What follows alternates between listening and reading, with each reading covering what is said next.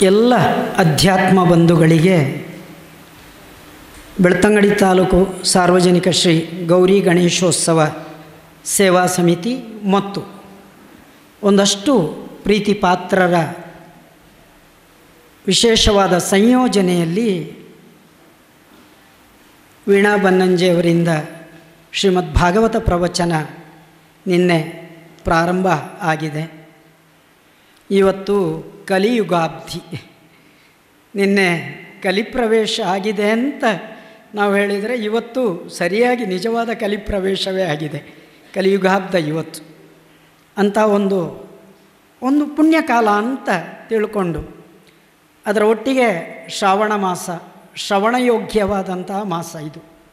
ಹಾಗಾಗಿ ಒಂದಷ್ಟು ಪುರಾಣ ಪ್ರವಚನಗಳನ್ನೆಲ್ಲ ಕೇಳಬೇಕು ಅಂತ ನಮ್ಮೆಲ್ಲರ ಕಿವಿ ಅದು ಕಾಯ್ತಾ ಇದೆ. ಧರ್ಮಸ್ಥಳದಂತಹ ಕ್ಷೇತ್ರದಲ್ಲಿ ನಿರಂತರವಾಗಿ ಈ ಕಾರ್ಯಗಳು ಆಗ್ತಾ ಇರೋದು ಎಲ್ರಿಗೂ ಗೊತ್ತಿರುವ ಸತ್ಯ. ಬಂಧುಗಳೇ, ಇವತ್ತು ನಿನ್ನೆಯ ಹಾಗೆ ಕಾರ್ಯಕ್ರಮ ಪ್ರವಚನ ಮುಂದುವರಿಯುತ್ತದೆ. ಸುಮಾರು 7:45 ನಂತರದ ಭಾಗದಲ್ಲಿ ಯಾವ ಘಟ್ಟದಲ್ಲಿ ಪ್ರತಿ ಪರ್ವ ರಸೋದಯ ಆಗುವುದರಿಂದ ಯಾವ ಘಟ್ಟದಲ್ಲಿ ವೀಣಾ ಬನ್ನಂಜೆಯವರು ನಿಲ್ಲಿಸ್ತಾರೋ ಅಲ್ಲಿ, ಅದಾದಮೇಲೆ ಯಾವತ್ತಿನ ಹಾಗೆ ಒಂದು ಫಲಾಹಾರ ಮಾಡಿ ನಾವೆಲ್ಲರೂ ಕೂಡ ನಮ್ಮ ಮನೆಗಳಿಗೆ ಜ್ಞಾನ ಪರಂಪರೆಯನ್ನು ಬೆಳಗುವುದಕ್ಕೋಸ್ಕರ ಮುಂದುವರಿಯುವ. ಇವತ್ತು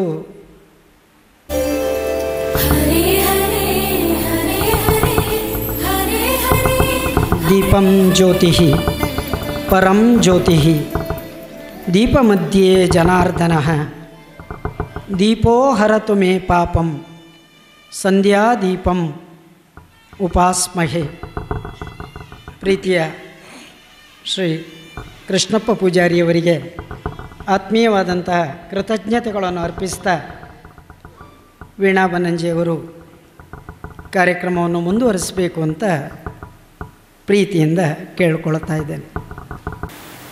ನಾರಾಯಣ ನಿನ್ನ ನಾಮದ ಸ್ಮರಣೆಯ ಸಾರಾಮೃತ ಎನ್ನ ಬಾಯಿಗೆ ಬರಲಿ. ಬಾರಂಗ ಕನಸಿನೊಳಗಲಿ ನನಸಿನೊಳಗಲಿ, ಮನಸ್ಸು ಕೆಟ್ಟಿರಲಿ ಮುನಿದಿರಲಿ. ಜನಕಜಾಪತಿ ನಿನ್ನ ಅಭೀಷ್ಟದ ಸ್ಮರಣೆಯ ಅಷ್ಟಾಕ್ಷರ ಮಂತ್ರ ಜಪಿಸುವ ಹಾಗೆ ಬಾರಂಗ. ನಾರಾಯಣಂ ನಮಸ್ಕೃತ್ಯ ನರಂಚೈವ ನರೋತ್ತಮಂ ದೇವೀಂ ಸರಸ್ವತೀಂ ವ್ಯಾಸಂ ತತೋ ಜಯಮುದೀರಯೇತ್.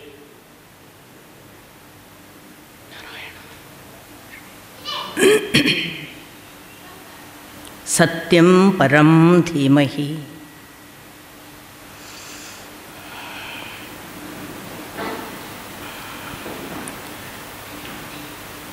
ಭಗವಂತನ ಅವತಾರಗಳಲ್ಲಿ ಒಬ್ಬರಾದ ವೇದವ್ಯಾಸರನ್ನು ನಮಿಸಿ ಆ ಶ್ರೀಕೃಷ್ಣನನ್ನು ವಂದಿಸಿ ಅವನ ಆಶೀರ್ವಾದ ಬೇಡ್ತಾ ನೆರೆದಿರುವ ಎಲ್ಲ ಹಿರಿಕಿರಿಯರ ಪದತಲಕ್ಕೆ ಹಣೆ ಹಚ್ಚಿ ನಮಸ್ಕಾರ. ನಿನ್ನೆ ದಿನ ಶ್ರೀಮದ್ ಭಾಗವತದ ಪ್ರವೇಶಿಕೆ ಮಾಡಿದ್ವಿ. ಒಂಥರ ಒಂದು ರೋಚಕ ಜಗತ್ತು. ಎಲ್ಲೋ ಪ್ರಾರಂಭ ಆಗುತ್ತೆ, ಎಲ್ಲೆಲ್ಲೋ ಹೋಗುತ್ತೆ, ಅದು ಯಾರ್ಯಾವುದೋ ಕಥೆಗಳು ಬರ್ತಾವೆ. ಯಾವುದು ಬಂದಾಗಲೂ ಕನೆಕ್ಷನ್ ಕಳ್ಕೊಳ್ಳೋದಿಲ್ಲ. ತುಂಬ ಸುಂದರವಾದ ಪೋಣಿಸಿಕೊಳ್ಳುವಿಕೆ. ಅಂಥದ್ದೊಂದು ಅದ್ಭುತವಾದ ಜಗತ್ತನ್ನು ನಮಗೆ ಕೊಡಮಾಡಿದವರು ವೇದವ್ಯಾಸರು. ನಿಮಗೆ ಗೊತ್ತಿರಲಿಕ್ಕೆ ಸಾಕು, ಶ್ರೀಮದ್ ಭಾಗವತದ ಪ್ರಕಾರ ಅವತಾರಗಳು 10 ಅಲ್ಲ, 10 ನಾವು ಈಗ ಪ್ರಚಲಿತವಾಗಿ ಹೇಳುವಂಥದ್ದು. ಅವತಾರಗಳು 24 ಪ್ರಕೃತಿ ತತ್ವಗಳು, ಅದಕ್ಕನುಗುಣವಾಗಿ 24 ಅವತಾರಗಳು ಅಂತ ನಮ್ಮ ಅಪ್ಪನ ವಿವರಣೆ. ಈ 24 ಅವತಾರಗಳಲ್ಲಿ ವೇದವ್ಯಾಸರು ಕೂಡ ಭಗವಂತನ ಅವತಾರ. ಈ ಭಗವಂತನ ಅವತಾರವಾದ ವೇದವ್ಯಾಸರೇ ಭಗವಂತನ ಕುರಿತು ಬರೆದಂತಹ ಮಹಾಭಾರತ ಇರಬಹುದು, ಭಾಗವತ ಇರಬಹುದು, ಪುರಾಣಗಳಿರಬಹುದು, ನಮಗೆ ಭಗವಂತನ ಕೊಡುಗೆ. ವೇದವ್ಯಾಸರೇ ಬರೆದದ್ದು ಅಂತ ಏನು ದಾಖಲೆ? ಅದು ಅರ್ವಾಚೀನ, ಇತ್ತೀಚೆಗೆ ಬಂದದ್ದು, ಅದರಲ್ಲೆಲ್ಲ ಕಲಿಯುಗದ ವಿವರಣೆಗಳಿವೆ, ಅದೆಲ್ಲ ಯಾರೋ ಸೇರಿಸಿದ್ದು, ಈ ಥರದ ಒಂದು ಮಾತು ಕೂಡ ಭಾಗವತ ಅಂತಲ್ಲ, ಬೇರೆ ಬೇರೆ ಪುರಾಣಗಳನ್ನು ಕೂಡ ವೇದವ್ಯಾಸರು ಬರೆದದಲ್ಲ, ಬೇರೆ ಬೇರೆಯವರೆಲ್ಲ ಬರೆದಿದ್ದಾರೆ, ಹೀಗೆಲ್ಲ ಮಾತುಗಳು ಇವೆ. ನಾನು ಆ ಬಗ್ಗೆ ಹೆಚ್ಚು ವಿವರಣಾತ್ಮಕವಾಗಿ ಸಂಶೋಧನಾತ್ಮಕವಾದ ಜಿಜ್ಞಾಸೆಗೆ ತೊಡಗೋದಿಲ್ಲ. ಅದಕ್ಕೆ ಕಾರಣ ಏನು ಅಂತಂದರೆ, ನಮ್ಮ ತಂದೆ ಹೇಳಿದ್ದಾರೆ 18 ಪುರಾಣಗಳನ್ನು ವೇದವ್ಯಾಸರೇ ರಚಿಸಿದ್ದು ಅಂತ. ನಮ್ಮ ತಂದೆ ಹೇಳಿದ್ದಾರೆ ಆದ್ದರಿಂದ ನಾನು ಒಪ್ತೇನೆ ಅಂತಲ್ಲ. ನಮ್ಮ ತಂದೆ ಒಂದು ಸಂಶೋಧನೆ ಮಾಡದೆ ಏನನ್ನೂ ಹೇಳೋದಿಲ್ಲ. ಅವ್ರು ಹೇಳ್ತಾರೆ ಅಂದರೆ ಆ ಪೂರ್ವದಷ್ಟೂ ಸಂಶೋಧನೆ ಮಾಡಿ ಅಲ್ಲಿರುವ ಎಲ್ಲ ದಾಖಲೆಗಳನ್ನು ಸಮರ್ಥನೆಗಳನ್ನು ತೆಗೆದುಕೊಂಡು ಒಂದು ಹೇಳಿಕೆಗಳನ್ನು ಕೊಡುತ್ತಾರೆ. ಯಾರೋ ಒಬ್ಬರು ಒಂದು ಸಂಶೋಧನೆ ಮಾಡಿ ಇದು ಹೀಗೆ ಅಂತ ಹೇಳಿದ ಮೇಲೆ ನಾವು ಪುನಃ ವಾಪಸ್ ಹೋಗಬಾರ್ದು, ಮುಂದೆ ಹೋಗಬೇಕು ಅನ್ನೋದು ನನ್ನ ವಿಚಾರ. ಆ ದೃಷ್ಟಿಯಲ್ಲಿ ವೇದವ್ಯಾಸರಿಂದ ರಚಿತವಾದ ಶ್ರೀಮದ್ ಭಾಗವತವನ್ನು ವೇದವ್ಯಾಸರು ಯಾಕೆ ರಚಿಸಿದರು, ಎಂಥ ಖಿನ್ನ ಮನಸ್ಥಿತಿಯಲ್ಲಿದ್ದಾಗ ನಾರದರು ಹೇಳಿ ಏನು ಭಗವಂತನ ಸ್ತುತಿ ಮಾಡಬೇಕು ಅನ್ನುವ ಒಂದು ಉದ್ದೇಶ ಇಟ್ಕೊಂಡು ರಚಿಸಿದರು ಅನ್ನೋದನ್ನು ನಾನು ನಿನ್ನೆ ದಿನ ನಿಮಗೆ ಹೇಳ್ತಾ ಇದ್ದೆ. ಇಂಥ ಬಹಳ ಅದ್ಭುತವಾದ ಶ್ರೀಮದ್ ಭಾಗವತವನ್ನು ನೀವು ನೋಡಿದಿರಿ. ತನಗೆ ತಕ್ಷಕನಿಂದ ಸಾವು ಕಾದಿದೆ ಅನ್ನುವ ಪರೀಕ್ಷಿತ, ಹಾಗಾದರೆ ಸಾವು ಬರುವ ಮೊದಲು ಸಾವನ್ನು ನಾನು ದಾಟಬೇಕು, ಸಾವನ್ನು ತಿಳಿಯಬೇಕು ಅಂತ 7 ದಿನಗಳ ಕಾಲ ಆ 7 ದಿನಗಳನ್ನು ನಾನು ಉಪಯೋಗಿಸಿಕೊಳ್ಳುತ್ತೇನೆ ಸಾವನ್ನು ಅರ್ಥ ಮಾಡಿಕೊಳ್ಳಿಕ್ಕೆ ಅಂತ ಕೂತಿದ್ದಾನೆ ಗಂಗಾದಡದಲ್ಲಿ. ಹಿಂದೆ ಒಂದು ಖಟ್ವಾಂಗ ಅನ್ನುವ ರಾಜ ಕೂಡ ಹೀಗೆ, ಅವನಿಗೆ ಮುಹೂರ್ತ ಮಾತ್ರದಲ್ಲಿ ಸಾವು ಅಂತ ಗೊತ್ತಾಗತ್ತೆ. ಮುಹೂರ್ತ ಅಂದರೆ 48 ನಿಮಿಷ. 48 ನಿಮಿಷಗಳಲ್ಲಿ ನಿನ್ನ ಸಾವು ನಿನ್ನ ಹತ್ರ ಬರ್ತಿದೆ ಅಂತ ಅವನಿಗೆ ಯಾರೋ ಹೇಳ್ತಾರೆ. ಆ 48 ನಿಮಿಷಗಳನ್ನು ಸದುಪಯೋಗ ಮಾಡಿಕೊಂಡು ಅವನು ಸಾವನ್ನು ದಾಟಿದ ಒಂದು ಇತಿಹಾಸ ವೇದವ್ಯಾಸರು ದಾಖಲಿಸ್ತಾರೆ. ಹಾಗೆ 7 ದಿನ ನೋಡಿ, ನಮಗೆ ಸಾವು ಬರಲಿಕ್ಕೆ ಎಷ್ಟೊಂದು ವರ್ಷಗಳಿವೆಯೋ ಏನೋ, ನಾಳೆಯೇ ಬರಬಹುದು ಗೊತ್ತಿಲ್ಲ. ಆದರೆ ಜೀವಿತಾವಧಿಯ 100 ವರ್ಷದ ಆಯುಸ್ಸಿನ ಲೆಕ್ಕಾಚಾರ ಮಾಡಿದರೆ ನಮಗೆ ತುಂಬ ದೀರ್ಘ ಆಯುಸ್ಸಿದೆ. ನಾವಿನ್ನೂ ಸಾವಿಗೆ ದೂರ ಇದ್ದೇವೆ, ಆದರೆ ನಾವು ಸಾವಿನ ಬಗ್ಗೆ ಯೋಚನೆಯೇ ಮಾಡಲಿಲ್ಲ. 7 ದಿನ ಅಂತ ಹೇಳಿದಾಗ ಸಾವಿನ ಬಗ್ಗೆ ಯೋಚಿಸದೆ ಇನ್ನೇನನ್ನು ಯೋಚಿಸೋದಿಲ್ಲ ಅಂತ ಪರೀಕ್ಷಿತ ಕೂತ. 48 ನಿಮಿಷಗಳಲ್ಲಿ ಸಾವು ಬರ್ತದೆ ಅಂದಾಗ ಆ 48 ನಿಮಿಷದ ಪ್ರತಿ ಸೆಕೆಂಡನ್ನು ಉಪಯೋಗ ಮಾಡಿಕೊಂಡು ಸಾವನ್ನು ಒಬ್ಬ ಗೆದ್ದ. ಸಾವನ್ನು ಗೆಲ್ಲಲಿಕ್ಕೆ ಬರ್ತದೆ, ಇದು ಒಂದು ಸೂಚನೆ. ಇದು ವೇದವ್ಯಾಸರು ಪರೀಕ್ಷಿತನ ಮುಖಾಂತರ ನಮಗೆ ಹೇಳಿದ ಸಂದೇಶ. ಏನಾಯಿತು? ಅವನು ಗಂಗಾ ತಟದಲ್ಲಿ ಕೂತಾಗ ನಾನು ನಿಮಗೆ ಹೇಳಿದೆ, ಶುಕಮುನಿಗಳು ಬಂದರು. ಈ ಶುಕಮುನಿಗಳು ಯಾರು? ವೇದವ್ಯಾಸರಿಗೆ ಇರುವ ಒಬ್ಬ ಮಗ. ಶುಕಮುನಿ ಅನ್ನುವನು ಎಂಥ ಒಬ್ಬ ಒಳ್ಳೆಯ ಬ್ರಹ್ಮಚಾರಿ ಅಥವಾ ಏನೊಬ್ಬ ಅವಧೂತನ ಅವಸ್ಥೆಯಲ್ಲಿ ಇದ್ದಿರಬಹುದು ಅನ್ನೋದಕ್ಕೆ ಒಂದು ಸಣ್ಣ ಕಥೆಯನ್ನು ಹೇಳ್ತಾರೆ ಶುಕಮುನಿಗಳ ಕುರಿತಾಗಿ.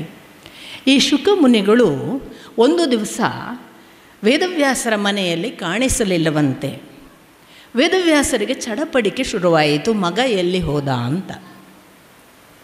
ಆ ಮಗನನ್ನು ಹುಡುಕ್ತಾ ಹುಡುಕ್ತಾ ವೇದವ್ಯಾಸರು ಶುಕ ಶುಕ ಅಂತ ಕಾಡಿನಲ್ಲೆಲ್ಲ ಕೂಗ್ತಾ ಹೋದರಂತೆ. ಕಾಡಿನ ಪ್ರತಿ ಮರಗಿಡಗಳು ಭೋ ಬೋ ಅಂದರೆ ಓ ಓ ಅಂದ ಹಾಗೆ ಉತ್ತರ ಕೊಡ್ತಿದ್ದುವಂತೆ. ಅರ್ಥಾತ್ ವೇದವ್ಯಾಸರು ಏನು ಹೇಳ್ತಿದ್ದಾರೆ ಅಂದರೆ, ಶುಕಮುನಿಯನ್ನು ಕಾಡಿನ ಗಿಡ ಮರಗಳೆಲ್ಲ ಅಂತರ್ಗತ ಮಾಡಿಕೊಂಡು ಅವುಗಳು ಶುಕಮುನಿಯೇ ಆಗಿಬಿಟ್ಟಿದ್ದವು. ಅಷ್ಟು ಅವನು ಅವುಗಳ ಜೊತೆಗೆ ತಾದಾತ್ಮ್ಯ, ಅಂಥ ವ್ಯಕ್ತಿ. ಅಷ್ಟು ಮಾತ್ರ ಅಲ್ಲ, ಹಾಗೆ ಇರುವಂತಹ ಆ ಶುಕಮುನಿಯನ್ನು ಎಲ್ಲ ಮರಗಿಡಗಳು ತಾವೇ ಶುಕಮುನಿ ಅನ್ನುವ ಹಾಗೆ ಉತ್ತರ ಕೊಡುವಾಗ ಹುಡುಕ್ತಾ ಹುಡುಕ್ತಾ ವೇದವ್ಯಾಸರು ಹೋದರೆ ನದಿಯಲ್ಲಿ ಒಂದಿಷ್ಟು ಹೆಣ್ಣು ಮಕ್ಕಳು ಸ್ನಾನ ಮಾಡ್ತಿದ್ರಂತೆ. ಮುಂದೆ ಶುಕಮುನಿಗಳು ಹೋಗ್ತಿದ್ದಾರೆ. ಶುಕಮುನಿಗಳು ಹೇಗಿದ್ದಾರೆ ಅಂದರೆ, ಅವರು ಬೆತ್ತಲಾಗಿ ಹೋಗ್ತಿದ್ದಾರೆ, 16ರ ಹುಡುಗ. ಅಂಥ ಹೊತ್ತಿನಲ್ಲಿ ನದಿಯಲ್ಲಿ ಸ್ನಾನ ಮಾಡ್ತಿದ್ದ ಹೆಣ್ಣು ಮಕ್ಕಳೆಲ್ಲ ತಮ್ಮ ಬಟ್ಟೆ ತಮ್ಮ ಮೈ ಯಾವ ಎಚ್ಚರವೂ ಇಲ್ಲದೆ ನೀರಿನಿಂದ ಎದ್ದು ಬಂದು ಶುಕಮುನಿಗಳನ್ನು ನೋಡ್ತಿದ್ರಂತೆ. ಅಷ್ಟೂ ಮಂದಿ ಶುಕಮುನಿಗಳನ್ನು ನೋಡಿ ಏನೋ ಒಂದು ದೈವೀ ಭಾವದಿಂದ ಸಂತುಷ್ಟರಾಗಿ ಕೃತಾರ್ಥರಾದ ಹಾಗೆ ಇರುವಾಗ ವೇದವ್ಯಾಸರು ಬಂದರು ಹುಡುಕ್ತಾ ಹುಡುಕ್ತಾ. ತಕ್ಷಣ ವೇದವ್ಯಾಸರನ್ನು ನೋಡಿ ಇವರು ಬೇಗ ಬೇಗ ಬೇಗ ಬೇಗ ಬಟ್ಟೆ ಮುಚ್ಚಿಕೊಂಡ್ರಂತೆ. ವೇದವ್ಯಾಸರು ಕೇಳ್ತಾರೆ, ನನ್ನ ಮಗು, ಆ ಮಗ ಹರೆಯದ ಹುಡುಗ, ಅವನು ಬೆತ್ತಲು ಹೋದಾಗ ನೀವು ನಿಮ್ಮ ಮೈ ಮೇಲೆ ಪ್ರಜ್ಞೆ ಇಲ್ಲದೆ ಬಟ್ಟೆ ಇಲ್ಲದಿದ್ದರೂ ಕೂಡ ಎಚ್ಚರ ತಪ್ಪಿದವರ ಹಾಗೆ ಅವನನ್ನು ಎಷ್ಟು ಭಕ್ತಿಯಿಂದ ಮತ್ತು ಪ್ರೀತಿಯಿಂದ ನೋಡಿದ್ರಿ, ನಾನು ಬಂದಾಗ ಯಾಕೆ ಬಟ್ಟೆ ಮುಚ್ಚಿಕೊಂಡು ಎಚ್ಚರದ ಸ್ಥಿತಿಗೆ ಬಂದ್ರಲ್ಲ, ಏನು ಕಥೆ ಅಂತ ಹೆಣ್ಮಕ್ಕಳು ಉತ್ತರ ಕೊಡ್ತಾರೆ. ಅವನಾದರೂ ತುಂಬ ಅಲೌಕಿಕ ಲೋಕದವನು, ಈ ಜಗತ್ತಿನ ಯಾವ ಪರಿವೆಯೂ ಇಲ್ಲದ ಆ ಭಗವಂತನಲ್ಲಿ ತಲ್ಲೀನನಾದವನು. ನಿಮಗಾದರೂ ಲೋಕ ಅಲೋಕ ಎಲ್ಲದರ ಎಚ್ಚರವಿದೆ, ಹಾಗಾಗಿ ಬಟ್ಟೆ ಮುಚ್ಚಿಕೊಂಡೆವು ಅಂತ. ಎಷ್ಟು ಚೆನ್ನಾಗಿದೆ ನೋಡಿ, ಒಬ್ಬ ತಂದೆ ನನ್ನ ಮಗ ಎಷ್ಟು ದೊಡ್ಡವ ಅಂತ ಹೇಳುವ ಒಂದು ಸಂದೇಶ. ಎರಡನೆಯದ್ದು, ನಾನು ಅವನಕ್ಕಿಂತ ಚಿಕ್ಕವ ಅಂತ ಒಪ್ಪಿಕೊಳ್ಳುವ ಪಾರದರ್ಶಕತೆ. ಒಬ್ಬ ವೇದವ್ಯಾಸರು ಎಷ್ಟು ಟ್ರಾನ್ಸ್ಪರೆಂಟ್. ನಾನು ಹೇಳೋದು, ನಮ್ಮ ಋಷಿಮುನಿಗಳೆಲ್ಲ ಎಷ್ಟು ಟ್ರಾನ್ಸ್ಪರೆಂಟ್ ಇದ್ದರು. ನಾನು ಅವನಷ್ಟು ದೊಡ್ಡವನಲ್ಲ ಅಂತ ಹೇಳಬೇಕಾದ್ರೆ ಇವನು ಎಷ್ಟು ದೊಡ್ಡವನಿರಬೇಕು. ನಾವು ಯಾರನ್ನಾದರೂ ಅವ ದೊಡ್ಡವ ನಾನಲ್ಲ ಅಂತ ಹೇಳ್ತೇವೆ ಅಂದರೆ ಅವನು ಬಹಳ ದೊಡ್ಡ ಎತ್ತರದಲ್ಲಿದ್ದಾನೆ ಅಂತ ಅರ್ಥ.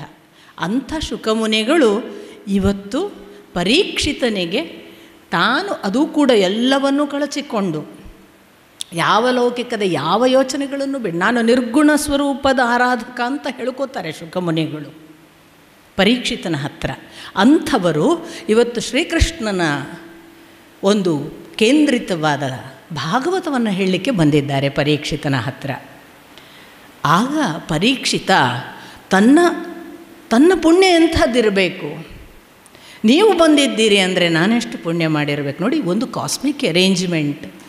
ನಮ್ಮ ಹತ್ರ ನಮ್ಮ ಒಳಗೊಂದು ಮಾಡಿದ ಪುಣ್ಯವಿದ್ದರೆ, ನಾವು ಒಳಿತಿನ ಕಡೆಗೆ ನಡೆದದ್ದಿದ್ದರೆ ಅದಕ್ಕೆ ಒಂದಲ್ಲ ಒಂದು ದಿವಸ ರಿವಾರ್ಡ್ ಕೊಡುತ್ತೆ. ಈ ಪರೀಕ್ಷಿತ ಸಾಮಾನ್ಯನಲ್ಲ, ಗರ್ಭದೊಳಗೆ ಭಗವಂತನ ಅಂಗುಷ್ಟ ದರ್ಶನ ಮಾಡಿಕೊಂಡವ, ಆ ಬೆಳಕನ್ನು ಕಂಡವ, ಭಗವಂತನನ್ನು ನಿತ್ಯ ಹುಡುಕ್ತಿದ್ದವ. ಅವನಿಗೆ ಸಾವು 7 ದಿವಸ ಇದೆ ಅನ್ನುವಾಗ ಶುಕಮುನಿಗಳು ಒದಗಿ ಬರೋದಿದೆಯಲ್ಲ, ಮತ್ತೆ ಕಾಸ್ಮಿಕ್ ಅರೇಂಜ್ಮೆಂಟ್. ಈ ಹುಡುಗನಿಗೆ ಅಲ್ಲಿ ಬಾಲ್ಯಾವಸ್ಥೆಯಲ್ಲಿ ಭಗವದ್ ದರ್ಶನ ಆಗಿದೆ, ಜೀವಮಾನ ಇಡೀ ಒಳ್ಳೆ ರಾಜ್ಯಭಾರ ಮಾಡಿ ಜಗತ್ತಿಗೆ ಒಳಿತನ್ನು ಕೊಟ್ಟು ನಿರಂತರ ಭಗವಂತನನ್ನು ಹುಡುಕ್ತಾ ಇರುವ ಹುಡುಗ, ಇವನಿಗೆ ಭಗವಂತನನ್ನು 7 ದಿನಗಳಲ್ಲಿ ಅನುಗ್ರಹಿಸಬೇಕು ಅಂತ ಆ ಕಾಸ್ಮಿಕ್ಕಿಗೆ ಅನ್ನಿಸಿದರೆ ಅದು ತಡ ಮಾಡೋದಿಲ್ಲ. ಹಾಗೆ ಶುಕಮುನಿಗಳು ಬಂದಿದ್ದಾರೆ. ಪರೀಕ್ಷಿತ ಈ ಪುಣ್ಯವನ್ನು, ಈ ಸೌಭಾಗ್ಯವನ್ನು ಕೃಷ್ಣ ಕೃಪೆ ಅಂತ ಭಾವಿಸ್ತಾ, ಆ ಕೃಷ್ಣ ನನಗೆ ಮಾಡಿರೋ ಅನುಗ್ರಹ ಅಂತ ಕಾಣಿಸ್ತದೆ.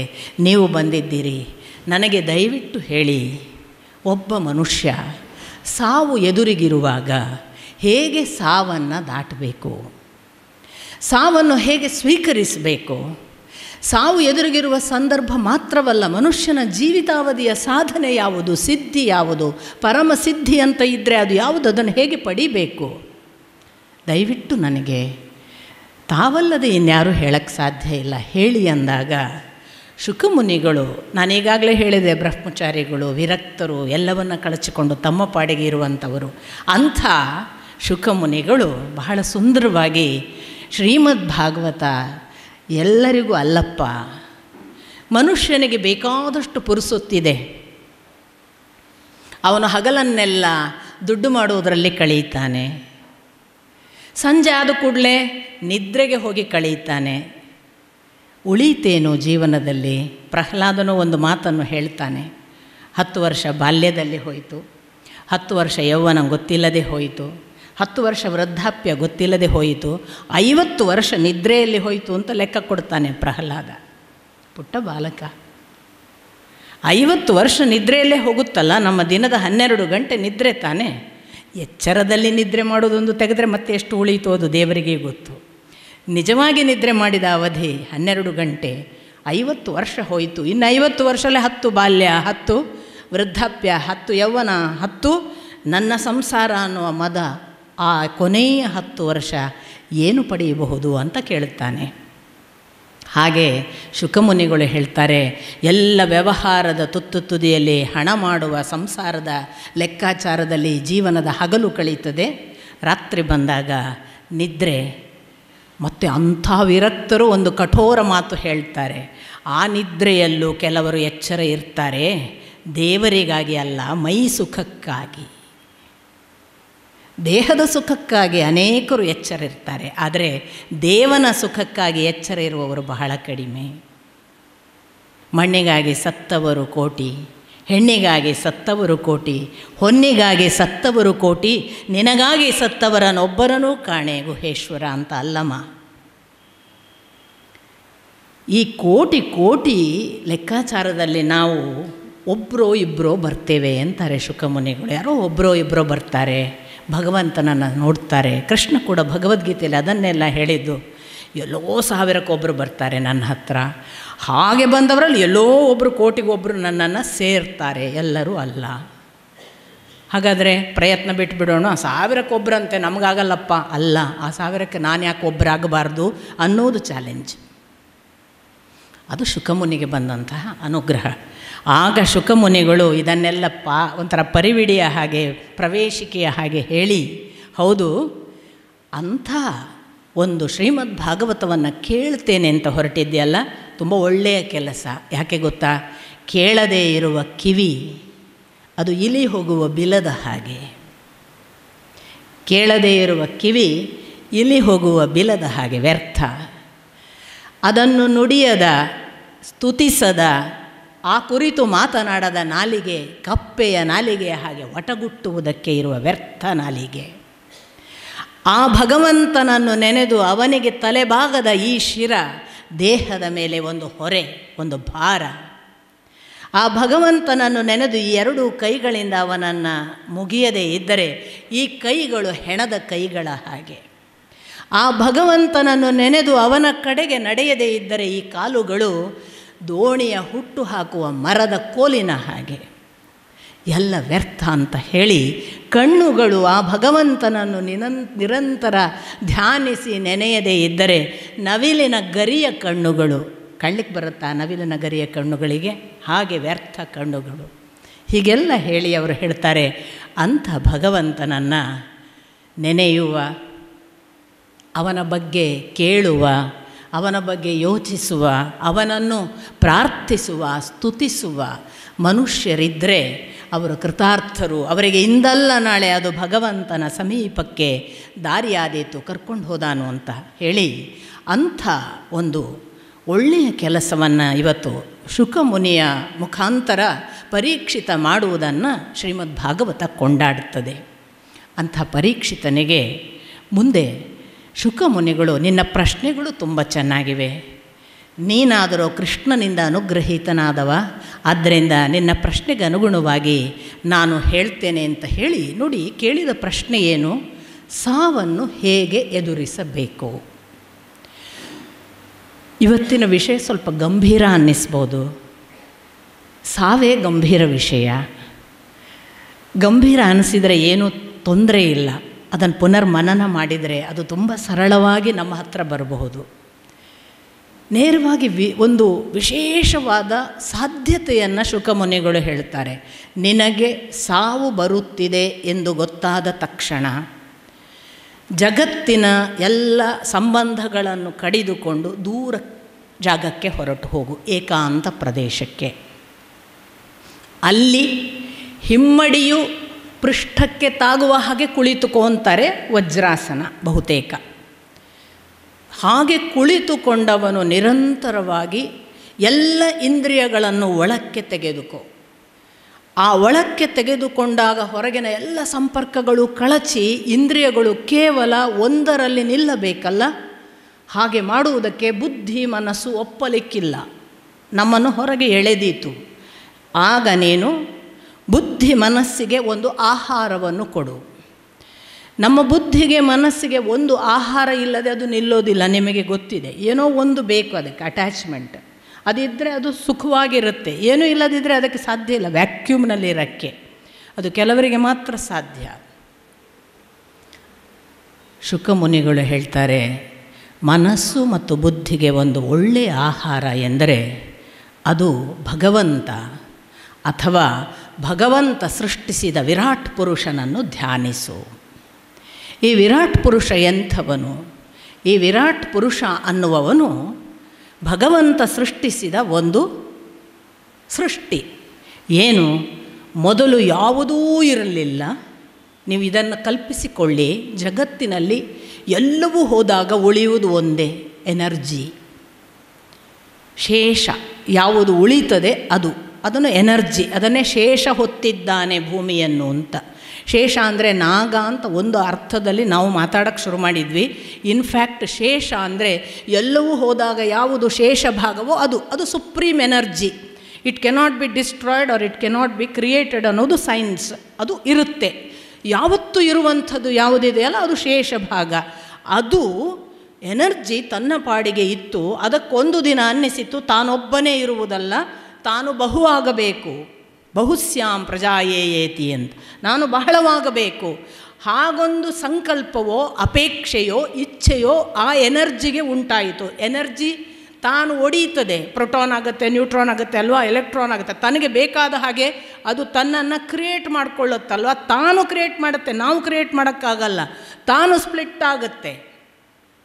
ಹಾಗೊಂದು ಸ್ಥಿತಿಗೆ ಆ ಎನರ್ಜಿಗೆ ಬಂತಂತೆ ತಾನು ಹಾಗೆ ಆಗಬೇಕು ಅಂತ. ಅಂಥ ಒಂದು ಅಪೇಕ್ಷೆ ಹುಟ್ಟಿದಾಗ ಅದು ಮೊದಲು ಮಾಡಿದ್ದು ಏನು ಅಂತಂದರೆ, ಜಗತ್ತಿನಲ್ಲಿರುವ ಎನರ್ಜಿಯ ಎಲ್ಲ ಪಾಸಿಬಿಲಿಟೀಸನ್ನು ತಾನು ತಗೊಳ್ಳಬೇಕಾದ್ರೆ ಎನರ್ಜಿಗೆ ಕರ್ಮ ಇಲ್ಲ, ಸ್ವಭಾವ ಇಲ್ಲ, ಕಾಲ ಇಲ್ಲ. ಇದನ್ನು ಭಗವಂತ ಅನ್ನಿ, ಎನರ್ಜಿ ಅನ್ನಿ. ಎನರ್ಜಿ ಬೈ ಇಟ್ ಸೆಲ್ಫ್, ಅದಕ್ಕೆ ಟೈಮ್ ಬೌಂಡೆಡ್ ಅಲ್ಲ, ಅದು ಆ್ಯಕ್ಷನ್ನಿಗೆ ಸಂಬಂಧಪಟ್ಟದ್ದಲ್ಲ. ಅದಕ್ಕೆ ತ್ರಿಗುಣಗಳಿಲ್ಲ, ಸ್ವಭಾವ, ಸತ್ವ ರಜಸ್ಸು ತಮಸ್ಸು ನಮಗೆ ಅದಕ್ಕಿಲ್ಲ. ಎನರ್ಜಿ ಇದು ಮೂರನ್ನು ದಾಟಿದ. ನಿಸ್ತ್ರೈಗುಣ್ಯೋ ಭವಾರ್ಜುನ ಅಂತ ಕೃಷ್ಣ ಹೇಳಿದ ಆ ಅರ್ಥದಲ್ಲಿ, ಯು ಬಿಕಮ್ ದ್ಯಾಟ್ ಅಂತ. ನೀನು ಅದಾಗುವಾಗ ಇದ್ಯಾವುದೂ ಇಲ್ಲ ನಿನಗೆ. ಇಂಥ ಸ್ಥಿತಿಯಲ್ಲಿ ಆ ಒಂದು ಎನರ್ಜಿ ತಾನು ಮೊದಲು ಯಾವಾಗ ತನಗೆ ಸೃಷ್ಟಿ ಮಾಡಬೇಕು ಅಂತ ಹಸಿವಾಯಿತಲ್ಲ, ಆಗ ಅದು ತಾನು ಕಾಲ, ಕರ್ಮ ಮತ್ತು ಸ್ವಭಾವ ಮೂರನ್ನು ಆವಾಹಿಸಿಕೊಂಡಿತ್ತಂತೆ. ಎನರ್ಜಿ ತಾನೇ ರಿಸೀವ್ ಮಾಡ್ತು. ಈ ಮೂರನ್ನು ರಿಸೀವ್ ಮಾಡಿದ ನಂತರ ಅದು ತಾನು ತನ್ನ ಒಳಗೆ ಮಹತ್ತತ್ವವನ್ನು ಸೃಷ್ಟಿಸಿಕೊಂಡಿತು. ಅಂದರೆ ಎನರ್ಜಿಯ ಫುಲ್ ಫಾರ್ಮ್ ಯಾವುದಿದೆ ಅಲ್ಲ, ಅದು ಮಹತ್ತತ್ವ. ಈಗ ನಮಗೆ ಬೇರೆ ಬೇರೆ ಸಣ್ಣ ಪುಟ್ಟ ಎನರ್ಜಿ ಇದೆ. ಕಣ್ಣಿಂದ ನೋಡ್ತೇವೆ, ಕಿವಿಯಿಂದ ಕೇಳ್ತೇವೆ, ಬಾಯಿಂದ ಮಾತಾಡ್ತೇವೆ, ನಡೀತೇವೆ, ಕೈಯಿಂದ ಕೆಲಸ ಮಾಡ್ತೇವೆ. ಒಂದು ವೇಳೆ ನಮ್ಮ ಅಷ್ಟೂ ಬೇರೆ ಬೇರೆ ಇಂದ್ರಿಯಗಳ ಕೆಲಸಗಳು ಎನರ್ಜಿಯ ಏಕಮುಖದಲ್ಲಿ ಒಟ್ಟಾದರೆ ಏನಾಗ್ಬೋದು, ಫುಲ್ಲೆಸ್ಟ್ ಫಾರ್ಮ್, ಅದನ್ನು ಕುಂಡಲಿನಿ ಅಂತ ಹೇಳಿತು ನಮ್ಮ ದೈಹಿಕ ಶಾಸ್ತ್ರ. ತಂತ್ರಶಾಸ್ತ್ರ ಅದನ್ನು ಕುಂಡಲಿನಿ ಶಕ್ತಿ ಜಾಗೃತವಾಗುವುದು. ಕುಂಡಲಿನಿ ಶಕ್ತಿ ಜಾಗೃತವಾಗುವುದು ಅಂದರೆ ನಮಗೊಂದು ದೊಡ್ಡ ಎನರ್ಜಿ ಪಾಯಿಂಟ್ ಪ್ಲ್ಯಾಂಟ್ ಇದೆ ನಮ್ಮ ಒಳಗೆ. ಆ ಎನರ್ಜಿ ಪ್ಲ್ಯಾಂಟಿನಿಂದ ಬೇರೆ ಬೇರೆ ವಯರ್ ಕನೆಕ್ಷನನ್ನು ಬೇರೆ ಬೇರೆ ಇದಕ್ಕೆ ಕಂಬಗಳಿಂದ ಕೊಡಲಾಗಿದೆ. ಕಣ್ಣು ನೋಡ್ತದೆ, ಕಿವಿ ಕೇಳ್ತದೆ, ಎಲ್ಲ ಈ ಎನರ್ಜಿನ ಸರ್ಕ್ಯುಲೇಷನ್. ಸಪೋಸ್ ಪ್ಲ್ಯಾಂಟೇ ಒಂದು ದಿನ ತನ್ನ ಎನರ್ಜಿಯ ಫುಲ್ಲೆಸ್ಟ್ ಫಾರ್ಮಿನಲ್ಲಿ ಪ್ರಕಟವಾದರೆ ಅದು ಕುಂಡಲಿನಿ ಶಕ್ತಿ. ಅದಕ್ಕೆ ಅವರು ಅಷ್ಟು ಪವರ್ಫುಲ್ ಆಗ್ತಾರೆ. ನಿಮಗೆ ನಾನು ಸ್ಥೂಲ ಮತ್ತು ಸೂಕ್ಷ್ಮವನ್ನು ಏಕಕಾಲಕ್ಕೆ ಯಾಕೆ ಹೇಳ್ತೇನೆ ಅಂದರೆ, ಭಗವತ್ ತತ್ವ ಅನ್ನುವುದು ಸ್ಥೂಲವಾದರೆ ಇಲ್ಲಿ ಸೂಕ್ಷ್ಮದಲ್ಲೂ ಅದು ಇದೆ, ಅಥವಾ ಇದು ಸ್ಥೂಲವಾದರೆ ಅದು ಸೂಕ್ಷ್ಮದಲ್ಲಿ ಇದೆ. ನಾವು ಯಾವುದನ್ನು ಪಿಂಡಾಂಡದಲ್ಲಿ ಇದೆ ಅಂತ ಗುರುತಿಸ್ತೇವೆ, ಅದು ಬ್ರಹ್ಮಾಂಡದಲ್ಲಿ ಇದೆ. ಇದು ನನ್ನ ಮಾತಲ್ಲ, ಶ್ರೀಮದ್ ಭಾಗವತ ಹೇಳುತ್ತೆ. ನೀನು ಪಿಂಡಾಂಡ ಬ್ರಹ್ಮಾಂಡ ಅಂತ ಯಾವ ವಿಭಾಗ ಮಾಡ್ತೀಯಾ, ಪಿಂಡಾಂಡದಲ್ಲಿರುವುದೆಲ್ಲ ಬ್ರಹ್ಮಾಂಡದಲ್ಲಿದೆ, ಬ್ರಹ್ಮಾಂಡದಲ್ಲಿರುವುದೆಲ್ಲ ಪಿಂಡಾಂಡದಲ್ಲಿದೆ. ಹೀಗಾಗಿ ಒಂದು ಫುಲ್ಲೆಸ್ಟ್ ಫಾರ್ಮಿನ ಎನರ್ಜಿಗೆ ಆ ಮಹತ್ತತ್ವವು ಉಂಟಾಯಿತು. ಹಾಗೆ ಎನರ್ಜಿಯ ಮಹತ್ತತ್ವವೇ ತಾನು ಗುಣಗಳನ್ನು, ತ್ರಿಗುಣಗಳನ್ನು ಆವಾಹಿಸಿಕೊಂಡದ್ದರಿಂದ 3 ವಿಕಾರಗಳನ್ನು ಅಥವಾ ವಿಕಾಸಗಳನ್ನು ಪಡೆಯಿತು. ಅದೇ ವೈಕಾರಿಕ, ತೈಜಸ ಮತ್ತು ತಾಮಸ. ಅದನ್ನೇ ನಾವು ಸಾತ್ವಿಕ, ರಾಜಸ ಮತ್ತು ತಾಮಸ ಅಂತ ಹೇಳೋದು. ಈ ವೈಕಾರಿಕ ಅಥವಾ ಸಾತ್ವಿಕದಿಂದಲೇ ಮನಸ್ಸು ಮತ್ತು 10 ಅಧಿಷ್ಠಾತೃ ದೇವತೆಗಳು ಉಂಟಾದರು. ಆ 10 ಅಧಿಷ್ಠಾತೃ ದೇವತೆಗಳನ್ನೇ ಅಗ್ನಿ, ವರುಣ, ಯಮ, ಇಂದ್ರ, ಸೂರ್ಯ, ಹಾಗೆಯೇ ಮಿತ್ರ, ಪ್ರಜಾಪತಿ, ಅಶ್ವಿನಿ ದೇವತೆಗಳು, ದಿಗ್ದೇವತೆಗಳು, ಹೀಗೆ 10 ಈ ಕಡೆಯಿಂದ ಅಧಿಷ್ಠಾತೃ ದೇವತೆಗಳನ್ನು ಹೇಳ್ತಾರೆ. ಈ ಕಡೆ ನಿಮಗೆ ತೈಜಸ ಅಂತ ಯಾವುದನ್ನು ನಾವು ರಾಜಸ ಗುಣದಿಂದ ಬಂದದ್ದು ಅಂತ ಹೇಳ್ತೇವೆ, ಅಲ್ಲಿ ಅವರು 10 ಇಂದ್ರಿಯಗಳನ್ನು ಹೇಳುತ್ತಾರೆ. 5 ಜ್ಞಾನೇಂದ್ರಿಯ, 5 ಕರ್ಮೇಂದ್ರಿಯ. 5 ಜ್ಞಾನೇಂದ್ರಿಯ ನಿಮಗೆ ಗೊತ್ತಿದೆ, ನಮಗೆ ತಿಳುವಳಿಕೆ ಕೊಡುವ 5 ಇಂದ್ರಿಯಗಳು: ಕಣ್ಣು, ಮೂಗು, ಕಿವಿ, ನಾಲಿಗೆ, ಚರ್ಮ.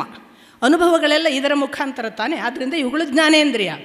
ಕರ್ಮೇಂದ್ರಿಯ ಮಾತನಾಡುವ ಬಾಯಿ, ಕರ್ಮ ಮಾಡ್ತದೆ, ಅದು ಹೀಗೆ ಮಾಡು ಹೇಳುವುದು ಎಲ್ಲ ಆಗೋದ್ರಿಂದ ನಮಗೆ ಕರ್ಮ ಸಾಧ್ಯ. ಸೊ ಬಾಯಿ, ಕೆಲಸ ಮಾಡುವ ಕೈಗಳು, ನಡೆಯುವ ಕಾಲುಗಳು, ಉಪಸ್ಥ ಅಥವಾ ಜನನೇಂದ್ರಿಯ ಮತ್ತು ಗುದದ್ವಾರ ಅಂತ. ಅಂದರೆ ನಮ್ಮ ವಿಸರ್ಜನಾಂಗಗಳು ಕೂಡ ಒಂದು ಕರ್ಮ ಮಾಡುತ್ತವೆ. ಅವು 2, ಕೈ 3, ಕಾಲುಗಳು 4, ಬಾಯಿ 1 ಸೇರಿ 5. ಇವುಗಳನ್ನು ಪಂಚಕರ್ಮೇಂದ್ರಿಯಗಳು ಅಂತ ಕರೆಯುವುದು. ಪಂಚಕರ್ಮೇಂದ್ರಿಯಗಳು, ಪಂಚಜ್ಞಾನೇಂದ್ರಿಯಗಳು ಇದು ತೈಜಸದಿಂದ ಉಂಟಾದವು ಅಂತ. ಇನ್ನೊಂದು ಬರ್ತಾರೆ ತಾಮಸ ಅಥವಾ ನಾವು ಯಾವುದನ್ನು ರಾಜಸ ಮತ್ತು ಸಾತ್ವಿಕದಲ್ಲಿ ಕೊನೆಯ ಅಂಶ ಅಂತ ಹೇಳ್ತೇವೆ, ಅದರಿಂದ ಉಂಟಾಗುವುದು ಯಾವುದು ಅಂತಂದರೆ ಬಹಳ ಇಂಟ್ರೆಸ್ಟಿಂಗ್. ಪಂಚಭೂತಗಳು, ಪಂಚಭೂತಗಳ ಜೊತೆಗೆ ಪಂಚ ತನ್ಮಾತ್ರೆಗಳು. ಮನುಷ್ಯ ಪಂಚಭೂತಗಳಿಲ್ಲದೆ ನಿರ್ಮಾಣ ಆಗಿಲ್ಲ. ಅಲ್ಲಿ ಪಂಚಭೂತಗಳು ಯಾವುದು ನಿಮಗೆ ಗೊತ್ತು, ಭೂಮಿ ಆಕಾಶ ಎಲ್ಲ. ನಾವು ಆಕಾಶದಿಂದ ಶುರು ಮಾಡಬೇಕು. ಆಕಾಶಾದ್ ವಾಯು, ವಾಯೋರಗ್ನಿ, ಅಗ್ನೇರಾಪಃ ಅಭ್ಯ ಪೃಥ್ವಿ ಅಂತ. ಅಂದರೆ ಆಕಾಶದಿಂದ ಫಸ್ಟ್ ಆಕಾಶ. ಆಕಾಶ ಅಂದ್ಕೂಡಲೇ ನೋಡಿ ನೆನಪಿಟ್ಕೊಳ್ಬೇಕು, ಬರೀ ಆಕಾಶ ಹುಟ್ಟೋದಿಲ್ಲ. ಆಕಾಶ ಅಂದ್ಕೂಡಲೇ ಅದಕ್ಕೊಂದು ತನ್ಮಾತ್ರೆ, ಶಬ್ದ. ನಿಮಗೆ ಹೆಚ್ಚು ಕ್ಲಿಯರ್ ಮಾಡ್ತೀನಿ ನಾನು. ಸಪೋಸ್ ಇಲ್ಲೊಂದು ಶಬ್ದ ಆಗ್ತಿದೆ, ಕೇಳುವುದು ಯಾವುದರಿಂದ? ಕಿವಿಯ ಮೂಲಕ. ಕಿವಿಯನ್ನು ಮುಚ್ಚಿಕೊಂಡ್ರೆ ಶಬ್ದ ಕೇಳುವುದಿಲ್ಲ. ಕಿವಿಯ ಒಳಗಿನ ಆಕಾಶ ಅಥವಾ ಅವಕಾಶ ಇಲ್ಲವಾದರೆ ಶಬ್ದವಿಲ್ಲ, ಆಕಾಶ ಇಲ್ಲವಾದರೆ ಶಬ್ದವಿಲ್ಲ. ಹಾಗಾಗಿ ಆಕಾಶದ ಗುಣ ಶಬ್ದ. ಅನೇಕರು ಇವತ್ತು ನೀವೆಲ್ಲ ಯಾವುದಾದ್ರೂ ಕಾರ್ಪೊರೇಟ್ ಜಗತ್ತಿನವರಿದ್ದರೆ ಅಥವಾ ನೀವು ಕೂಡ ಹೆಡ್ಫೋನ್ ಬಳಸ್ತಿದ್ರೆ ಕಿವಿಗೊಂದು ಈಗ ಒಂದು ದೂರದಿಂದ ಇರುವವರಿಗೆ ಮಾತಾಡಲಿಕ್ಕೆ ಒಳ್ಳೆಯದಾಗತ್ತೆ ಅಂತ ಒಂದು ಹಾಕೊಳ್ತಿರಲ್ಲ, ಕಿವಿ ಮುಚ್ಚಿ ಮಾತನಾಡೋದು ಬಹಳ ದೊಡ್ಡ ಅಪಾಯ. ಅದು ಆಕಾಶವನ್ನು ಮುಚ್ಚಿ ಕೇಳುವುದು. ಆಕಾಶವನ್ನು ಮುಚ್ಚಿ ಕೇಳುವ ಕ್ರಮವೇ ಇಲ್ಲ. ಆಕಾಶ ತೆರೆದಿದ್ದಾಗಲೇ ಆಕಾಶದಿಂದ ಭಗವಂತನ ಪ್ರವೇಶ, ಆಕಾಶದಿಂದ ದಿಗ್ದೇವತೆಗಳ ಪ್ರವೇಶ. ಕಿವಿಯ ಮೂಲಕ ನಾನು ಪ್ರವೇಶ ಮಾಡ್ತೇನೆ ಅಂತ ಭಗವಂತ ಹೇಳ್ತಾನೆ. ನಿನಗೆ ಎಲ್ಲಿಯೂ ನಿನಗೆ ಜ್ಞಾನ ಮುಖೇನ ನನ್ನ ಹತ್ರ ಬರೋಕ್ಕಾಗೋದಿಲ್ವಾ? ನಿನಗೆ ಭಕ್ತಿ ಮುಖೇನ ನನ್ನ ಹತ್ರ ಬರೋಕ್ಕಾಗೋದಿಲ್ವಾ? ನಿನಗೆ ಕರ್ಮ ಮುಖಾಂತರ ಬರೋಕ್ಕೆ ಸಾಧ್ಯ ಇಲ್ವಾ? 3 ಮಾರ್ಗಗಳು ಸಾಧ್ಯ ಇಲ್ಲದೆ ಸೋತಿದ್ದೀಯಾ? ತೊಂದರೆ ಇಲ್ಲ, ನನ್ನ ಸ್ತುತಿ ಕೇಳು. ಯಾರೋ ದೊಡ್ಡವರು ಹೇಳುವುದನ್ನು ಕೇಳು, ನಿರಂತರ ಯಾರೋ ಸ್ತುತಿಸುವುದನ್ನು ಕೇಳ್ತಾ ಇರು, ನಾನು ನಿನ್ನ ಕಿವಿಯಿಂದ ಪ್ರವೇಶಿಸ್ತೇನೆ ಅಂತಾನೆ ಭಗವಂತ. ಕಿವಿ ನೇರವಾಗಿ ಹೃದಯಕ್ಕೆ ಸಂಬಂಧಪಟ್ಟದ್ದು. ಈ ಕಿವಿಯನ್ನು ಮುಚ್ಚಿ ಕೇಳುವುದಿದೆಯಲ್ಲ, ಬಹಳ ದೊಡ್ಡ ದುರಂತ. ಅದಕ್ಕೆ ಅನೇಕರಿಗೆ ಈಗ ಕಾರ್ಪೊರೇಟ್ ಜಗತ್ತಿನಲ್ಲಿರೋ 50 ವಯಸ್ಸಿನವರಿಗೆಲ್ಲ, ಮೊನ್ನೆ ಒಬ್ಬಳು ಸಂಗೀತದ ಜಡ್ಜ್ ಕೂಡ ಅದನ್ನೇ ಬರ್ಕೊಂಡ್ಲು, ತನಗೆ ಕಿವಿ ಕೇಳೋದಿಲ್ಲ ಹೆಡ್ಫೋನ್ ಹಾಕ್ಕೊಂಡು ಅಂತ. ನೀವು ಗಮನಿಸಬೇಕು, ಆಕಾಶಕ್ಕೆ ಶಬ್ದ ತತ್ವ. ಆಕಾಶ ಇಲ್ಲದಿದ್ದರೆ ಶಬ್ದ ಇಲ್ಲ. ಆಕಾಶ ತತ್ವವನ್ನು ಮುಚ್ಚಿದರೆ ಕಿವಿ ಹೊರಟು ಹೋಗ್ತದೆ. ವಾಯುವಿನ ಜೊತೆಗೆ ಸ್ಪರ್ಶ ಅದರ ಗುಣ. ವಾಯು ಬಂತು ಅಂದರೆ ನಮ್ಗೆ ಗೊತ್ತಾಗ್ಬಿಡುತ್ತೆ, ಅದು ಮೈಗೆ ಅನುಭವ ಆಗುತ್ತೆ. ಗಾಳಿ ಬಂತು, ತಂಪಾಯಿತು, ಶೆಕೆ ಆಗ್ತಿದ್ದದು ಹೋಯಿತು. ಸ್ಪರ್ಶ ಅದರ ಗುಣ. ಆಕಾಶಕ್ಕೆ ಶಬ್ದ ಗುಣವಾದರೆ ವಾಯುವಿಗೆ ಸ್ಪರ್ಶ ಗುಣ. ಆ ತಾಮಸ ಸೃಷ್ಟಿಯಲ್ಲಿ ಆಕಾಶ ಶಬ್ದ, ವಾಯು ಸೃಷ್ಟಿಯಾಗುವಾಗ ವಾಯುವಿಗೆ ಸ್ಪರ್ಶ ಗುಣದ ಜೊತೆಗೆ ಅದರ ಹಿಂದಿನ ಆಕಾಶ ತತ್ವದ ಗುಣ ಶಬ್ದವನ್ನು ತೆಗೆದುಕೊಂಡೇ ಬಂತಂತೆ. ಅದು ಅರ್ಥ ಆಗತ್ತೆ. ಗಾಳಿ ಬಂದಾಗ ಒಂದು ಶಬ್ದ ಸಹಿತವೇ ಬರುತ್ತೆ. ಶಬ್ದ ಮತ್ತು ಸ್ಪರ್ಶ ವಾಯುವಿಗೆ, ಅಂದರೆ ಹಿಂದಿನ ಗುಣವನ್ನು ಸಹಿತವಾಗಿ ವಾಯು ಬಂತು. ಆ ಬಳಿಕ ಬಂದಂತಹ ಅಗ್ನಿಗೆ ರೂಪ, ಅದು ಕಾಣ್ತದೆ, ಅದರ ಗುಣ, ಅದರ ತನ್ಮಾತ್ರೆ. ಸೊ ಅಗ್ನಿ ಅನ್ನುವ ಪಂಚಭೂತದ ಒಂದು ತತ್ವಕ್ಕೆ ಅದರ ತನ್ಮಾತ್ರೆ ರೂಪ ಮಾತ್ರವಾ? ಅದಕ್ಕೆ ಶಬ್ದ ಇದೆ, ಅದು ಸ್ಪರ್ಶಕ್ಕೆ ಅನುಭವಕ್ಕೆ ಬರ್ತದೆ. ಹಾಗಾಗಿ ಹಿಂದಿನ 2 ಗುಣಗಳನ್ನು ಅಗ್ನಿ ತೆಗೆದುಕೊಂಡು ಬಂತು. 4ನೇದು ಆಪ, ನೀರು. ನೀರಿಗೆ ರುಚಿ ಅದರ ಗುಣ, ರಸ ಅದರ ಗುಣ. ಈ ರುಚಿ ಮಾತ್ರ ಅದರ ಗುಣವಾ? ಅದು ಶಬ್ದವೂ ಉಳ್ಳದ್ದು. ನೀರು ಇದೆ ಅಂದರೆ ಗೊತ್ತಾಗತ್ತೆ ಸಪ್ಪಳದಿಂದ. ನೀರಿಗೆ ಶಬ್ದ ಗುಣ ಇದೆ, ಅದು ಮುಟ್ಟಲಿಕ್ಕೆ ಸ್ಪರ್ಶಾನುಭವಕ್ಕೆ ಬರ್ತದೆ, ನೋಡುವುದಕ್ಕೆ ಕಾಣ್ತದೆ, ಒಂದು ರೂಪವೂ ಇದೆ. ಈ 4 ತತ್ವಗಳನ್ನು, ತನ್ಮಾತ್ರೆಗಳನ್ನು ಹೊತ್ತುಕೊಂಡು ನೀರು ಬಂತು. ಕೊನೆಯದ್ದು ಭೂಮಿಯ ಗುಣ ಯಾವುದು ಅಂದರೆ ಗಂಧ. ನಾವು ಮಳೆ ಬಂದ ಕೂಡಲೇ ಹೇಳ್ತೀವಲ್ಲ, ಭೂಮಿದು ವಾಸನೆ ಬರ್ತಾ ಇದೆ, ಅದು ಭೂಮಿಯ ಗಂಧ. ಭೂಮಿಗೆ ಗಂಧ ಮಾತ್ರವಾ? ಅದರ ಪೂರ್ವದ ಆಕಾಶದ ಶಬ್ದ, ಅದರ ಒಳಗೆ ಭೂಮಿಗೊಂದು ಶಬ್ದ ಇದೆ, ನೀವು ಕಿವಿ ಕೊಟ್ಟು ಕೇಳಿ. ಭೂಮಿಗೆ ಶಬ್ದ ಇದೆ ಅನ್ನೋದು ಅಲ್ಲಿ ಗೊತ್ತಾಗಲಿಲ್ಲ ಆದರೆ ನೀವು ಕಣ್ಮುಚ್ಚಿ ಕೂತ್ಕೊಂಡು ನೋಡಿ, ನಿಮ್ಮೊಳಗೊಂದು ಶಬ್ದ ಆಗ್ತದೆ, ಗುಯ್ ಅಂತ. ಅದು ಪೃಥ್ವಿ ತತ್ವದ ಸೌಂಡ್. ಹಾಗೆ ಅಲ್ಲಿ ಭೂಮಿಗೆ ಶಬ್ದ ಇದೆ. ಭೂಮಿಯ ಒಳಗೆ ನಿಮಗೆ ಗೊತ್ತಿದೆ ಕೇವಲ ಶಬ್ದ ಇಲ್ಲ, ಅದು ಸ್ಪರ್ಶಕ್ಕೆ ಸಿಗುತ್ತೆ. ಅದಕ್ಕೆ ರುಚಿ ಇದೆ, ಅದರದ್ದೇ ಆದ ಮಣ್ಣಿಗೊಂದು ರುಚಿ ಇದೆ ಅಲ್ವಾ. ಆಮೇಲೆ ಅದು ನೋಡುವುದಕ್ಕೆ ಬರುತ್ತೆ. ಹೀಗೆ 4 ಹಿಂದಿನ ಪಂಚಭೂತಗಳಲ್ಲಿ 4 ತತ್ವಗಳು ಯಾವ ತನ್ಮಾತ್ರೆಗಳಿದ್ದುವು ಅವುಗಳನ್ನು ತೆಗೆದುಕೊಂಡು ಭೂಮಿ ಬಂತು. ಹೀಗೆ ಪಂಚಭೂತಗಳು 5, ಅದರ ಸ್ಪರ್ಶ ವಾಯು ಮೊದಲಾದ ಅದರ ಪಂಚ ತನ್ಮಾತ್ರೆಗಳು 5, 10 ಆಯಿತು. ಜ್ಞಾನೇಂದ್ರಿಯಗಳು 5, ನಾನು ಈಗಾಗಲೇ ಹೇಳಿದ ಕಣ್ಣು ಕಿವಿ ಮೂಗು ನಾಲಿಗೆ ಅದು 5 ಸೇರಿ 15 ಆಯಿತು. ಪಂಚಕರ್ಮೇಂದ್ರಿಯಗಳು ಕೈ ಕಾಲು ಉಪಸ್ಥಗಳನ್ನು ನಾನು ಹೇಳಿದೆ, ಅದು 5 ಸೇರಿ 20 ಆಯಿತು. ಈ 20ಕ್ಕೆ ಮನಸ್ಸು ಬುದ್ಧಿ ಅಹಂಕಾರ ಚಿತ್ತ ಸೇರಿ 24. ಮನುಷ್ಯ ಈ 24 ಉಳ್ಳವನು. ಪ್ರತಿಯೊಬ್ಬನು ನಮ್ಮೊಳಗೆ ಪಂಚಭೂತ ಇದೆ, ಪಂಚಭೂತದ ತನ್ಮಾತ್ರೆಗಳು ಇವೆ, ಪಂಚೇಂದ್ರಿಯಗಳಿವೆ, ಪಂಚಕರ್ಮೇಂದ್ರಿಯಗಳಿವೆ, ಜೊತೆಗೆ ಮನಸ್ಸು ಬುದ್ಧಿ ಅಹಂಕಾರ ಚಿತ್ತ ಇದೆ. ಈ ಮನಸ್ಸು ಬುದ್ಧಿ ಅಹಂಕಾರ ಚಿತ್ತಗಳನ್ನು 4 ಅಂತಃಕರಣ ಚತುಷ್ಟಯಗಳು ಅಂತ ಹೇಳುವುದು. ಪ್ರಕೃತಿ ತತ್ವ 20, ಅಂತಃಕರಣ ಚತುಷ್ಟಯಗಳು ಸೇರಿ 24. 25ನೆಯವ ಜೀವ, ಅವನೇ ಭಗವಂತ ಅಂತ ಒಂದು ವಾದ ಅದ್ವೈತಿಗಳದ್ದು. ಜೀವನು ಭಗವಂತನಲ್ಲ, ಜೀವ 25ನೆಯವನು. ಅವನಿಗೆ ಪರಮಾತ್ಮನನ್ನು ಸೇರುವ ಒಂದು ಹಸಿವಿದೆ, ಅವನ ಕಡೆಗೆ ನೋಡ್ತಾನೆ, ಸದಾ ಭಕ್ತನಾಗಿ ಇರ್ತಾನೆ. ಆದ್ದರಿಂದ ಅವ 26ನೆಯ ಭಗವಂತ ಇದ್ದಾನೆ. ನಾವು ಜೀವ ಅನ್ನೋದು 25 ಅನ್ನುವುದು ಇನ್ನೊಂದು ಅದ್ವೈತಿಗಳಲ್ಲದ ದ್ವೈತಿಗಳ ಲೆಕ್ಕ. ಸೊ ಇನ್ನು ಕೆಲವರು ಹಾಗೂ ಅಲ್ಲ, ಭಗವಂತ 25ನೆಯ ಜೀವ ಆದರೆ 26ನೆಯದ್ದು ಜೀವನು ಸೇರಲಿಕ್ಕಿರುವ ಆತ್ಮವಾದರೆ 27ನೆಯದ್ದು ಭಗವಂತ ಅಂತ ಹೇಳುವ 27 ಲೆಕ್ಕವನ್ನು ಕೊಡುವವರು ಇದ್ದಾರೆ. ನಾನು ಯಾವುದರ ವಿಷಯಗಳನ್ನು ನಿಮಗೆ ಮುಟ್ಟಿಸುವುದಷ್ಟೇ ನನ್ನ ಕೆಲಸ. ಹೀಗೆ ಇಂಥದೆಲ್ಲ ತತ್ವಗಳನ್ನು ಮೊದಲು ಸೃಷ್ಟಿ ಮಾಡಿ ಇಟ್ಟನಂತೆ. ಅಧಿಷ್ಠಾತೃ ದೇವತೆಗಳಿದ್ದಾರೆ, ಪಂಚಭೂತಗಳಿವೆ, ಪಂಚ ತನ್ಮಾತ್ರೆಗಳಿವೆ, ಪಂಚೇಂದ್ರಿಯಗಳಿವೆ, ಪಂಚಕರ್ಮೇಂದ್ರಿಯಗಳಿವೆ. ಆದರೆ ಆ ಮಹತ್ತತ್ವಕ್ಕೆ ತಾನು ಸೃಷ್ಟಿಯಾಗಿ ಎದ್ದು ಬರಬೇಕು ಅಂತ ಅನ್ನಿಸಲಿಲ್ಲ ಅಥವಾ ಸಾಧ್ಯ ಆಗಲಿಲ್ಲ. ಎಷ್ಟು ಚೆನ್ನಾಗಿದೆ ನೋಡಿ. ಇಷ್ಟೆಲ್ಲ ಇದ್ದರೂ ಅದಕ್ಕೆ ಎದ್ದು ಬರುವುದಕ್ಕೆ ಶಕ್ತಿ ಸಾಲಲಿಲ್ಲ ಅಥವಾ ಅದು ಅಸಾಧ್ಯವಾಯಿತು. ಆಗ ಭಗವಂತನು ಅದರೊಳಗೆ ಪ್ರವೇಶಿಸಿ ಕಾಲ ಕರ್ಮ ಸ್ವಭಾವವನ್ನು ಆವಾಹಿಸಿಕೊಂಡು ಅದರೊಳಗೆ ಪ್ರವೇಶಿಸಿ ತಾನು ಮಲಗಿದನಂತೆ. ಈ ಮಲಗಿದ್ದಾಗ ಅವನು 1000 ವರ್ಷಗಳ ಕಾಲ ಒಂದು ಅಂಡದ ರೂಪದಲ್ಲಿ ನೀರಿನಲ್ಲಿ ಇದ್ದ. ತುಂಬ ಸೊಗಸಾಗಿದೆ. ಸುಮ್ಮನೆ ನಿಮ್ಮನ್ನು ನೀವು ಊಹಿಸಿಕೊಳ್ಳಿ. ನಮ್ಮಷ್ಟಕ್ಕೆ ಇರ್ತೇವೆ, ನಮ್ಮೊಳಗೆಲ್ಲವೂ ಇದೆ. ಪಂಚಭೂತ ಇದೆ, ಪಂಚತತ್ವಗಳಿವೆ, ಪಂಚ ತನ್ಮಾತ್ರೆಗಳಿವೆ, ಪಂಚ ಇಂದ್ರಿಯಗಳಿವೆ, ಪಂಚಕರ್ಮೇಂದ್ರಿಯಗಳಿವೆ, ಅಂತಃಕರಣ ಚತುಷ್ಟಯಗಳಿವೆ. ಆದರೆ ನಾವು ಯಾವುದೇ ಸಂಪರ್ಕಕ್ಕೆ ಹೋಗದೇ ಇದ್ದರೆ ನಮ್ಮೊಳಗೊಂದು ನೀರೂ ಇದೆ, ನಮ್ಮೊಳಗೊಂದು ಅಂಡವೂ ಇದೆ. ಆದರೆ ಅದು ಸೃಷ್ಟಿಯಾಗುವುದಿಲ್ಲ. ಸೃಷ್ಟಿಯಾಗಬೇಕಾದ್ರೆ ಇನ್ನೊಂದು ಬಂದು ಪ್ರವೇಶಿಸಬೇಕು. ಈ ಪ್ರವೇಶಿಸಿದಾಗ ಈ ಒಳಗಿನ ಅಂಡಕ್ಕೆ ಎಚ್ಚರ ಆಗ್ತದೆ. ಈ ಅಂಡ ತಾನು ಎದ್ದು ಇನ್ನೊಂದನ್ನು ಹುಟ್ಟಿಸ್ತದೆ ಅಲ್ವಾ. ಇದನ್ನು ಸೂಕ್ಷ್ಮ ಸ್ಥೂಲದಿಂದ ಅರ್ಥ ಮಾಡಿಕೊಳ್ಳಿಕ್ಕಾಗಿ ಹೇಳ್ತಿದ್ದೇನೆ. ಭಗವಂತ ಅಂಥದೊಂದು ಬ್ರಹ್ಮಾಂಡದ ಮತ್ತು ಪಿಂಡಾಂಡದ ಕತೆ ಹೇಳ್ತಿದ್ದಾನೆ. ಈ ಬ್ರಹ್ಮಾಂಡ ತತ್ವವನ್ನೊಳಗೊಂಡ ಪಿಂಡಾಂಡದಲ್ಲಿ ಭಗವಂತ ಸುಮ್ಮನೆ ನೀರಿನ ಒಳಗೆ ಎಷ್ಟೋ 1000 ವರ್ಷಗಳ ಕಾಲ ಇದ್ದು ಮುಂದೊಂದು ದಿನ ಕ್ಷೇತ್ರಜ್ಞನಾಗಿ ಎಚ್ಚರಗೊಂಡಾಗ ಅವನು ಎದ್ದನಲ್ಲ, ಅವನು ವಿರಾಟ್ ಪುರುಷ. ಈ ವಿರಾಟ್ ಪುರುಷ ಹೇಗೆ ಇದ್ದ? ಸಹಸ್ರ ಕಾಲು ಪುರುಷ ಸೂಕ್ತ. ಅವನಿಗೆ ಸಹಸ್ರ ತೋಳು, ಸಹಸ್ರ ಶಿರ, ಇಷ್ಟೆಲ್ಲ ಅವನ ಆಕಾರ, ಅವನ ಎತ್ತರ, ಅವನ ವೈಭವ, ಅವನಲ್ಲಿರುವಂತಹ ಬೇರೆ ಬೇರೆ ಸಾಧ್ಯತೆಗಳನ್ನು ಹೇಳ್ತಾ ಹೋಗುವಾಗ ಅದು ತುಂಬ ಸುಂದರವಾದ ವಿವರಣೆ. ಹಾಗೆ ಎದ್ದ ವಿರಾಟ್ ಪುರುಷನಿಗೆ ಮೊದಲು ಏನೋ ತಿನ್ನಬೇಕು ಅನ್ನೋ ಹಸಿವಾಗಿ ಬಾಯಿ ಉಂಟಾಯಿತಂತೆ.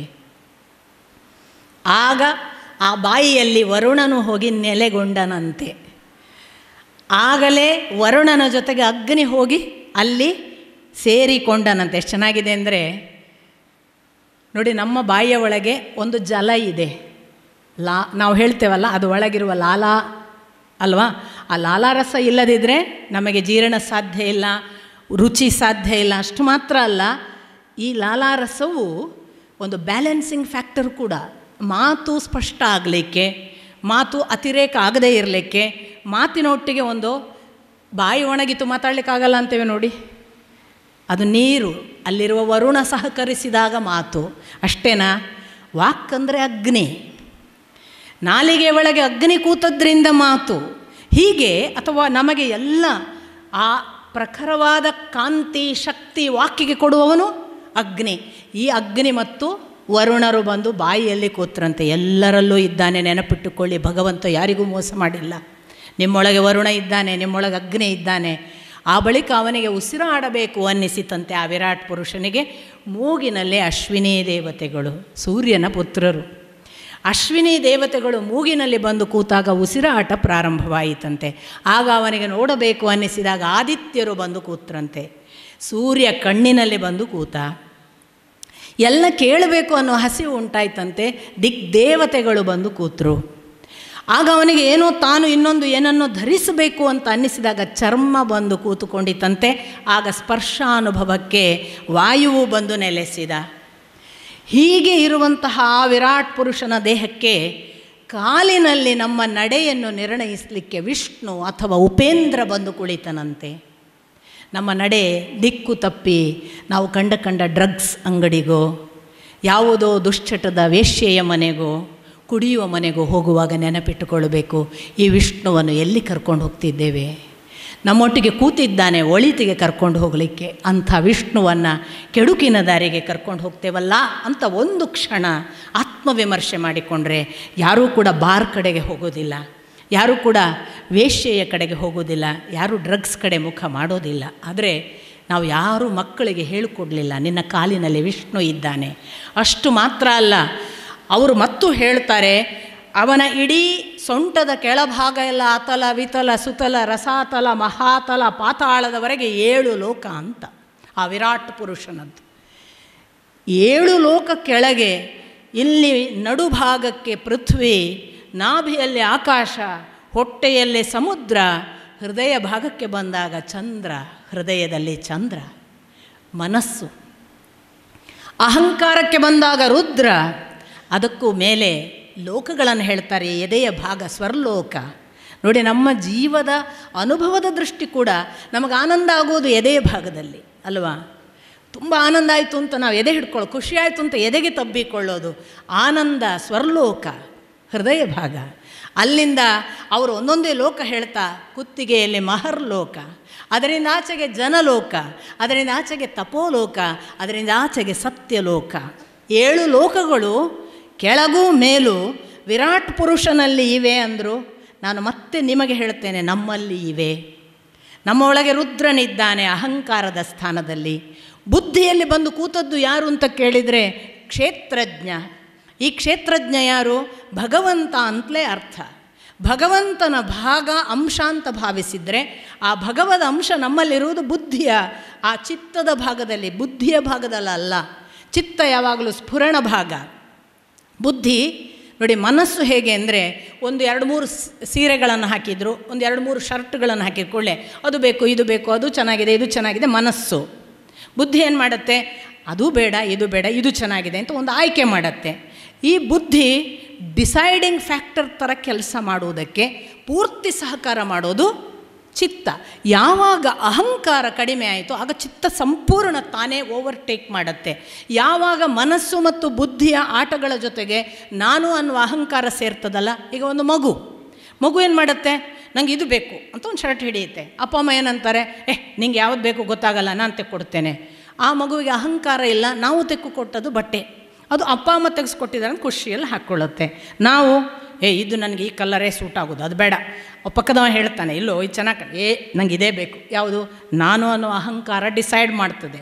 ಇದು ಚಾಯ್ಸ್ಲೆಸ್ ಅವೇರ್ನೆಸ್ಸಿಗೆ ಬಂದರೆ ಚಿತ್ತದ ಹ್ಯಾಂಡ್ಲಿಂಗ್. ಚಿತ್ತ ಭಗವಂತನ ಅವನ ಚಿತ್ತಕ್ಕೆ ಬಿಟ್ಟದ್ದು ಅಂತ ಹೇಳ್ತೇವಲ್ಲ ನಾವು ರೂಢಿಯಲ್ಲಿ, ಅದು ಅಂಥ ವಿರಾಟ್ ಪುರುಷನಲ್ಲಿ ಪ್ರಥಮ ಭಗವಂತ ಸೃಷ್ಟಿಸಿದ ಆ ಚಿತ್ತದಲ್ಲಿ ಕ್ಷೇತ್ರಜ್ಞನಿದ್ದಾನೆ. ನಮ್ಮ ಒಳಗೂ ನಮ್ಮ ಚಿತ್ತದಲ್ಲೂ ಭಗವಂತ ಇದ್ದಾನೆ.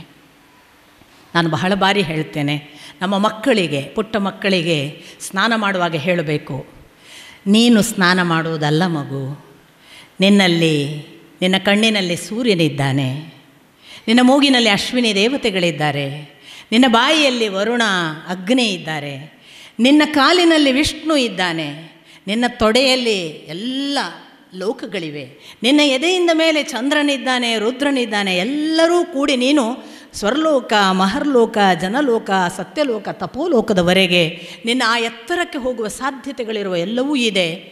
ಇದು ದೇವರಿಗೆ ಮಾಡುವ ಅಭಿಷೇಕ ಅಂತ ಸ್ನಾನ ಪ್ರತಿಯೊಬ್ಬರೂ ಮಾಡಬೇಕು. ಮಗುವಿಗೆ ಹೇಳ್ಕೊಡೋದಾಯಿತು, ನಾವು ಕೂಡ ಹಾಗೇ ಸ್ನಾನ ಮಾಡಿದರೆ ಮತ್ತೆ ದೇವರ ಪೂಜೆಗೆ ಪ್ರತ್ಯೇಕ ಕೂತ್ಕೊಳ್ಬೇಕಾಗಿಲ್ಲ. ಇದು ಭಗವಂತನ ಸ್ನಾನ. ಇಲ್ಲಿ ಪ್ರತಿ ದೇವನಿಗೂ ಕೂಡ ನಾನು ಅಭಿಷೇಕ ಮಾಡ್ತಿದ್ದೇನೆ ಅನ್ನೋದೊಂದು ಭಾಗ. ನಾನು ಕೊಳಕಾದರೆ ಅವರೆಲ್ಲ ಕೊಳಕು ಮಾಡ್ತಿದ್ದೇನೆ, ನಾನು ಶುಚಿಯಾದರೆ ಅವರು ಬೆಳಗ್ತಾರೆ, ನನ್ನೊಳಗೆ ಅವರು ಬೆಳಗಲಿ ಅಂತ ಪ್ರಾರ್ಥಿಸಿ ಸ್ನಾನ. ಇದು ಇನ್ನೊಂದು ಲೋಕ. ಈ ವಿರಾಟ್ ಪುರುಷ ಹಾಗೆ ಎದ್ದನಂತೆ. ಅವನ ರೋಮಗಳೇ ವೃಕ್ಷಗಳು, ಅವನ ನಾಡಿಗಳೇ ನದಿಗಳು, ಅವನ ಮೈಯಲ್ಲಿದ್ದ ಭುಜಗಳೇ ಅದು ದೊಡ್ಡ ದೊಡ್ಡ ಪರ್ವತಗಳು, ಅವನ ಕೂದಲು ಮೋಡಗಳು. ಹೀಗೆ ಆ ವಿರಾಟ್ ಪುರುಷನ ಭವ್ಯ ರೂಪವನ್ನು ಧ್ಯಾನಿಸು. ಪರೀಕ್ಷಿತನಿಗೆ ಶುಕಮುನಿಗಳು ಹೇಳಿದ್ದು, ಪಾದವನ್ನು ಯೋಚಿಸು, ವಿಷ್ಣುವಿದ್ದಾನೆ. ಅವನ ತೊಡೆಗಳನ್ನು ಯೋಚಿಸು, ಅವನ ಕಾಲುಗಳನ್ನು ಯೋಚಿಸು, ಅವನ ಇಡೀ ಸೊಂಟದಿಂದ ಕೆಳಭಾಗವೆಲ್ಲ ಆ ಲೋಕಗಳಿದ್ದಾವಲ್ಲ ಅದನ್ನು ಯೋಚಿಸು. ಅವನ ನಾಭಿಗೆ ಬಾ, ಆಕಾಶವನ್ನು ಯೋಚಿಸು. ಅವನ ನಡುಭಾಗಕ್ಕೆ ಭೂಮಿಯನ್ನು ಯೋಚಿಸು. ಅವನ ಹೊಟ್ಟೆಯ ಸಮುದ್ರವನ್ನು ಯೋಚಿಸು. ಅವನ ಎದೆಗೆ ಬಂದಾಗ ಹೃದಯವನ್ನು, ಚಂದ್ರನನ್ನು ಯೋಚಿಸು. ಅದಕ್ಕೂ ಮೇಲೆ ಬಂದಾಗ ರುದ್ರನನ್ನು ಅಹಂಕಾರದ ಭಾಗವಾಗಿ ಯೋಚಿಸು. ಅದಕ್ಕೂ ಮೇಲೆ ಬಂದಾಗ ಚಿತ್ತದಲ್ಲಿರುವ ಭಗವಂತನನ್ನು ಯೋಚಿಸು. ಕಣ್ಮುಚ್ಚಿ ವಿರಾಟ್ ಪುರುಷನನ್ನು ಹಾಗೇ ನೆನೆಯುತ್ತಾ ನೆನೆಯುತ್ತಾ ನೆನೆಯುತ್ತಾ. ಮನಸ್ಸಿಗೆ ಒಂದು ದೊಡ್ಡ ರೋಗ ಏನು ಅಂದರೆ ನಿತ್ತಲ್ಲಿ ನಿಲ್ಲೋಲ್ಲ ಅಲ್ವಾ? ನಾವೆಲ್ಲ ಹೇಳ್ತೀವಿ ಅದು ನಿತ್ತಲ್ಲಿ ನಿಲ್ಲಲ್ಲ. ನಿತ್ತಲ್ಲಿ ನಿಲ್ಲಬಾರ್ದು. ನಿತ್ತಲ್ಲಿ ನಿತ್ತರೆ ಮನಸ್ಸಲ್ಲ, ಅದು ಮನಸ್ಸಿಗೆ ಹೈಯೆಸ್ಟ್ ಕೆಪಾಸಿಟಿ ಇದೆ. ಅದು ಏನನ್ನು ಕೂಡ ಈ ಕ್ಷಣ ಇಲ್ಲಿಗೆ ತಂದು ಕೊಡಬಲ್ಲದು. ಮನೋವೇಗದ ಮುಂದೆ ಬೆಳಕಿನ ವೇಗ ಕಡಿಮೆ ಅನ್ನುವವರೆಗೆ ಮನೋವೇಗ. ಆ ಮನಸ್ಸು ಯಾಕೆ ನಿಲ್ಲೋದಿಲ್ಲ? ಯಾಕೆ ನಿಲ್ಲೋದೆಂದರೆ ಸ್ಪೀಡನ್ನು ನಮಗೆ ತಂದು ಕೊಡೋದಕ್ಕೋಸ್ಕರ. ಆದ್ದರಿಂದಲೇ ಈ ಟೆಕ್ನಿಕ್ಕನ್ನು ಇಲ್ಲಿ ಶುಕಮುನಿಗಳು ಹೇಳ್ತಿದ್ದಾರೆ. ಏನು ಹೇಳಿದರು? ಇದು ವಿರಾಟ್ ಪುರುಷ. ಈ ವಿರಾಟ್ ಪುರುಷನನ್ನು ಹೀಗೆ ಧ್ಯಾನಿಸು. ಹೀಗೆ ವಿರಾಟ್ ಪುರುಷನನ್ನು ಧ್ಯಾನಿಸುವಾಗ ನೋಡಿ, ಮನಸ್ಸು ಒಂದು ಕಡೆ ನಿಲ್ಲದೇ ಇರುವುದರಿಂದ ತಾನೇ ಅವರು ಅದಕ್ಕೆ ಮೂವ್ಮೆಂಟ್ ಕೊಟ್ಟರು. ಪಾದ ನೋಡು, ವಿಷ್ಣುವನ್ನೇನಿ, ಅದರಿಂದ ಮೇಲಕ್ಕೆ ಹೋಗು, ಅದರಿಂದ ಮೇಲಕ್ಕೆ ಹೋಗು, ಅದರಿಂದ ಮೇಲಕ್ಕೆ ಹೋಗು. ಏನು?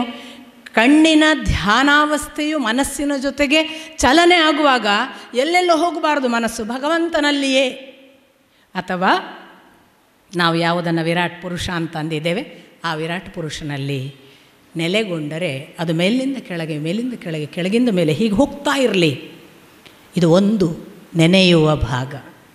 ನಾನು ಇದನ್ನು ನಿಮಗೆ ಈಗ ಹೇಳಿದೆ. ಇದನ್ನು ಮುಂದೆ ಮೈತ್ರೇಯಿಗಳು ವಿದುರನಿಗೆ ಹೇಳಿದ ಸೃಷ್ಟಿಕಥೆ, ಇದನ್ನು ಬ್ರಹ್ಮ ನಾರದರಿಗೆ ಹೇಳಿದ ಸೃಷ್ಟಿಕಥಾ ಭಾಗ, ವೇದವ್ಯಾಸರು ಶುಕಮುನಿಗಳಿಗೆ ಹೇಳಿದ ಕಥಾಭಾಗ, ಇದನ್ನೇ ಸಂಕರ್ಷಣರು ತಾವು ಹೇಳಿದಾಗ ಸನಕ ಸನಂದನಾದಿಗಳಿಗೆ ಹೇಳಿದರೆ, ಸನಕ ಸನಂದನಾದಿಗಳು ಅದನ್ನು ಮುಂದೆ ಸಾಂಖ್ಯಾಯನಿಗೆ ಹೇಳ್ತಾರೆ. ಸಾಂಖ್ಯಾಯನನು ಅದನ್ನು ಪರಾಶರರಿಗೆ ಮತ್ತು ಬೃಹಸ್ಪತಿಗಳಿಗೆ ಹೇಳ್ತಾನೆ. ಆ ಪರಾಶರ ಬೃಹಸ್ಪತಿಗಳೇ ಮುಂದೆ ಅದರ ನಂತರದ ಭಾಗವಾಗಿ ಹೀಗೆ ಮುಂದುವರಿಸುವ ಒಂದು ಪದ್ಧತಿಯಾಗಿ ಅವರ ಅನುಮತಿಯಿಂದ ಮತ್ತೆ ನನಗೆ ಹೇಳಿದರು ಅಂತ ಹೇಳಿಕೊಂಡು ಮೈತ್ರೇಯಿಗಳು ಮುಂದುವರಿಸ್ತಾರೆ. ಅಂದರೆ ನಿನ್ನೆ ದಿನ ನಾನು ನಿಮಗೆ ಹೇಳಿದೆ, ಬೇರೆ ಬೇರೆ ಜನ ಇಲ್ಲಿ ಭಾಗವತ ಹೇಳ್ತಾರೆ. ನಾನು ಎಲ್ಲರನ್ನೂ ಅಷ್ಟೂ ಜನರ ಅನುಭವವನ್ನು ನಿಮಗೆ ಒಂದು ಕಡೆ ಕಟ್ಟಿಕೊಡ್ತಿದ್ದೇನೆ, ಮತ್ತೆ ರಿಪೀಟ್ ಮಾಡೋದಿಲ್ಲ. ಇದನ್ನು ನಾರದರು ಬ್ರಹ್ಮನಿಗೆ ಹೇಳುವಾಗಲೂ ಇದೇ ಸೃಷ್ಟಿಕತೆ ಬರುತ್ತೆ. ಇದನ್ನು ಪರೀಕ್ಷಿತ ಶುಕಮುನಿಗಳು ಹೇಳ್ತಾ ಇರುವಾಗ ಹೇಗೆ ಬಂತು ಹಾಗೆ ಅಲ್ಲಿ ಬರುತ್ತೆ. ಮೈತ್ರೇಯಿಗಳು ವಿದುರನಿಗೆ ಹೇಳ್ತಾರೆ. ಇದೆಲ್ಲವನ್ನು ಸೇರಿಸಿ ನಾನು ಕಟ್ಟಿಕೊಡ್ತಿದ್ದೇನೆ.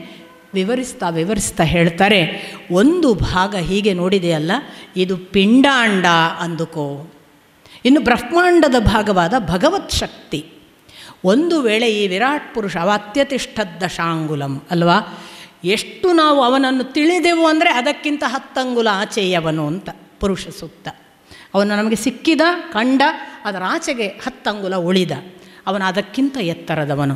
ಹಾಗಾದರೆ ಆ ಭಗವತ್ ತತ್ವವನ್ನು ಕೂಡ ಧ್ಯಾನಿಸು. ಒಂದು ವೇಳೆ ಈ ವಿರಾಟ್ ಪುರುಷ ಧ್ಯಾನಿಸಿದ್ದಾಯಿತು, ಭಗವತ್ ತತ್ವ ಧ್ಯಾನಿಸು. ಏನು? ಭಗವಂತನನ್ನು ಹೇಗೆ ಧ್ಯಾನಿಸುವುದು? ಕಣ್ಣು ಮುಚ್ಚಿಕೋ. ಮೊದಲು ಅವನ ಪಾದವನ್ನು ನೆನೆ. ಆ ಪಾದದಲ್ಲಿ ಇರುವಂತಹ ಆ ಒಂದು ಉಗುರಿನ ಕಾಂತಿಯನ್ನು ಕಣ್ಣ ಮುಂದೆ ತಂದುಕೋ. ಧ್ಯಾನಿಸುವವರಿಗೆಲ್ಲ ಒಳ್ಳೆ ಮೆಥಡ್. ಆ ಪಾದದಲ್ಲಿರುವ ಉಗುರಿನ ಕಾಂತಿಯನ್ನು ಧ್ಯಾನಿಸು. ನಿಧಾನಕ್ಕೆ ಭಗವಂತ ಉಟ್ಟಂತಹ ಆ ಪೀತಾಂಬರವನ್ನು ನೋಡು, ಚಿನ್ನದ ವರ್ಣದ ಬಟ್ಟೆ. ಅದರಿಂದ ಹಾಗೆ ಕಣ್ಣು ಮೇಲಕ್ಕೆ ಸಂಚರಿಸಿ ಅದು ಸೊಂಟದ ಹತ್ತಿರ ಬಂದಾಗ ಆ ಒಡ್ಯಾಣ, ಭಗವಂತನ ಒಡ್ಯಾಣವನ್ನು ಕಣ್ಣಿನ ಮುಂದೆ ಕಲ್ಪಿಸಿಕೋ. ಅಲ್ಲೇ ಮೇಲಕ್ಕೆ ಇರುವ ಆ ನಾಭಿಯನ್ನು, ಅದರ ಮುಂದೆ ಇರುವ ಕೆಲವು ಕೂದಲುಗಳನ್ನು ಯೋಚನೆ ಮಾಡು. ಅದರಿಂದ ಮೇಲಕ್ಕೆ ಭಗವಂತನನ್ನು ಯೋಚಿಸ್ತಾ ಅವನ ಎದೆ ಭಾಗಕ್ಕೆ ಬಾ.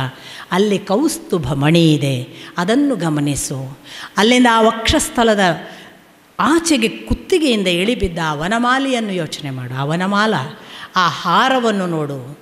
ಆ ಕೊರಳು ಶಂಖದಂತೆ ಇರುವಂತಹ ಭಗವಂತನ ಕೊರಳನ್ನು ಧ್ಯಾನಿಸು. ಅಲ್ಲಿಂದ ಅವನ 4 ಭುಜಗಳನ್ನು ಕಲ್ಪಿಸಿಕೋ. ಆ 4 ಭುಜಗಳಲ್ಲಿರುವ ಶಂಖ, ಚಕ್ರ, ಗದಾ, ಪದ್ಮವನ್ನು ಊಹಿಸು. ಸಾಧ್ಯವಾದರೆ 4ರಲ್ಲಿ ಯಾವುದಾದ್ರೂ ಒಂದನ್ನು ನಿರಂತರವಾಗಿ ನೋಡು.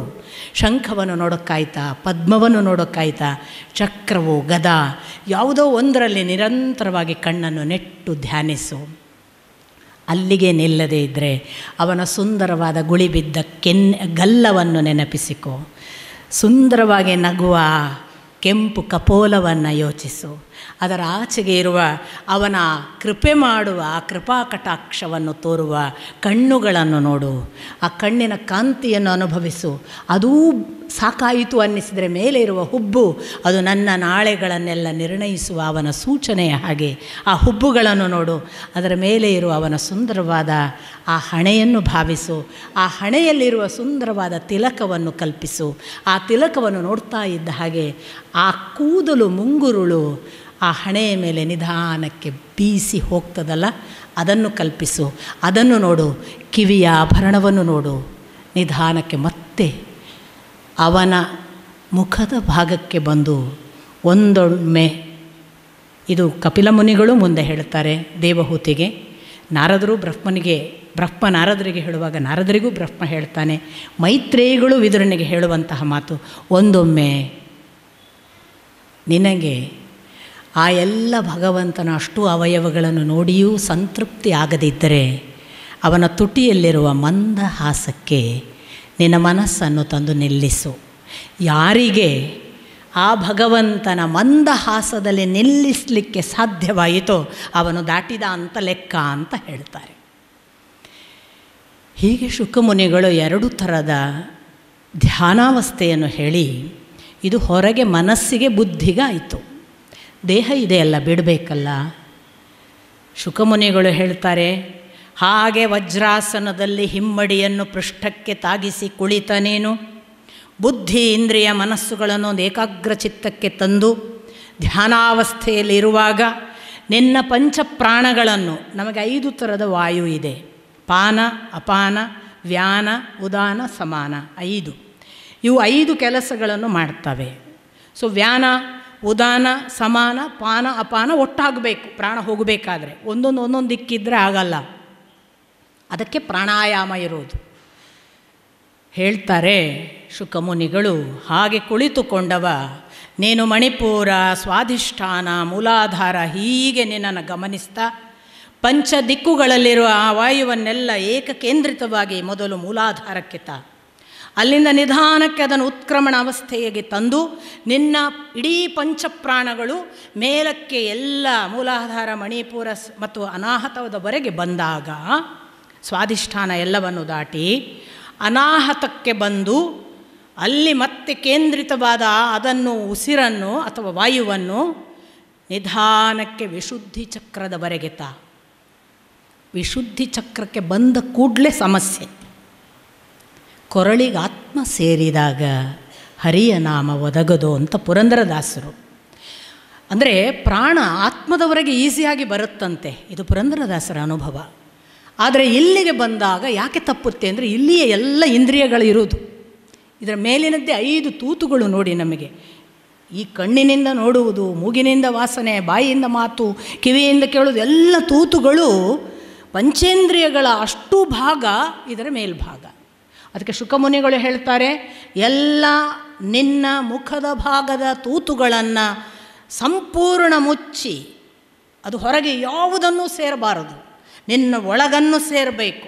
ಪ್ರಾಣಗಳಲ್ಲಿ ಅದು ತಾನು ಐಕ್ಯ ಆಗಬೇಕು. ಹಾಗೆ ಅಷ್ಟನ್ನು ಐಕ್ಯ ಮಾಡಿ ಉಸಿರಿನಲ್ಲಿ ಅಷ್ಟನ್ನೂ ತಂದುಕೊಂಡು ಆ ಉಸಿರನ್ನು 2 ಥರದಿಂದ ಪ್ರಾಣ ಬಿಡಬಹುದು ಅಂತ. ನೋಡಿ ಎಂಥ ಸೈಂಟಿಫಿಕ್ ಅನಾಲಿಸಿಸ್. ಕಲಿಸಿಕೊಡುವವರಿದ್ದರೆ ಈಗಲೂ ಕಲಿತು ಪ್ರಾಣ ಬಿಡಬಹುದು ಅನ್ನುವಂಥ ಟೆಕ್ನಿಕಲ್ ವಿವರಣೆ ಅವ್ರು ಹೇಳ್ತಾರೆ. ಸಪೋಸ್ ಪ್ರಾಣ ಬಿಡುವವರಿಗೆ 2 ಥರದ ಅಪೇಕ್ಷೆಗಳಿರ್ತದಂತೆ. ಒಂದು ಭಗವಂತನನ್ನು ಸೇರಬೇಕು ಅಂತ, ಇನ್ನೊಂದು ಅವ್ರು ಹೇಳ್ತಾರೆ ಕೆಲವರಿಗೆ ಇರ್ತಂತೆ ಇಲ್ಲ ನಾನು ಮತ್ತೆ ಬರಬೇಕು ಅಂತ ಇರುತ್ತೆ ಅಂತ. ಹೋಗುವಾಗ ನೋಡಿ ಎಷ್ಟು ಇಂಟ್ರೆಸ್ಟಿಂಗ್, ಹೋಗುವಾಗಲೇ ಇರ್ತದಂತೆ ನಾನು ಮತ್ತೆ ಬರಬೇಕು, ನನ್ನ ಸಂಬಂಧ, ನನ್ನ ಮನೆ, ನನ್ನ ಅದೆಲ್ಲ ಇರುತ್ತೆ ಅಂತ. ಹಾಗಿದ್ದವರು ಪ್ರಕೃತಿ ತತ್ವವನ್ನು ಸೇರಿ ಅಂತ ಶುಕಮುನಿಗಳು ಹೇಳೋದು. ಹೇಗೆ ಶುಕಮುನಿಗಳು ಹೇಳ್ತಾರೆ, ಈ ಪಂಚವಾಯು ಎಲ್ಲ ತಗೊಂಡು ಆತ್ಮದ ಒಂದು ವಿಶುದ್ಧಿ ಚಕ್ರದ ನಂತರ ಬಂದು ಎಲ್ಲ ಹಿಡಿತದಲ್ಲಿಟ್ಟುಕೊಂಡು ಆಜ್ಞಾಚಕ್ರಕ್ಕೆ ಬರಬೇಕು ಅಂತ. ಈ ಆಜ್ಞಾಚಕ್ರದಿಂದ ಪ್ರಾಣವನ್ನು ನಿರ್ಗಮಿಸುವಾಗ ಶರೀರ ಮನಸ್ಸು ಇಂದ್ರಿಯಗಳ ಸಹಿತ ಹೊರಗೋಗ್ತಾನಂತೆ. ಅವನು ಅದನ್ನು ಕ್ರಮಮುಕ್ತಿ ಮಾರ್ಗ ಅಂತ ಕರೀತಾರೆ ಶುಕಮುನಿಗಳು. ಮುಕ್ತಿ ಮಾರ್ಗ ಅಲ್ಲ, ಅದು ಕ್ರಮವಾಗಿ ಮುಕ್ತಿಗೆ ಹೋಗಲಿಕ್ಕಿರುವ ಒಂದು ಮಾರ್ಗ, ಒಂದು ಕ್ರಮ. ಅವನು ಮತ್ತೆ ಬರ್ತಾನೆ. ಹಾಗೆ ಮತ್ತೆ ಬರಬೇಕು ಅನ್ನುವ ಅಪೇಕ್ಷೆ ಇರುವವನು ಆಜ್ಞಾಚಕ್ರದಿಂದ ತನ್ನ ವಾಯುವನ್ನು ಪ್ರಾಣವನ್ನು ನಿರ್ಗಮಿಸಿಕೊಳ್ಳಬೇಕು. ಇದು ಒಂದು ಭಾಗ. ಸಪೋಸ್ ನನಗೆ ಬರಲಿಕ್ಕಿಲ್ಲ, ನನಗೆ ಈ ಬದುಕಿನಲ್ಲಿ ಬಂದು ದೇಹದಿಂದ ಇರುವ ಅಪೇಕ್ಷೆಗಳಿಲ್ಲ, ಯಾವ ಕಟ್ಟುಪಾಡುಗಳಿಲ್ಲ, ನನಗೆ ಭಗವಂತ ಮಾತ್ರ ಬೇಕು ಅನ್ನುವವನು ಇದೇ ಉಸಿರನ್ನು ವಿಶುದ್ಧಿ ಚಕ್ರದಿಂದ ಮೇಲಕ್ಕೆ ಸುಷುಮ್ನ ನಾಡಿಯ ಮುಖಾಂತರ ನೇರವಾಗಿ ಸಹಸ್ರಾರಕ್ಕೆ ಬಂದು ಅಲ್ಲಿ ಹೊರಕ್ಕೆ ನಿರ್ಗಮನ ಆದರೆ ಅವನು ಭಗವಂತನನ್ನು ಸೇರ್ತಾನೆ, ಮತ್ತೆ ಬರಳುವುದಿಲ್ಲ. ನಿಮಗೆ ಗೊತ್ತಿರಲಿಕ್ಕೆ ಸಾಕು, ಬಹಳ ಜನ ದೊಡ್ಡ ದೊಡ್ಡ ಸಾಧಕರು ಅವರನ್ನು ಸುಡುವಾಗ ತಲೆ ಒಡೆದ ಸಪ್ಪಳ ಕೇಳೋದಿಲ್ಲ. ನೀವು ಗಮನಿಸಿದ್ದೀರೋ ಇಲ್ಲೋ ನನಗೆ ಗೊತ್ತಿಲ್ಲ, ಇದು ಒಂದು ಸಂಗತಿ. ನಮ್ಮ ಸಾಮಾನ್ಯ ಸಾವಿನಲ್ಲೆಲ್ಲ ಹೆಣ ಸುಡುವಾಗ ತಲೆ ಟಾಪ್ ಅಂತ ಹೊಡೆದದ್ದು ಬಹಳ ಜನ ನೀವು ಶವ ಸಂಸ್ಕಾರ ನೋಡಿದರೆ ಗೊತ್ತಿರುತ್ತೆ, ಸುಡುವ ಕ್ರಿಯೆ ನೋಡಿದರೆ. ಆದರೆ ಅಧ್ಯಾತ್ಮದಲ್ಲಿ ತುದಿಗೆ ಹೋದವರು ಸಾಧಕರು, ಅವರು ಬಹಳ ವಿಶೇಷ ಹಂತ ತಲುಪಿದವರಿಗೆ ತಲೆ ಒಡೆಯಲ್ಲ. ಯಾಕೆಂದರೆ ಅವರ ಸಹಸ್ರಾರ ಒಡೆದೇ ಅವರು ಪ್ರಾಣ ನಿರ್ಗಮನ ಮಾಡಿರ್ತಾರೆ, ಅವ್ರಿಗೆ ಮತ್ತೆ ಒಡೆಯೋ ಮಾತಿಲ್ಲ. ಇದು 2 ಕ್ರಮವನ್ನು ಬಹಳ ವಿಶೇಷವಾಗಿ ವಿವರಿಸ್ತಾರೆ ಶುಕಮುನಿಗಳು. ಗಂಭೀರ ಆಯಿತಾ? ಸರಳವಾಗಿ ಹೇಳೋದಕ್ಕೆ ಪ್ರಯತ್ನ ಪಟ್ಟಿದ್ದೇನೆ. ಹೀಗೊಂದು ಪ್ರಾಣ ಬಿಡುವುದು ನಮಗೆಲ್ಲ ಸಾಧ್ಯ ಅಂತ ಪರೀಕ್ಷಿತ ಬೇರೆ ಲೋಕದವನಲ್ಲ, ನಮ್ಮ ನಿಮ್ಮ ಹಾಗೆ ಭೂಲೋಕದಲ್ಲಿ ಓಡಾಡಿದವ. ಹಾಗೆ ಓಡಾಡಿದ ಒಬ್ಬ ಸಾಮಾನ್ಯ ರಾಜನಾಗಿದ್ದಂತಹ ವ್ಯಕ್ತಿಗೆ ಶುಕಮುನಿಗಳು ಹೀಗೆ ಮಾಡು, ನೀನು ಹೀಗೆ ಪ್ರಾಣ ಬಿಡಬಹುದು ಅಂತ ಹೇಳ್ತಾರೆ. ಇವನು ಕೊನೆಯ ದಿನ ಹೀಗೆ ಪ್ರಾಣ ಬಿಡ್ತಾನೆ. 7 ದಿನಗಳಲ್ಲಿ ಅದನ್ನು ಅಭ್ಯಾಸ ಮಾಡಿ. ಇದು ಶುಕಮುನಿಗಳು ಅವನಿಗೆ ಉಪದೇಶಿಸಿದ ಒಟ್ಟು ಪ್ರಾಣವನ್ನು ನಿರ್ಗಮನ ಮಾಡುವ ಪರಮಸಿದ್ಧಿಯ ಕಡೆಗೆ ಹೋಗಬಹುದಾದ ಇದಕ್ಕಿಂತ ದೊಡ್ಡ ಸಾಧನೆ ಇಲ್ಲ, ಇದಕ್ಕಿಂತ ದೊಡ್ಡ ಸಿದ್ಧಿ ಇಲ್ಲ ಅಲ್ವಾ? ಅವನು ಕೇಳಿದ್ದಾನೆ ಪರಮಸಿದ್ಧಿ ಯಾವುದು, ಸಾಧನೆ ಯಾವುದು. ಈ ಹೊತ್ತಿಗೆ ನಿಮಗೆ ಗೊತ್ತು, ಶೌನಕಾದಿಗಳಿಗೆ ಸೂತ ಪುರಾಣಿಕರು ಹೇಳ್ತಾ ಇದ್ದಾರೆ ಭಾಗವತ. ನಾನು ಆರಂಭದಲ್ಲಿ ಹೇಳಿದೆ ನಿಮಗೆ. ಈಚೆ ಕಡೆಯಿಂದ ಪರೀಕ್ಷಿತ ಶುಕಮುನಿಯ ಸಂಭಾಷಣೆ ನಡೀತಿದೆ, ಮತ್ತೊಂದು ಕಡೆಗೆ ಇಡೀ ಭಾಗವತವನ್ನು ಹೇಳ್ತಾ ಇರುವುದು ವೈಶಂಪಾಯನರು ಜನಮೇಜಯನಿಗೆ. ತ್ರಿಕಾಲಗಳು ಏಕತ್ರ ಮೇಳವಾಗುವ ಒಂದು ಸ್ಥಿತಿಯನ್ನು ಎಲ್ಲ ಗ್ರಂಥಗಳು ನಮಗೆ ಕೊಡ್ತವೆ, ನಮ್ಮ ಪ್ರಾಚೀನ ತತ್ವಶಾಸ್ತ್ರಗಳು. ನೀವು ರಾಮಾಯಣ ನೋಡಿ, ಲವಕುಶರಿಗೆ ವಾಲ್ಮೀಕಿಗಳು ಹೇಳುವುದು ರಾಮಾಯಣವನ್ನು, ಆಗಿ ಹೋದ ಕಥೆ ಹೇಳುವುದು ಮುಂದಿನ ಭವಿಷ್ಯತ್ತಿನ ಮಕ್ಕಳಿಗೆ, ಲವಕುಶರಿಗೆ ಹೇಳುವುದು ಯಾರ ಕಥೆ? ರಾಮನದ್ದು. ಕೇಳುವ ರಾಮ ಇದ್ದಾನೆ, ಅವನದೇ ಕತೆ ಕೇಳ್ತಾ ಕೂತಿದ್ದಾನೆ. ಕೇಳುವ ಮಕ್ಕಳಿಗೆ ಈ ಕೇಳುವವನೇ ನಾಯಕ ಅಂತ ಗೊತ್ತಿಲ್ಲ, ಹೇಳುವವರಿಗೆ ಹಿಂದೆ ಇರುವ ರಾಮನೂ ಗೊತ್ತು, ಇನ್ನು ಮುಂದೆ ಹೊರಟಿರುವ ಈ ಲವಕುಶರು ಯಾರೂ ಗೊತ್ತು, ಮತ್ತು ಹಿಂದೆ ಆದ ಕಥೆಯ ಸಾಕ್ಷಿಯವರು. ತ್ರಿಕಾಲ ಮೇಳೈಸಿತು ರಾಮಾಯಣದಲ್ಲಿ. ನೀವು ಮಹಾಭಾರತಕ್ಕೆ ಬಂದರೆ ಅಲ್ಲೂ ಹಾಗೆ ವೈಶಂಪಾಯನ ಮತ್ತು ಜನಮೇಜಯರ ಸಂಭಾಷಣೆಯಾಗಿ ಅದೂ ಪ್ರಾರಂಭ ಆಗುತ್ತೆ. ಆದರೆ ಆ ಕಥೆ ಆರಂಭ ಆಗುವಾಗ ಎಲ್ಲರೂ ಸತ್ತು ಹೋಗಿ ಪ್ರಾರಂಭ ಆಗಿರುತ್ತೆ. ಇಡೀ ಕಥೆ ಫ್ಲ್ಯಾಶ್ ಬ್ಯಾಕಿನ ಹಾಗೆ ಜನಮೇಜಯನಿಗೆ ನಿನ್ನ ಅಜ್ಜ ಹೀಗಿದ್ದ, ನಿನ್ನ ಅಪ್ಪ ಹೀಗಿದ್ದ ಅಂತ ಪರೀಕ್ಷಿತನ ಅಪ್ಪ ಅರ್ಜುನ, ಹೀಗೆ ಅಭಿಮನ್ಯುನ ಅಪ್ಪ ಅರ್ಜುನ, ಹೀಗೆ ಕಥೆ ಹೇಳುವಾಗ ಮಹಾಭಾರತ ಪ್ರಕಟವಾಗುತ್ತೆ. ಹೇಳುವವರು ವೈಶಂಪಾಯನರು ಆ ಕಾಲದ ವರ್ತಮಾನ, ಕೇಳುವುದು ಪಾಸ್ಟ್ ಟೆನ್ಸಿನ ಕತೆ, ಕೇಳುವ ಹೊತ್ತಿಗೆ ಅದು ವರ್ತಮಾನದ ಕಥೆ ಅವನಿಗೆ. ನಮಗೆ ಈಗ ನಡೆಯುತ್ತಿದೆ ಅನ್ನುವ ಹಾಗೆ ವೇದವ್ಯಾಸರು ನಮ್ಮ ವರ್ತಮಾನಕ್ಕೆ ತರ್ತಾರೆ. ತ್ರಿಕಾಲವನ್ನು ಮೇಳೈಸುವುದು ತ್ರಿಕಾಲ ಜ್ಞಾನಿಗಳಿಗೆ ಮಾತ್ರ ಸಾಧ್ಯ. ಅದನ್ನು ವಾಲ್ಮೀಕಿಗಳು ಮಾಡಿದರು, ಅದನ್ನು ವೇದವ್ಯಾಸರು ಮಾಡಿದರು. ನಮ್ಮ ಎಲ್ಲ ಕಾವ್ಯ, ನಮ್ಮ ರಚನೆಗಳು ಈ ತ್ರಿಕಾಲವನ್ನು ಮೇಳೈಸದೇ ಇದ್ದದ್ದರಿಂದಲೇ ಅದು ನಾವು ಬರೆದ 10ನೇ ದಿನಕ್ಕೆ ಇಲ್ಲವಾಗ್ತದೆ. ನಾವು ಬರೆದ 10ನೇ ದಿನಕ್ಕೆ ನಮ್ಮ ಆ ಕವಿತೆ ಯಾರಿಗೂ ನೆನಪಿರೋದಿಲ್ಲ, ನಾವು ಬರೆದ ಕಥೆ ಯಾರಿಗೂ ನೆನಪಿರೋದಿಲ್ಲ. ಬಹಳ ಅಂದರೆ ಸ್ವಲ್ಪ ಅವರೊಂದು 100 ವರ್ಷ ಬರಬಹುದು. ಅದರ ಆಚೆಗೆ ಉಳಿಯೋದು ಯಾರು? ತ್ರಿಕಾಲವನ್ನು ಹೇಳಿದವರು. ಅದರಿಂದ ಯಾರು ಉಳಿದ್ರು? ವೇದವ್ಯಾಸರು ಉಳಿದ್ರು, ರಾಮಾಯಣ ಹೇಳಿದ ವಾಲ್ಮೀಕಿಗಳು ಉಳಿದ್ರು, ಅಥವಾ ಅಕ್ಕ ಅಲ್ಲಮ್ಮ ಬಸವಣ್ಣ ಉಳಿತಾರೆ, ದಾಸರು ಉಳಿತಾರೆ, ಆಚಾರ್ಯರು ಉಳಿತಾರೆ. ನಾವುಗಳು ಅವಿದ್ಯೆಯ ಪರಂಪರೆಯವರಾಗ್ತೇವೆ. ಇಂಥದ್ದೊಂದು ವಿಶೇಷ ಸಾಧ್ಯತೆ ಮರಣಕ್ರಮದಲ್ಲಿ ಇದ್ದ ಹಾಗೆ ಬರೆಹ ಕ್ರಮದಲ್ಲೂ ತೋರಿಸಿದರು. ಬರಹ ಕ್ರಮದಲ್ಲಿ ಹೀಗೆ ತೋರಿಸ್ತಾ ಇರುವಾಗ ಶೌನಕಾದಿಗಳು ಪ್ರಶ್ನಿಸ್ತಾರೆ, ನೀನು ನಮಗೆ ಆಗ ಹೇಳಿದ್ದಿ ವಿದುರ ಅರಮನೆಗೆ ಬಂದ, ಧೃತರಾಷ್ಟ್ರ ಗಾಂಧ ಅವರನ್ನು ನೋಡಿ ನೀವ್ಯಾಕೆ ಇಲ್ಲಿದ್ದೀರಿ ಅಂತ ಛೇಡಿಸಿದ ಅಂತ, ಅವ ಯುದ್ಧ ಮಾಡಲಿಲ್ಲ ಅಂತ ಹೇಳಿದ್ದು, ಯಾಕೆ ಯುದ್ಧ ಮಾಡಲಿಲ್ಲ ಅಂತ ಆಗ ಕೇಳ್ತಾರೆ. ಯಾಕೆ ಯುದ್ಧ ಮಾಡಲಿಲ್ಲ, ಮತ್ತು ಅವ ತೀರ್ಥಯಾತ್ರೆಗೆ ಎಲ್ಲೆಲ್ಲಿ ಹೋಗಿದ್ದ, ಏನಾಗಿತ್ತು? ಈಗ ವಿದುರನ ಕಥೆಯನ್ನು ಪ್ರಾರಂಭ ಮಾಡ್ತಾರೆ. ಅದನ್ನೇ ಶುಕಮುನಿಗಳು ಮತ್ತು ಪರೀಕ್ಷಿತರು ಕೇಳ್ತಿದ್ದಾರೆ ಅಂತ ಭಾವಿಸಬೇಕು ನೀವು, ಅಲ್ಲಿಯೂ ಹೇಳ್ತಿದ್ದಾರೆ ಅಂತ. ಏನು ವಿದುರನ ಕತೆ ನೋಡಿ, ನಿಮಗೆ ಚೆನ್ನಾಗಿ ಗೊತ್ತಿದೆ. ವಿದುರ ಸಾಮಾನ್ಯ ಮನುಷ್ಯನಲ್ಲ, ವೇದವ್ಯಾಸರ ಔರಸ.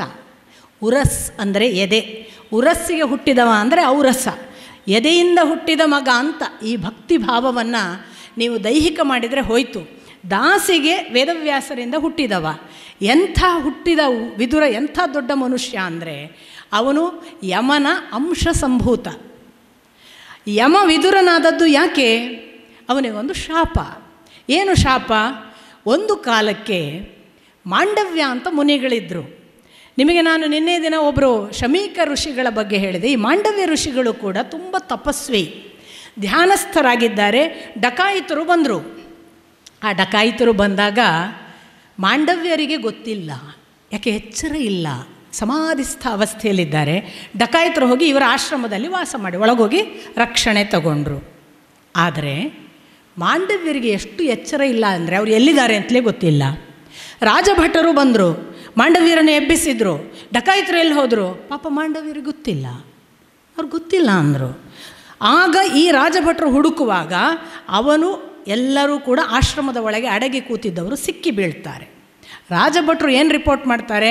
ಮಾಂಡವ್ಯರು ರಕ್ಷಣೆ ಕೊಟ್ಟಿದ್ದರು, ಗೊತ್ತಿಲ್ಲ ಅಂದರು, ನಾವು ಹಿಡಿದು ತಂದಿದ್ದೇವೆ. ರಾಜ ಏನು ಮಾಡಿದ? ಡಕಾಯಿತರಿಗೆ ನೀವು ರಕ್ಷಣೆ ಕೊಟ್ಟಿದ್ದೀರಿ, ರಾಜಧರ್ಮ ಏನು? ನಿಮ್ಮನ್ನು ಶಿಕ್ಷಿಸಬೇಕು. ಹೇಗೆ ಶಿಕ್ಷೆ? ಕಬ್ಬಿಣದ ಶೂಲಕ್ಕೆ ಪೃಷ್ಠಭಾಗವನ್ನಿಟ್ಟು ಕೂಡಿಸುವುದು ಅಂತ. ಹಾಗೆ ಪ್ರಾಣ ಹೋಗಬೇಕು. ತಪಸ್ವಿಗಳು ಮಾಂಡವ್ಯರು, ಅವರ ಪ್ರಾಣ ಹೋಗಲಿಲ್ಲ, ಆದರೆ ಅವರ ಜೀವ ಮೇಲಕ್ಕೆ ಹೋಯಿತು. ಅವರು ಹೋಗಿ ಯಮನ ಹತ್ರ ಸಂಭಾಷಣೆ ಮಾಡಿದರು. ಏನು ಸಂಭಾಷಣೆ ಮಾಡ್ತಾರೆ ಅಂದರೆ, ನನ್ನ ಯಾವ ತಪ್ಪಿಗೆ ಈ ಶಿಕ್ಷೆ ಕೊಟ್ಟಿದ್ದೀಯಾ? ಯಮ ಹೇಳ್ತಾನೆ, ಚಿಕ್ಕವನಿರುವಾಗ ದರ್ಬೆಯ ಮೊನೆಯಿಂದ ಸಣ್ಣ ಪುಟ್ಟ ಈ ಪತಂಗಗಳಂಥವನ್ನು ಚುಚ್ಚಿದ್ದೀಯಾ, ಅದಕ್ಕೆ ಈಗ ನಿನಗೆ ಚುಚ್ಚಿ ಮರಣ ಅಂತ.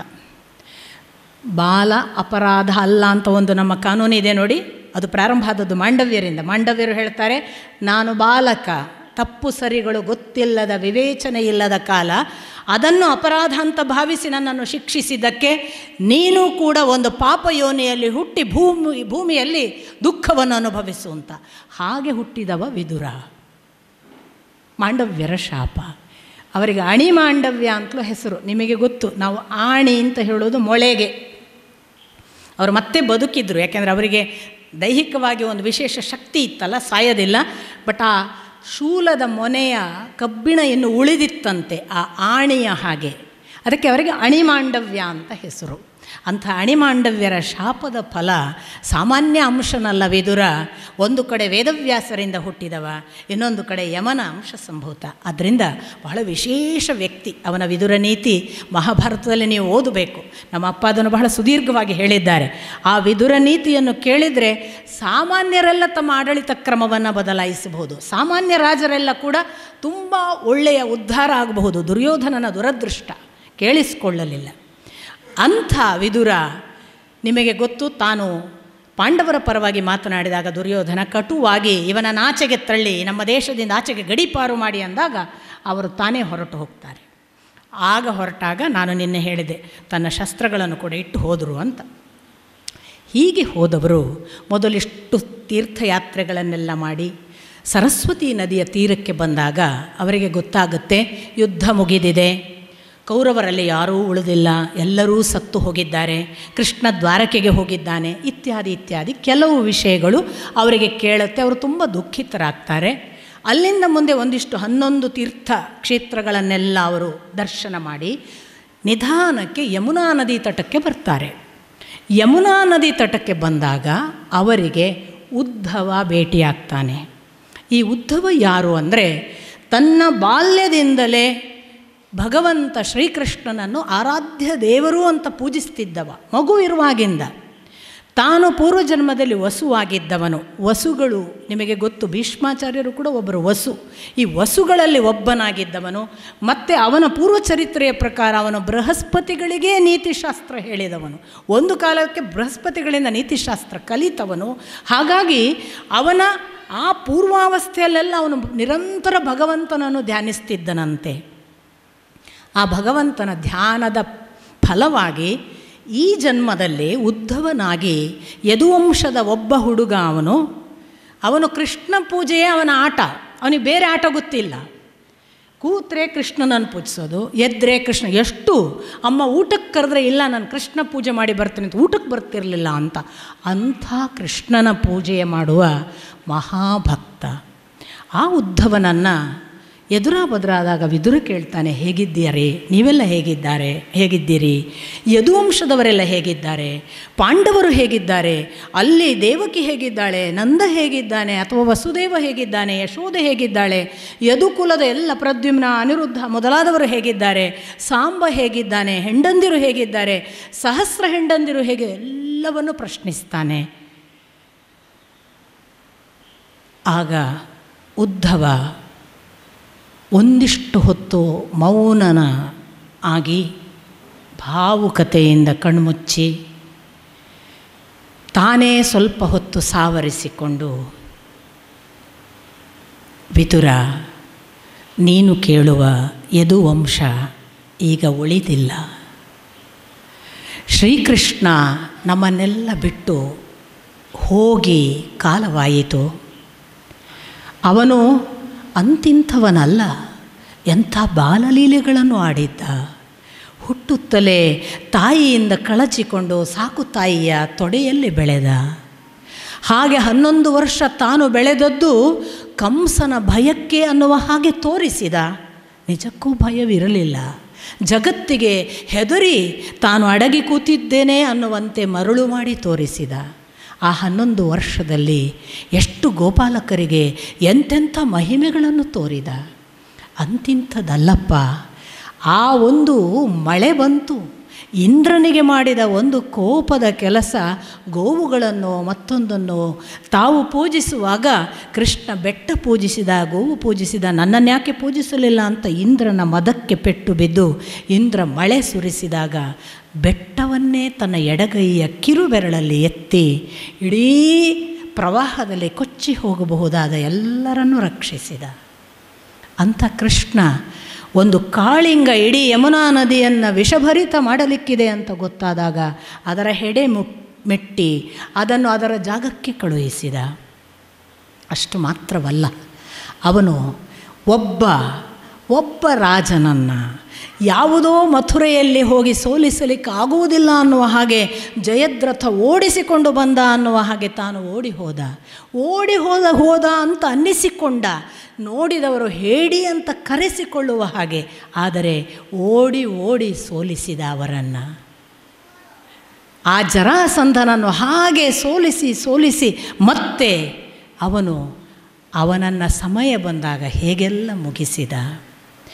ಎಲ್ಲ ಬಿಟ್ಟು 11 ವರ್ಷಗಳ ಮೇಲೆ ಮರಳಿ ಬಂದು ಕಂಸ ವಧೆ ಮಾಡಿದಾಗ ಅಪ್ಪ ಅಮ್ಮನನ್ನು 11 ವರ್ಷಗಳ ನಂತರ ಭೇಟಿ ಮಾಡಿದ ಶ್ರೀಕೃಷ್ಣ ಸಾಮಾನ್ಯರ ಹಾಗೆ ಅಪ್ಪ ಅಮ್ಮ 11 ವರ್ಷ ನಿಮ್ಮ ಸೇವೆ ಮಾಡಲಿಲ್ಲ, ಅಡಗಿ ಕುಳಿತು ಕಾಲಹರಣ ಮಾಡಿದೆ, ಕ್ಷಮಿಸಬೇಕು ಅಂತ ಸಾಮಾನ್ಯರ ಹಾಗೆ ಕೇಳಿಕೊಂಡ. ತಾನು ಎಲ್ಲವನ್ನೂ ಬಲ್ಲ ವೇದವಿದನಾದರೂ ಕೂಡ ಲೋಕಕ್ಕೆ ತಿಳಿಯಬಾರದು, ಲೋಕ ಕೆಟ್ಟದ್ದನ್ನು ಅನುಸರಿಸಬಾರದು ಅನ್ನುವ ಕಾರಣಕ್ಕಾಗಿ ತಾನು ಸಾಂದೀಪಿನಿ ಗುರುಗಳ ಹತ್ತಿರ ಪಾಠ ಕೇಳಿದ ಹಾಗೆ ಮಾಡಿದ. ಆ ಸಾಂದೀಪಿನಿಗಳ ಜೊತೆಗೆ 6 ತಿಂಗಳು ಪಾಠ ಕೇಳಿ ವೇದವಿದನಾದಂತಹ ಆ ಭಗವಂತ ಸಾಂದೀಪಿನಿ ಗುರುಗಳಿಗೆ ಗುರುದಕ್ಷಿಣೆ ಕೊಡುವ ನೆಪದಲ್ಲಿ ಕಳೆದು ಹೋದ ಸತ್ತ ಮಗನನ್ನು ಮತ್ತೆ ತಂದು ಕೊಟ್ಟ. ಅಷ್ಟೇ ಮಾಡಲಿಲ್ಲ, ಅವನು ಜರಾಸಂಧ ವಧೆ ಅಥವಾ ಇಡೀ ಆ ಶಿಶುಪಾಲ ವಧೆ, ಮಹಾಭಾರತದ ಯುದ್ಧ ಕಾಲದ ಎಲ್ಲರನ್ನೂ ಕೊಂದು ಮುಗಿಸಿ ದ್ವಾರಕೆಗೆ ಬಂದ. ದ್ವಾರಕೆಯಲ್ಲಿ ಒಮ್ಮೆ ಯದುವಂಶದವರನ್ನು ನೋಡಿ, ಓಹ್, ಅಹಂಕಾರದಿಂದ ನನ್ನ ವಂಶ ಬೀಗುತ್ತಿದೆ, ಇದಕ್ಕೊಂದು ಮುಕ್ತಾಯ ಹೇಳಬೇಕು ಎಂದು ಮನಸ್ಸಿನಲ್ಲಿಯೇ ಯೋಚಿಸಿದ. ತನ್ನ ವಂಶ ಕೂಡ ಅಹಂಕಾರದಿಂದ ಬೀಗುವುದನ್ನು ಸಹಿಸಲಿಲ್ಲ. ಆ ಕೃಷ್ಣ ಅದಕ್ಕೊಂದು ವ್ಯವಸ್ಥೆ ಮಾಡಿದ. ಒಂದು ದಿನ ಯದುವಂಶದ ಹುಡುಗರೆಲ್ಲ ತಾವು ಬೇರೆ ಬೇರೆ ವೇಷ ಧರಿಸಿಕೊಂಡು ಋಷಿಮುನಿಗಳು ತಪಸ್ಸಿಗೆ ಕುಳಿತ ಜಾಗಕ್ಕೆ ಬಂದರು. ಮೊದಲೇ ಅಹಂಕಾರದಿಂದ ಬೀಗಿದ್ದ ಈ ಯದುವಂಶದ ಕೃಷ್ಣ ಪುತ್ರರು, ಅದರಲ್ಲೂ ಸಾಂಬ ಗರ್ಭಿಣಿಯ ಹಾಗೆ ಹೆಣ್ಣಿನ ವೇಷ ಧರಿಸಿ ಋಷಿಮುನಿಗಳನ್ನು ಕೆಣಕಲಿಕ್ಕಾಗಿ, ನಾನು ಗರ್ಭಿಣಿ, ನನಗೆ ಹುಟ್ಟುವ ಮಗು ಗಂಡೋ ಹೆಣ್ಣೋ ಕೇಳಿದ. ಆಗ ಋಷಿಮುನಿಗಳ ಶಕ್ತಿ ಎಷ್ಟಿದೆ ಅಂತ ಪರೀಕ್ಷೆ ಅದು. ಋಷಿಮುನಿಗಳಿಗೆ ಗೊತ್ತಾಯಿತು ಇವರ ಅಹಂಕಾರಕ್ಕೆ. ಅವರು ಉತ್ತರಿಸಿದರು, ನೀನು ಗಂಡು ಹೆರುವುದಿಲ್ಲ, ಹೆಣ್ಣು ಹೆರುವುದಿಲ್ಲ, ಒಂದು ಮುಸಲವನ್ನು ಹೆರುತ್ತಿ, ಒನಕೆ. ಆ ಒನಕೆಯಿಂದಲೇ ನಿಮ್ಮ ವಂಶ ನಿರ್ವಂಶವಾಗುತ್ತದೆ. ಹೀಗೊಂದು ಶಾಪ ಕೊಡಿಸಿದ ಶ್ರೀಕೃಷ್ಣ. ಆ ಶಾಪಕ್ಕನುಗುಣವಾಗಿ ಮುಂದೆ ಅದನ್ನು ತಮ್ಮ ಆ ಮುಸಲದಿಂದ ಮರಣ ಇದೆ ಅನ್ನೋದು ಗೊತ್ತಾಗಿ ರಾಜ ಅದನ್ನು ಸಂಪೂರ್ಣ ಚೂರು ಚೂರು ಮಾಡಿ ಸಮುದ್ರಕ್ಕೆ ಹಾಕಿದರೆ ಅದು ಜೊಂಡು ಹುಲ್ಲಾಗಿ ಎಲ್ಲ ದಡದಲ್ಲಿ ಬಂದು ಬೆಳೆಯಿತು. ಯಾಕೆ ಕಬ್ಬಿಣದ ಚೂರುಗಳು ಸಮುದ್ರದ ಹೊಟ್ಟೆಯಲ್ಲಿ ಉಳಿಯಲಿಲ್ಲ, ಬಂದು ಬೆಳೆಯಿತು. ಆ ಹುಲ್ಲನ್ನೇ ಹಿಡಿದುಕೊಂಡು ಯದುವಂಶೀಯರು ಒಂದು ದಿನ ವಾರುಣಿಯನ್ನು ಕುಡಿದು ಚೆನ್ನಾದ ಮದ್ಯದ ಅಮಲಿನಲ್ಲಿ ಕಂಡಂತೆ ಮಾತಾಡಿ ಅಣ್ಣ ತಮ್ಮ ಅಕ್ಕ ತಂಗಿ ಚಿಕ್ಕಪ್ಪ ಚಿಕ್ಕಮ್ಮ ಬಂಧು ಬಾಂಧವ ಸಂಬಂಧಗಳನ್ನು ಮರೆತು ಒಬ್ಬರನ್ನೊಬ್ಬರು ಆ ಹುಲ್ಲಿನಿಂದ ಇರಿದು ಕೊಂದರು. ಇಡೀ ಯದುವಂಶ ಹಾಗೆ ತನ್ನ ನಾಶವನ್ನು ತಾನು ಮಾಡುತ್ತಿರುವಾಗ ಬಲರಾಮ ತನ್ನ ಪಾಡಿಗೆ ನಿವೃತ್ತಿ ಮಾರ್ಗಕ್ಕೆ ತೊಡಗಿ ತಾನು ತನ್ನ ದೇಹತ್ಯಾಗ ಮಾಡಿದ. ಶ್ರೀಕೃಷ್ಣ ತಾನು ಅರಳಿ ಮರದಲ್ಲಿ ಹೋಗಿ ಸುಮ್ಮನೆ ಕುಳಿತ. ಯದುವಂಶ ನಿರ್ಣಾಮವಾಯಿತು. ಅದನ್ನು ಕಣ್ತುಂಬ ನೋಡಿದ ಶ್ರೀಕೃಷ್ಣ ಇನ್ನೇನು ಹೊರಡುವವನಿದ್ದ. ಹೊರಡುವ ಮೊದಲು ನನಗೆ ಹೇಳಿದ, ನೋಡು, ನಾನು ಹೊರಡುತ್ತಿದ್ದೇನೆ. ನಾನು ಅವನನ್ನು ಹೋಗಲಿಕ್ಕೆ ಬಿಡಲಿಲ್ಲ. ಬಾಲ್ಯದಿಂದ ಕಣ್ತುಂಬ ಪೂಜಿಸಿದ ಶ್ರೀಕೃಷ್ಣನನ್ನು ಹೇಗೆ ಹಾಗೆ ಕಳಿಸುವುದು? ನನಗದು ಸಾಧ್ಯವಾಗಲಿಲ್ಲ. ನಾನು ಕಣ್ಣೀರ ಧಾರೆ ಸುರಿಸುತ್ತಾ ಅವನಿಗೆ ಹೇಳಿದೆ, ನೀನು ಹೋದರೆ ನಾವು ಹೇಗೆ ಬದುಕುವುದು? ನೀನಿಲ್ಲದ ನೆಲ ಹೇಗೆ ಉಳಿದೀತು? ನೀನಿಲ್ಲದ ಮನುಷ್ಯ ಕುಲ ನಡೆದೀತು ಹೇಗೆ? ಆಗ ಕೃಷ್ಣ ನನ್ನ ಮೇಲೆ ಅನುಗ್ರಹ ಮಾಡಿ ಶ್ರೀಮದ್ ಭಾಗವತವನ್ನು ನನಗೆ ಸಂಪೂರ್ಣವಾಗಿ ಹೇಳಿ ಅನುಗ್ರಹ ಮಾಡಿ ತಾನು ಇನ್ನು ಮೇಲೆ ಭೂಲೋಕದಲ್ಲಿ ಇದರ ಅಕ್ಷರಗಳಲ್ಲಿ ಪ್ರವೇಶಿಸಿ ವಾಸ ಮಾಡುತ್ತೇನೆ, ನೀನು ಅದನ್ನು ಬೇರೆಯವರಿಗೆ ದಾಟಿಸು ಎಂದು ಆ ಭಾಗವತವನ್ನು ನನಗೆ ಉಪದೇಶಿಸಿದ. ಆ ಅಕ್ಷರ ರೂಪದಲ್ಲಿರುವ ಭಗವಂತನನ್ನು, ಭಾಗವತದ ಆ ಒಂದು ಹೊಣೆಯನ್ನು ನನ್ನಲ್ಲಿ ಅನುಗ್ರಹಿಸಿದ ಕೃಷ್ಣನ ಆದೇಶವನ್ನು ಹಿಡಿದುಕೊಂಡು ನಾನೀಗ ಹೊರಟಿದ್ದೇನೆ. ಅವನ ಆದೇಶದಂತೆ ನಾನು ಇಲ್ಲಿ ನಿಲ್ಲತಕ್ಕದ್ದಲ್ಲ, ಹೊರಡು. ಅವನು ಹೇಳಿದ, ನೀನು ಬದರಿಯಲ್ಲಿ ಹೋಗಿ ಕುಳಿತುಕೋ, ನನ್ನನ್ನು ಹುಡುಕಿ ಬರುವ ಭಕ್ತರಿಗೆ ಇದನ್ನು ಹೇಳು. ಯಾಕೆ ಇವತ್ತಿಗೂ ಕೂಡ ನಾವು ಬದರಿಗೆ ಹೋಗ್ತೇವೆ ಅಂದರೆ, ಅಲ್ಲಿ ಭಾಗವತ ಹೇಳುವ ಉದ್ಧವ ಸಿಗ್ತಾನೆ, ನಮಗೆ ಶ್ರೀಕೃಷ್ಣನ ಅನುಗ್ರಹ ಆಗ್ತದೆ, ಅವನ ಅಕ್ಷರ ರೂಪದಲ್ಲಿ ನಮಗಲ್ಲಿ ಕೇಳಿಸಿಕೊಳ್ತಾನೆ ಅಂತ. ಆದರೆ ಬದರಿ ಇವತ್ತು ಗದ್ದಲದ ಜಾಗವಾಗಿ ನಮಗೆ ಅಲ್ಲಿ ಉದ್ಧವ ಇದ್ದಾನೆ, ನಾವು ಭಾಗವತ ಕೇಳಬೇಕು, ಅಲ್ಲೊಂದು ಮೌನ ಸಂಧಾನ ಮಾಡಬೇಕು, ಕೂತ್ಕೊಳ್ಬೇಕು ಅನ್ನೋದೇ ಇಲ್ಲವಾಗಿದೆ. ಆ ಚರಿತ್ರೆ, ಆ ಪರಂಪರೆ ಕಳಚಿ ಹೋಗಿದೆ. ಹೀಗೆಲ್ಲ ಇದ್ದಂತಹ ಆ ಭಗವಂತ ನನಗೆ ಶ್ರೀಮದ್ ಭಾಗವತವನ್ನು ಹೇಳಿ ತಾನು ನನಗಲ್ಲೊಂದು ಕ್ಷಣವೂ ನಿಲ್ಲಬೇಡ ಎಂದು ಹೇಳಿ ಕಳುಹಿಸಿದ. ತಾನು ಹೊರಟು ಹೋಗಿದ್ದಾನೆ, ನನ್ನನ್ನು ಕಳುಹಿಸಿದ್ದಾನೆ. ನಾನೀಗ ಅವನಿಲ್ಲದ ಅವನ ಅಕ್ಷರವನ್ನೇ ಅವನೆಂದು ಪರಿಭಾವಿಸಿ ಆ ಭಕ್ತಿ ರಸವನ್ನು ಬೇರೆ ಭಕ್ತರಿಗೆ ಉಣಿಸುವುದಕ್ಕಾಗಿ ಹೊರಟಿದ್ದೇನೆ ಅಂತ ಹೇಳ್ತಾನೆ. ಆಗ ವಿದುರ ಕೇಳ್ತಾನೆ, ನನಗೊಮ್ಮೆ ಭಾಗವತವನ್ನು ಹೇಳು. ಆಗ ಮತ್ತೆ ಈ ಉದ್ಧವ ಹೇಳ್ತಾನೆ, ಇಲ್ಲ, ನನಗೆ ಭಾಗವತವನ್ನು ಉಪದೇಶಿಸುವ ಹೊತ್ತಿಗೆ ಅಲ್ಲಿ ಮೈತ್ರೇಯಿಗಳು ಬಂದಿದ್ದರು. ಆ ಮೈತ್ರೇಯಿಗಳ ಮುಂದೆ ಶ್ರೀಕೃಷ್ಣ, ಬನ್ನಿ ಮುಂದೆ ಒಂದು ದಿನ ನಾನು ಹೇಗೆ ಈಗ ಇಲ್ಲಿ ಹೇಳಲಿರುವ ಭಾಗವತವನ್ನು ನೀವು ವಿದುರನಿಗೆ ಉಪದೇಶಿಸಿ ಅಂದಿದ್ದಾರೆ. ನೀನು ಮೈತ್ರೇಯಿಗಳನ್ನು ಹುಡುಕಿಕೊಂಡು ಹೋಗು, ನಿನಗವರು ಉಪದೇಶಿಸುತ್ತಾರೆ. ಯಾಕೆಂದರೆ ಕೃಷ್ಣ ಹಾಗೆ ಆದೇಶಿಸಿದ್ದಾನೆ. ನಾನು ಹೇಳುವಂತಿಲ್ಲ, ನೀನು ಮೈತ್ರೇಯಿಗಳ ಬಳಿ ಹೋಗಿ ಕೇಳು. ಹಾಗೆ ಮೈತ್ರೇಯಿಗಳ ಬಳಿಗೆ ಹುಡುಕಿಕೊಳ್ತಾ ಯಮುನಾ ನದಿಯನ್ನು ದಾಟಿಕೊಂಡು ಇನ್ನಷ್ಟು ಉತ್ತರ ಭಾಗಕ್ಕೆ ಹೋಗುವಾಗ ಅಲ್ಲಿ ಮೈತ್ರೇಯಿಗಳ ದರ್ಶನವಾಗ್ತದೆ. ಆಗ ವಿದುರ ಕೇಳುವ ಪ್ರಶ್ನೆ, ಭಗವಂತ ಹೇಗೆ ಇದೆಲ್ಲವನ್ನು ಸೃಷ್ಟಿ ಮಾಡಿದ? ಈ ಸೃಷ್ಟಿಯಲ್ಲಿ ಅವನ ಕೆಲಸ ಏನು? ಅವನಿಗೆ ಸೃಷ್ಟಿ ಮಾಡಬೇಕು ಅಂತ ಯಾಕೆ ಅನ್ನಿಸಿತು? ಹಾಗೆ ಸೃಷ್ಟಿ ಮಾಡುವಾಗ ಏನನ್ನೆಲ್ಲ ಅವನು ಅನುಭವಿಸಿದ? ನನಗೆ ಅದನ್ನು ಹೇಳಿ ಅಂತ ಮೈತ್ರೇಯಿಗಳಿಗೆ ಹೇಳಿದಾಗ ಮೈತ್ರೇಯಿಗಳು, ಇದು ನನಗೆ ಬಂದಿದ್ದು ಹಿರಿಯರಿಂದ, ಪೂರ್ವಜರು ಕೊಟ್ಟ ಈ ಜ್ಞಾನ ಪರಂಪರೆ, ಇದು ಆ ಕಾಲಕ್ಕೆ ಸಂಕರ್ಷಣನಿಂದ ಸನಕ ಸನಂದನಾದಿಗಳಿಗೆ, ಅವರಿಂದ ಸಾಂಖ್ಯಾಯನರಿಗೆ, ಸಾಂಖ್ಯಾಯನರಿಂದ ಪರಾಶರ ಬೃಹಸ್ಪತಿಗಳಿಗೆ, ಆ ಪರಾಶರ ಬೃಹಸ್ಪತಿಗಳಿಂದ ನನಗೆ ಬಂದಿದೆ. ಅವರ ಅನುಗ್ರಹವನ್ನು ಪಡೆದು ನಾನು ನಿನಗೆ ಹೇಳ್ತೇನೆ. ನೋಡಿ, ಶುಕಮುನಿಗಳು ಕೂಡ ಹಾಗೇ ಪ್ರಾರ್ಥನೆ ಮಾಡ್ತಾರೆ. ಇದು ನನಗೆ ಬಂದದ್ದು ವೇದವ್ಯಾಸರಿಂದ, ವೇದವ್ಯಾಸರಿಗೆ ಇದನ್ನು ನಾರದರು, ನಾರದರಿಗೆ ಇದನ್ನು ಬ್ರಹ್ಮ ಹೇಳಿದ್ದಾನೆ, ನಾನು ಅವರನ್ನೆಲ್ಲ ಸ್ತುತಿಸಿ ನಿನಗೆ ಹೇಳ್ತೇನೆ ಅಂತಾರೆ. ನಮ್ಮಲ್ಲಿ ದೊಡ್ಡ ತಪ್ಪು, ನಾವು ಪೂರ್ವಜರನ್ನು ನೆನೆಯೋದೇ ಇಲ್ಲ. ಒಂದು ಕೃತಿ ಇರ್ಬೋದು, ಒಂದು ಒಳ್ಳೆಯ ಕೆಲಸ ಇರ್ಬೋದು. ಒಂದು ನಮ್ಮ ಮನೆಯ ತೆಂಗಿನ ಮರ ಇತ್ತು ಅಂತ ಇಟ್ಕೊಳ್ಳಿ. ಇವತ್ತು ತೆಂಗಿನ ಮರವನ್ನು ಅದರ ಕಾಯಿ ತೆಗೆದು ತಿಂತೀವಿ. ನಾನೇ ಅದಕ್ಕೆ ಈಗ ಡ್ರಿಪ್ಸ್ ಮಾಡಿದ್ದೇನೆ, ಆ ಗೊಬ್ಬರ ಹಾಕ್ತೇನೆ ಅಂತ. ಇದನ್ನು ನಟ್ಟವ ಯಾರು?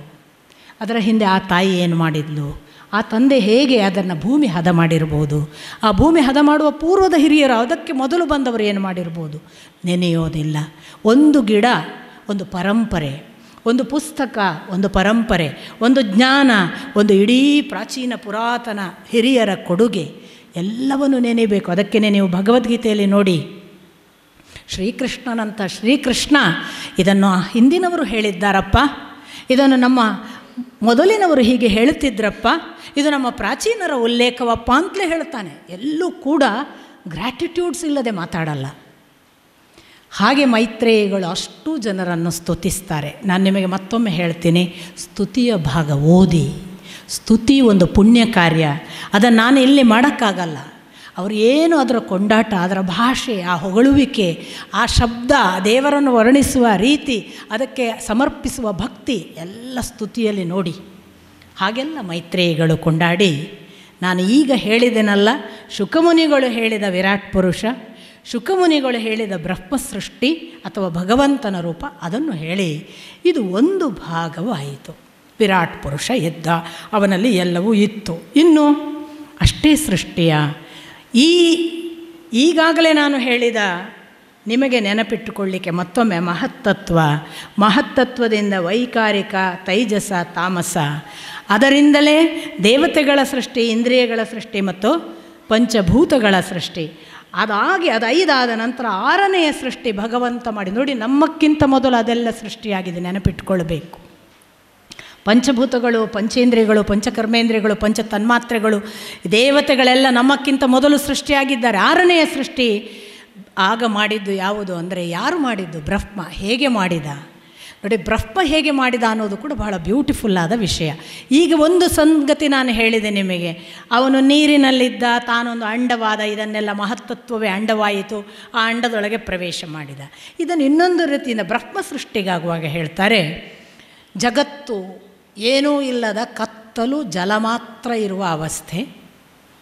ಆ ಜಲದಲ್ಲಿ ಭಗವಂತನಿಗೆ ಒಂದು ದಿನ ಅಥವಾ ಎನರ್ಜಿಗೆ, ಸುಪ್ರೀಂ ಎನರ್ಜಿ, ಆಕಾರ ಗೀಕಾರ ಯೋಚಿಸಬೇಕಾಗಿಲ್ಲ, ಸುಪ್ರೀಂ ಎನರ್ಜಿಗೆ ಒಂದು ದಿನ ಅನ್ನಿಸಿತು ತಾನು ಏನನ್ನು ಸೃಷ್ಟಿಸಬೇಕು. ಅದೇ ಬಹುಸ್ಯಾಂ ಪ್ರಜಾಯೇಯೇತಿ, ತಾನು ಬಹುವಾಗಬೇಕು ಅಂತ ಅನ್ನಿಸಿತು. ಆಗ ಅದು ಮಾಡಿದ ಮೊದಲ ಕೆಲಸ ಏನು ಅಂದರೆ, ನಿಮಗೆ ಕಥೆ ಗೊತ್ತು. ಆ ನಾರಾಯಣ ಅಂದರೆ ನೀವು ಮತ್ತೆ ನಾರಾಯಣ ಅಂದರೆ ಅದು ಶಂಖಚಕ್ರ ಗದಾ ಪದ್ಮ ಅವನಲ್ವಾ? ನೋಡಿ, ನಾರಾಯಣ ಶಬ್ದಕ್ಕೆ ಅಯನ ಅಂದರೆ ಇರುವುದು, ನಾರ ಅಂದರೆ ನೀರು, ನೀರಿನಲ್ಲಿ ಇರುವವನು ಅಂತ ಅಷ್ಟೇ ಅರ್ಥ. ಆಕಾರ ನಾವು ಕೊಟ್ಟದ್ದು ಕಡೆಗೆ. ನೀರಿನಲ್ಲಿ ಇರುವುದು ಯಾವುದು? ಎನರ್ಜಿ, ಸುಪ್ರೀಂ ಎನರ್ಜಿ ಅಂತ ಭಾವಿಸಿ. ಅದಕ್ಕೆ ನಾನು ಹೇಳೋದು, ಇದನ್ನು ಒಂದು ಆಕಾರಕ್ಕೆ ಕನ್ಫೈನ್ ಮಾಡಬೇಡಿ, ಯಾರು ಯಾವುದನ್ನು ಬೇಕಾದರೂ ಕಲ್ಪಿಸಿಕೊಳ್ಳಿ. ಸುಪ್ರೀಂ ಎನರ್ಜಿ ನಿಮಗೆ ಯಾವ ಫಾರ್ಮು ಅದು ಅಂತ ತಗೊಳ್ಳಿ. ನಿಮ್ಮ ಸುಪ್ರೀಂ ಎನರ್ಜಿಯ ಕಲ್ಪನೆ ಅದು ಭಗವಂತ ಅನ್ನೋದು ನಿಮಗೆ ಯಾವುದು ಪ್ರೀತ್ಯಾಸ್ಪದವೋ ಅದರ ಮೂಲಕ ಆವಾಹಿಸಿಕೊಳ್ಳಿ, ಏನೂ ತಪ್ಪಲ್ಲ. ಯಾಕಂದರೆ ಶಬ್ದವೇ ಹೇಳುತ್ತೆ, ನೀರಿನಲ್ಲಿ ಇರುವವನು ಸುಪ್ರೀಂ ಎನರ್ಜಿ, ಅವನಿಗೆ ಅನ್ನಿಸಿತು, ಅವನು ನಾರಾಯಣ ಅಂತ ಅವನಿಗೆ ಹೆಸರು. ಅವನು ಯಾರೇ ಇರಬಹುದು, ನಾರಾಯಣ ಅಂತ ಅವನಿಗೆ ಹೆಸರು ನೀರಿನಲ್ಲಿರುವವನಿಗೆ.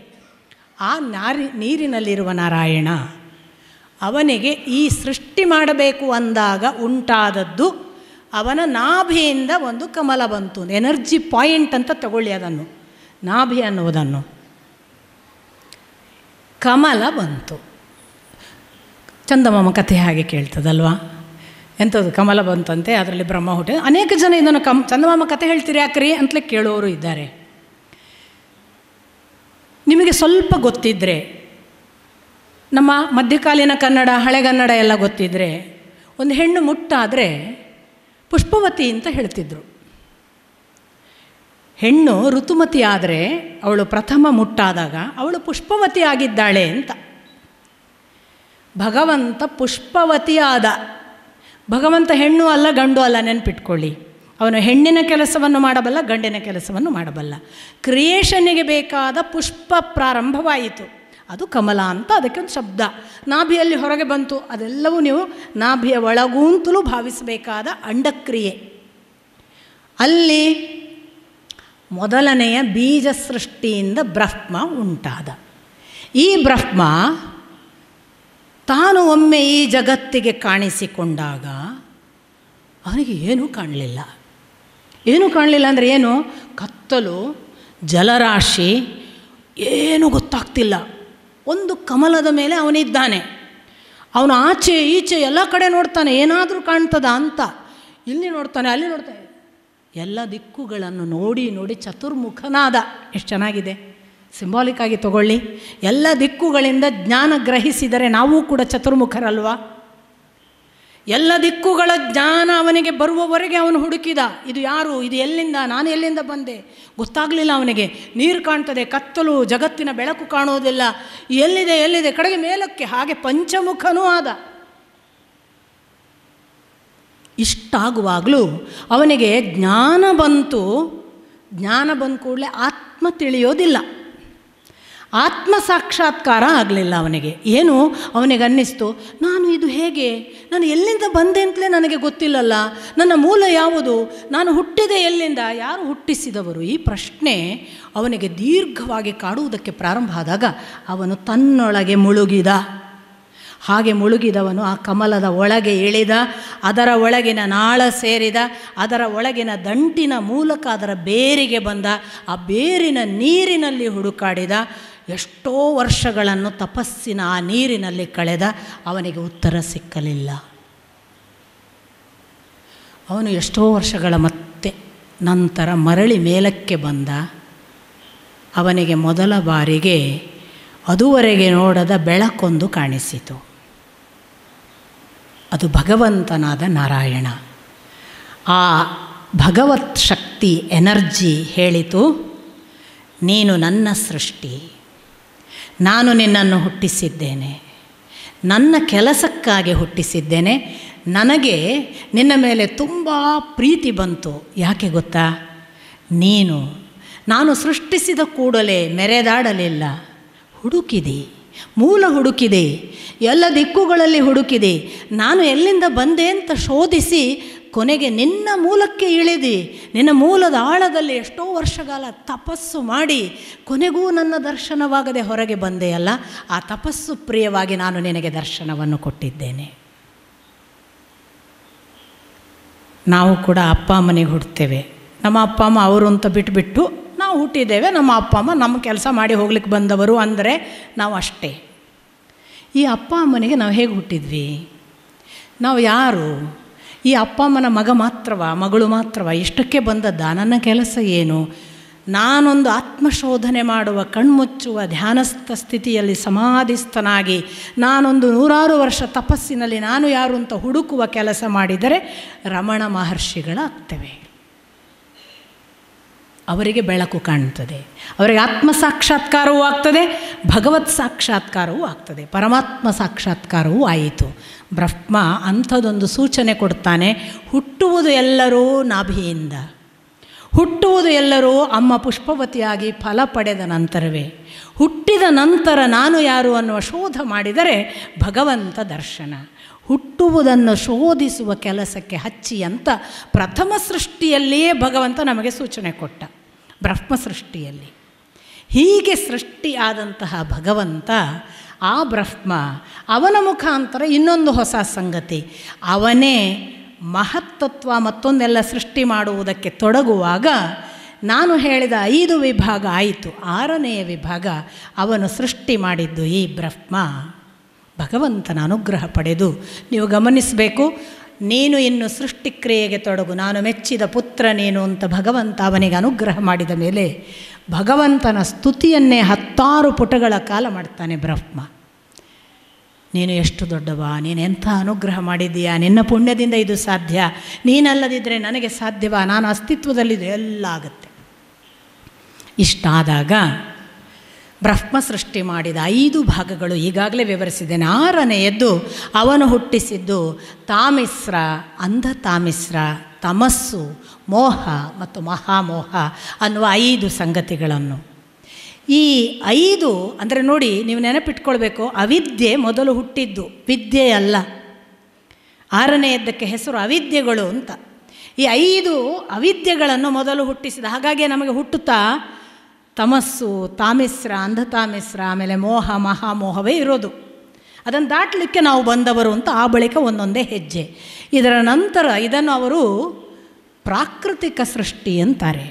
ಇನ್ನು ವೈಕಾರಿಕ ಸೃಷ್ಟಿಗೆ ಬಂದಾಗ ಅದರಲ್ಲಿ ಸ್ಥಾವರಗಳು ಅಂತ ಸೃಷ್ಟಿ. ನೋಡಿ, ಸ್ಥಾವರಗಳಲ್ಲಿ ಅವರು ಹೇಳುವುದು ಒಂದು ಬಹಳ ವಿಶೇಷ, ಅಂದರೆ ಇದೆಲ್ಲ ಅಂಡರ್ಸ್ಟ್ಯಾಂಡಿಂಗ್ ಅವರಿಗೆ ಎಷ್ಟು ಚೆನ್ನಾಗಿತ್ತು ಆಗಿನ ಕಾಲದವರಿಗೆ. ಸ್ಥಾವರ ಸೃಷ್ಟಿ ಅಂದರೆ ಚಲಿಸದೇ ಇರುವ ಸೃಷ್ಟಿಗಳು, ಒಂದೇ ಕಡೆ ಇರುವವುಗಳು. ಅವುಗಳನ್ನು ವನಸ್ಪತಿಗಳು, ಔಷಧಿಗಳು, ಲತೆಗಳು, ಬಿದುರು ಮೊದಲಾದ ಈ ತ್ವಕ್ಸಾರಗಳು, ಚರ್ಮದಿಂದಲೇ ಎಲ್ಲ ಆಹಾರ ತಗೊಳ್ಳೋದು ನೋಡಿ, ಬಿದುರು ಮೊದಲಾದವುಗಳು, ವಿರುಧಗಳು ಅಂತ, ಕೆಲವು ದ್ರುಮಗಳು ಅಂತ. ಈ ವೃಕ್ಷದಲ್ಲಿ 2 ಜಾತಿ. ಯಾವುದು ಅಂದರೆ ಕೆಲವು ಬೀಜ ಬಿಟ್ಟು ಮರ ಆಗುವವು, ಕೆಲವು ಬೀಜವೇ ಇಲ್ಲದೆ ಮರ ಆಗ್ತವೆ ನೋಡಿ, ಟೊಂಗೆಯಿಂದ ಆಗ್ತವೆ, ಅದು ಒಂದು ಕ್ರಮ. ಆದ್ದರಿಂದ ಅದನ್ನು ವಿರುಧ ದ್ರುಮ ಅಂತ ವೃಕ್ಷಗಳಲ್ಲಿ 2 ಜಾತಿ. ಇದು ಬಿಟ್ಟರೆ ಸ್ಥಾವರ ಸೃಷ್ಟಿ ಇಲ್ಲ ಅಂತಾರೆ. ಇದಿಷ್ಟೇ ಕ್ಯಾಟಗರಿ. ವನಸ್ಪತಿ ನಿಮಗೆ ಗೊತ್ತು, ಆರೋಗ್ಯಕ್ಕೆ ಬೇಕಾಗುವಂತಹ ಗಿಡಗಳು. ಔಷಧಿ ಅನ್ನುವುದು ನಾವು ಈಗ ಔಷಧಿ ಅಂತೇವಲ್ಲ, ಅಲ್ಲ. ಔಷಧಿ ಅಂದರೆ ಅನ್ನಕ್ಕೆ ಸಂಬಂಧಪಟ್ಟದ್ದು, ಆಹಾರಕ್ಕೆ ಸಂಬಂಧಪಟ್ಟದ್ದು, ಆಹಾರ ಪದಾರ್ಥಗಳಿಗೆ ಇರುವಂತಹ ಗಿಡ ಮರಗಳು. ಅದಲ್ಲದೆ ಈಗಾಗಲೇ ನಾವು ನೋಡ್ತೇವೆ ಲತೆಗಳು, ಬಳ್ಳಿಗಳು. ಅದು ಅಲ್ಲದೆ ತ್ವಕ್ಸಾರ, ಬಿದಿರು ಮೊದಲಾದ ಜಾತಿ. ಅದರಲ್ಲಿ ಮತ್ತೆ ಬರೇ ತ್ವಕ್ಕಿನಿಂದ, ಚರ್ಮದಿಂದ ಆಹಾರ ಸ್ವೀಕರಿಸುವಂಥವುಗಳು ವಿರುಧ ದ್ರುಮಗಳು. ಇದನ್ನಷ್ಟೇ ಹೇಳ್ತಾರೆ ಸ್ಥಾವರದಲ್ಲಿ. ತಿರ್ಯಕ್ ಜಂತುಗಳು ಅಂತ ನಂತರದ್ದು. ಇದು 8ನೆಯ ಸೃಷ್ಟಿ. ಈ ತಿರ್ಯಕ್ ಜಂತುಗಳು ಅಂದಾಗ, ತಿರ್ಯಕ್ ಅಂದರೆ ಅಡ್ಡಡ್ಡ ಅಂತ, ಅಂದರೆ ಹೀಗೆ ಬೆಳೆಯುವವುಗಳು. ಈಗ ವೃಕ್ಷಗಳೆಲ್ಲ ಹೀಗೆ ಬೆಳೆಯುವು. ಅದ್ರ ಬಗ್ಗೆ ಎಷ್ಟು ಚೆನ್ನಾಗಿ ಹೇಳ್ತಾರೆ ಅಂದರೆ, ಇವುಗಳೆಲ್ಲವೂ ಕೂಡ ಕೆಳಗಿನಿಂದ ಆಹಾರ ಸ್ವೀಕರಿಸಿ ಮೇಲಕ್ಕೆ ಬೆಳೆಯುವವು. ಚೆನ್ನಾಗಿದೆ. ಎಲ್ಲ ಸ್ಥಾವರಗಳು ಕೆಳಗಿನಿಂದ ಆಹಾರ ಸ್ವೀಕರಿಸಿ ಮೇಲಕ್ಕೆ ಬೆಳೆಯುವು. ಇವುಗಳಿಗೆ ಜ್ಞಾನಶಕ್ತಿ ಇಲ್ಲ. ಆದರೆ ಒಂದು ಮರಕ್ಕೆ ಇವ ಕಡಿಲಿಕ್ಕೆ ಬಂದ ಅಂತ ಗೊತ್ತಾಗುತ್ತೆ, ಇವ ನೀರು ಹಾಕಲಿಕ್ಕೆ ಬಂದ ಅಂತ ಗೊತ್ತಾಗುತ್ತೆ ಅಂತ ಹೇಳ್ತಾರೆ. ವೇದವ್ಯಾಸರು ಆ ಕಾಲಕ್ಕೆ ಅಂಥದ್ದನ್ನು ದಾಖಲಿಸಿದ್ದಾರೆ. ಅಂದರೆ ಒಂದು ಗಿಡ, ಒಂದು ಮರ ನಿಮಗೆ ಗೊತ್ತಿರಲಿಕ್ಕೆ ಸಾಕು. ಒಂದು ಸರ್ವೆಯ ಪ್ರಕಾರ ನಾವು ಓಡಾಡಿದಲ್ಲಿ ಇರುವಂತಹ ಗಿಡ ತುಂಬ ಚೆನ್ನಾಗಿ ಬೆಳೆದಿರ್ತದಂತೆ, ಮನುಷ್ಯ ಅದರೊಟ್ಟಿಗೆ ಸ್ಪಂದಿಸಿದ್ದು. ಅದೇ ಈಗ ರಸ್ತೆ ಬದಿಯಲ್ಲಿರುವ ಗಿಡಗಳು ಬೆಳೆದ ಹಾಗೆ ರಸ್ತೆಯಿಂದ 600 ಮೀಟರ್ ಆಚೆಗಿರುವ ಗಿಡಗಳು ಬೆಳೆಯೋಲ್ಲವಂತೆ. ಸ್ಪಂದನ. ನಾವು ಏನೇನೋ ಮಾಡ್ತೇವೆ ನೋಡಿ, ಎಚ್ಚರ ಇರಬೇಕು. ಟೊಂಗೆ ಕಡಿತೇವೆ, ಒಂದು ಹೈವೇ ಆಗಬೇಕಂದ್ರೆ ಸಾವಿರಾರು ಗಿಡಗಳನ್ನು ಕಡಿದು ಒಗೆದು ಬಿಡ್ತೇವೆ. ಅವುಗಳಿಗೆಲ್ಲ ಗೊತ್ತಿದೆ, ಜ್ಞಾನ ಇದೆ, ಪ್ರಕಟಣೆ ಇಲ್ಲ. ಪ್ರಕಟಣೆ ಇಲ್ಲದೇ ಇದ್ದರೆ ಅವುಗಳ ಅಪರಾಧಿಗಳ, ನಮ್ಮಿಂದ ಕಡಿಸಿಕೊಳ್ಳಿಕ್ಕೆ ಬಂದವುಗಳ. ಸ್ವಲ್ಪ ನಾವು ನಮ್ಮ ಜೊತೆಗಿರುವ ಜೀವವನ್ನು ಯೋಚನೆ ಮಾಡಲ್ವಲ್ಲ. ನಾವು ಬೆಳೆದ್ರಾಯ್ತು, ನಮಗೆ ಹೈವೇ ಆದರೆ ಆಯಿತು, ಹೋಗಲಿ ಬಿಡಿಪ್ಪ. ಹೈವೇ ಆಗಬೇಕು ಅಂತ ಮರ ಕಡ್ದ ಒಬ್ಬ ಮನುಷ್ಯ, ಒಬ್ಬ ರಾಜಕಾರಣಿ, ಒಬ್ಬ ಅಧಿಕಾರಿ, ಒಬ್ಬ ಸರಕಾರದ ಪ್ರತಿನಿಧಿ ಆ ಹೈವೇ ಮುಗಿದು ಕೂಡಲೇ ಗಿಡ ನೆಟ್ಟಿದ್ದಾನ ತೋರಿಸಿ ನನಗೆ. ಇವತ್ತು ಚತುಷ್ಪಥ ಎಷ್ಟಾಯಿತು? ಯಾವ ಎಲ್ಲ ಚತುಷ್ಪಥಗಳಲ್ಲಿ ಬಹಳ ಆರಾಮಾಗಿ ತಿರುಗುವ ನಾವು ಅಲ್ಲಿ ಮರ ಇಲ್ಲ ಅಂತ ಗೊಣುತ್ತೇವೆ. ಯಾವನಾದರೂ ಯಾಕೆ ಗಿಡ ನೆಡಲಿಲ್ಲ ಕೇಳಿದ್ದೇವಾ? ಚತುಷ್ಪಥಕ್ಕೆ ಕಡಿದ ಮರಗಳ ಸಂಖ್ಯೆಯ ಡಬಲ್ ನೆಡಬೇಕಿತ್ತಲ್ಲ. ನಟ್ರ ಬದುಕಿಸಿದ್ರೆ 5 ವರ್ಷ ನೀರು ಹಾಕಿದರೆ ಸಾಕು, 10, 20, 100 ವರ್ಷಗಳ ಕಾಲ ನೆರಳು ಕೊಡ್ತವೆ. ನಾವು ಮಾಡಿದ್ದೇವಾ? ಎಂಥ ದುರಾತ್ಮರಾಗಿ ಬೆಳೀತೇವಲ್ಲ, ಎಂಥ ಸ್ಪಂದನಗಳನ್ನು ಕಳ್ಕೊಳ್ತೇವಲ್ಲ. ವೃಕ್ಷ ಅಂಥದ್ದೊಂದು ಜ್ಞಾನ ಶಕ್ತಿ ಉಳ್ಳದ್ದು. ಅದಕ್ಕೆ ಕಡಿಯುವವನು ಬಂದಾಗ ಕಡಿತಾನೆ ಅಂತ ಗೊತ್ತಾಗುತ್ತೆ, ಇವ ನೀರು ಹಾಕ್ತಾನೆ, ಪೋಷಿಸ್ತಾನೆ ಅಂತ ಗೊತ್ತಾಗ್ತದೆ. ಅಂದರೆ ಅದಕ್ಕೊಂದು ಜೀವಸ್ಪಂದನ ಇದೆ ಅನ್ನೋದನ್ನು ವೇದವ್ಯಾಸರು ಅಷ್ಟು ಸುಂದರವಾಗಿ ದಾಖಲಿಸಿದರು. ಅದು ಸ್ಥಾವರ. ತಿರ್ಯಕ್ ಜಂತುಗಳು, ಇದು ಮರ ಹೀಗೆ ಬೆಳೆಯಿತು, ಅಡ್ಡಡ್ಡ ಬೆಳೆಯುವವುಗಳು ಪ್ರಾಣಿ ಪಕ್ಷಿಗಳು. ಇದರಲ್ಲಿ ಮತ್ತೆ ಅವರು ಕ್ಯಾಟಗರಿ ಮಾಡ್ತಾರೆ. ಪ್ರಾಣಿಗಳಲ್ಲಿ ದ್ವಿಶಫ, ಒಟ್ಟು 28 ಜಾತಿ ಅಂತ ಹೇಳ್ತಾರೆ. ಪ್ರಾಣಿ ತಿರ್ಯಕ್ ಜಂತುಗಳು, ಅಡ್ಡಡ್ಡ ಬೆಳೆಯುವ ಎಲ್ಲ ಪ್ರಾಣಿಗಳು 28 ಜಾತಿ. ಆಮೇಲೆ ಅವುಗಳು ಎಡದಿಂದ ಊಟ ಮಾಡಿದರೆ ಬಲಕ್ಕೆ ಹೋಗುವುದು, ಅಥವಾ ಬಲದಿಂದ ಊಟ ಮಾಡಿ ಎಡಕ್ಕೆ ಹೋಗುವುದು. ಒಟ್ಟಿನಲ್ಲಿ ಅಡ್ಡಡ್ಡ ಬೆಳೆಯುವುದು. ಇವುಗಳಿಗೆ ಜ್ಞಾನಶಕ್ತಿ ಪ್ರಕಟಿಸಿ ವ್ಯಕ್ತಪಡಿಸುವಷ್ಟು ಇಲ್ಲ. ಇಷ್ಟ ಅನಿಷ್ಟಗಳು ವಾಸನೆಯಿಂದ ಗೊತ್ತಾಗ್ತವೆ, ಕಾಲಜ್ಞಾನ ಇಲ್ಲ ಅಂತ ಬರೀತಾರೆ ಈ ಪ್ರಾಣಿಗಳಿಗೆ. ಇಷ್ಟು ಬರೆದು ಆ ಪ್ರಾಣಿಗಳಲ್ಲಿ ಗೊರಸು 2 ಇರುವಂಥವುಗಳು ದ್ವಿಶಫ ಅಂತಾರೆ. ದ್ವಿಶಫ ಅಂದರೆ 2 ಗೊರಸು ಉಳ್ಳವು. ಅದಕ್ಕೆ ಲಿಸ್ಟ್ ಮಾಡ್ತಾರೆ. ಏಕಶಫ ಅಂತ ಹೇಳ್ತಾರೆ, ಒಂದೇ ಗೊರಸು ಇರುವಂಥದ್ದು. ಅದಕ್ಕೆ ಆ 6 ಹೆಸರುಗಳನ್ನು, ಕತ್ತೆ, ಹೆಸರುಗತ್ತೆ, ಕುದುರೆ, ಅದರಲ್ಲಿ ಗೌರ, ಶರಭ ಮತ್ತು ಚಮರಿ ಮೃಗ ಅಂತ ಹೇಳ್ತಾರೆ. ಈ ಗೌರ ಶರಭ ನಮ್ಗೆ ಗೊತ್ತಾಗಲ್ಲ, ಶರಭ ಕೇಳಿ ಆದರೂ ಗೊತ್ತಿದೆ, ಅವ್ರು ಹೇಳ್ತಾರೆ 6. ಏಕಶಫ 6. ಈ ದ್ವಿಶಫಗಳು ಅಂತ ನಾನು ಹೇಳಿದ್ನಲ್ಲ, 2 ಗೊರಸೆರಡು ನಿಮಗೆ ನಾವು ಎಲ್ಲ ನೋಡುವಂಥದ್ದೇ. ಅದರಲ್ಲಿ ಕೋಣ, ಹುಲ್ಲೆ, ಹಂದಿ, ಟಗರು, ಒಂಟೆ, ಎತ್ತು ಇವೆಲ್ಲ ಅದರಲ್ಲಿ ಬಂತು. ರುರುಮೃಗ ಅಂತ ಒಂದು ಹೇಳ್ತಾರೆ, ನೀಲಗವಯ ಅಂತ ಒಂದು ಹೇಳ್ತಾರೆ. ಇವೆಲ್ಲ ಅವುಗಳು 9, ಇವು 6 ಏಕಶಫ. ಇನ್ನು 12 ಪಂಚನಖಗಳು ಅಂತ 5 ಉಗುರಿರುವವುಗಳು. ಹುಲಿ, ಸಿಂಹ, ಮಂಗ, ನರಿ, ಕತ್ತೆ, ನರಿ, ತೋಳ, ನಾಯಿ, ಮೊಲ, ಮುಳ್ಳುಹಂದಿ, ಹೀಗೊಂದು ಆಮೆ, ಉಡ, ಆನೆ ಎಲ್ಲ 5 ಉಗುರಿನವುಗಳು. ಇವುಗಳನ್ನು 12 ಅಂತಾರೆ. 12, 6, 18, 9, 27 ಆಯಿತು. ಇನ್ನು 1 ಜಲಚರ ಮೊದಲಾದ ಪ್ರಾಣಿಗಳು, ಪಕ್ಷಿಗಳು. ಅದನ್ನು ಒಂದೇ ಅಂತ ಕ್ಯಾಟಗರಿ ಮಾಡ್ತಾರೆ. ಈ ಪಕ್ಷಿಗಳಲ್ಲಿ ಕಂಕ, ಗೃಧ್ರ, ಗರುಡ, ಆಮೇಲೆ ಹಂಸ, ಸಾರಸ, ಚಕ್ರವಾಕ, ನವಿಲು, ಗೂಬೆ, ಕಾಗೆ ಇವುಗಳನ್ನು ಒಂದು ಕ್ಯಾಟಗರಿ ಮಾಡ್ತಾರೆ. ಒಟ್ಟು 28 ತಿರ್ಯಕ್ ಜಂತುಗಳು. ಈ 28 ಅಲ್ಲದ 29 ಇಲ್ಲ ಅಂತ ಅವರ ಚಾಲೆಂಜ್. ಈ ಕ್ಯಾಟಗರಿ ಬಿಟ್ಟರೆ ಇನ್ನೊಂದು ಇಲ್ಲ ಅಂತ. ವೆರಿ ಇಂಟ್ರೆಸ್ಟಿಂಗ್ ಲೆಕ್ಕಾಚಾರಗಳು. ಇಷ್ಟನ್ನು ಹೇಳಿ 9ನೆಯ ಸೃಷ್ಟಿ ಮನುಷ್ಯ. ಮನುಷ್ಯನಿಗೆ ಅವರು ಕೊಡುವ ವಿವರಣೆ, ಈ ಮನುಷ್ಯನಲ್ಲಿ ವಿವಿಧ ಜಾತಿ ಇಲ್ಲ.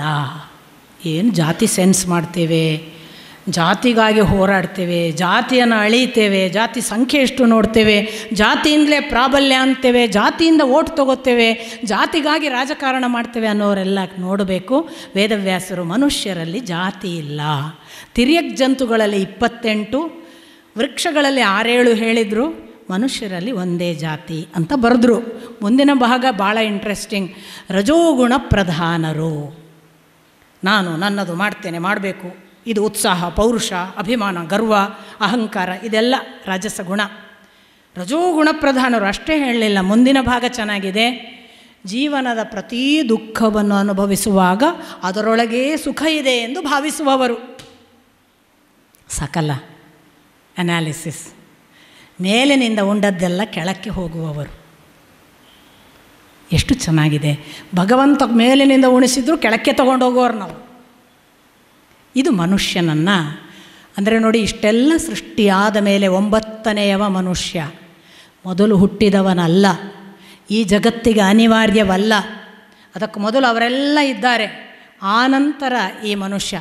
ಏನಾಯಿತು, ಬೇರೆ ಧರ್ಮದಲ್ಲಿ ಈ ಪ್ರಕೃತಿ, ಈ ನದಿ, ಈ ನೀರು, ಈ ಜಲ, ಈ ಅಗ್ನಿ ಪ್ರತಿಯೊಂದು ಕೂಡ ನಿನಗಾಗಿ ಸೃಷ್ಟಿಸಿದೆ ಅಂತ ಧರ್ಮಗ್ರಂಥಗಳು ಹೇಳ್ತವೆ. ಆದ್ದರಿಂದಲೇ ಪ್ರಕೃತಿಯನ್ನು ದುಷ್ಟ ರೀತಿಯಿಂದ ಬಳಸಬಹುದು, ನಾನು ಅದರ ಸ್ವಾಧೀನ ಮಾಡಿಕೊಳ್ಳುವ ಅಧಿಕಾರಿ ಅನ್ನುವ ಭಾವ ಅಲ್ಲೆಲ್ಲ ಬಂತು. ನಮ್ಮಲ್ಲಿ ಬರಬಾರ್ದಿತ್ತು. ನಿನಗಾಗಿ ಸೃಷ್ಟಿಸಿದ್ದಲ್ಲ, ಭಗವಂತ ತನ್ನ ಅಪೇಕ್ಷೆಯಿಂದ ಇದನ್ನು ಸೃಷ್ಟಿಸ್ತಾ ನಿನ್ನನ್ನು ಸೃಷ್ಟಿಸಿದ್ದಾನೆ. ಇದಕ್ಕೆ ನೀನು ಋಣಿಯಾಗಿದ್ದುಕೊಂಡು ಬದುಕುವಂತ ನಮ್ಮ ಧರ್ಮ, ನಮ್ಮ ಮಾತು. ಆ ನಂತರ 10ನೆಯ ಸೃಷ್ಟಿ ಬ್ರಹ್ಮ ಮಾಡಿದ್ದು ಅದೇ ನಾವು ಈಗ ಹೇಳುವ ಋಷಿ ಮುನಿಗಳು, ದೇವತೆಗಳು, ರಾಕ್ಷಸರು, ಯಕ್ಷರು, ಗಂಧರ್ವರು, ಅಪ್ಸರಸ್ಸುಗಳು ಅಥವಾ ಚಾರಣರು, ಸಿದ್ಧರು ಎಲ್ಲರೂ ಅಲ್ಲಿ ಬಂದರು. ಅದು 10ನೆಯ ಸೃಷ್ಟಿ. ಇದು ಬ್ರಹ್ಮ 10 ಸೃಷ್ಟಿ ಮಾಡಿದ ಅಂತ ಇತ್ತ ಮೈತ್ರೇಯಿಗಳು ವಿದುರನಿಗೂ, ಅತ್ತ ಶುಕಮುನಿಗಳು ಪರೀಕ್ಷಿತನಿಗೂ, ಈ ಕಡೆಯಿಂದ ಶೌನಕಾದಿಗಳಿಗೆ ಸೂತ ಪುರಾಣಿಕರು, ನಾವು ನೀವುಗಳು ಪರಸ್ಪರ ಭಾಗವತದ ಭಾಗವನ್ನು ಕೇಳ್ತಿದ್ದೇವೆ. ಆಗ ಹೇಗೆ ಸೃಷ್ಟಿ ಮಾಡಿದ? ನೀನೇ ಹೇಳಿದಿ, ಕಾಲಕ್ಕನುಗುಣವಾಗಿ ಸೃಷ್ಟಿ ಮಾಡಿದ. ಏನು ಕಾಲ ಅಂದರೆ ಅಂತ ವಿದುರರು ಕೇಳ್ತಾರೆ. ಆಗ ಕಾಲದ ಬಗ್ಗೆ ಬಹಳ ಅದ್ಭುತವಾದ ವಿವರಣೆಯನ್ನು ಮೈತ್ರೇಯಿಗಳು ಕೊಡ್ತಾರೆ. ಅವರು ಹೇಳ್ತಾರೆ, ಅಪ್ಪ, ಕಾಲ ಅನ್ನುವುದು ತನ್ನಷ್ಟಕ್ಕೆ ಇರುವ ಭಗವಂತನಿಗೆ ಅಧೀನವಾಗಿ ಇರುವಂಥ ವಸ್ತು. ಅಂದರೆ ಭಗವಂತ ಕಾಲಾತೀತ, ಅವನಿಗೆ ಕಾಲ ಬೇಡ, ಅವನು ಅದರ ಆಚೆಗಿನವನು. ಆದರೆ ಅವನು ಸೃಷ್ಟಿಗಾಗಿ ಅದನ್ನು ಆವಾಹಿಸಿಕೊಳ್ತಾನೆ. ಯಾವ ಕಾಲವನ್ನು ಆವಾಹಿಸಿಕೊಳ್ತಾನೆ? ಏನು ಕಾಲ ಅಂದರೆ ಮೈತ್ರೇಯಿಗಳು ಹೇಳ್ತಾರೆ, ಪರಮಾಣು ಅಂತ ಒಂದು ಅಂಶ ಇದೆ. ಅದು ಅತ್ಯಂತ ಸೂಕ್ಷ್ಮತಮ ಅಂಶ. ಯಾವುದನ್ನು ಇನ್ನೂ ವಿಭಾಗಿಸಲಿಕ್ಕೆ ಬರುವುದಿಲ್ಲವೋ ಅದು ಪರಮಾಣು. ಯಾವುದು ಬದಲಾವಣೆಗೆ ಒಳಗಾಗುವುದಿಲ್ಲವೋ ಅದು ಪರಮಾಣು.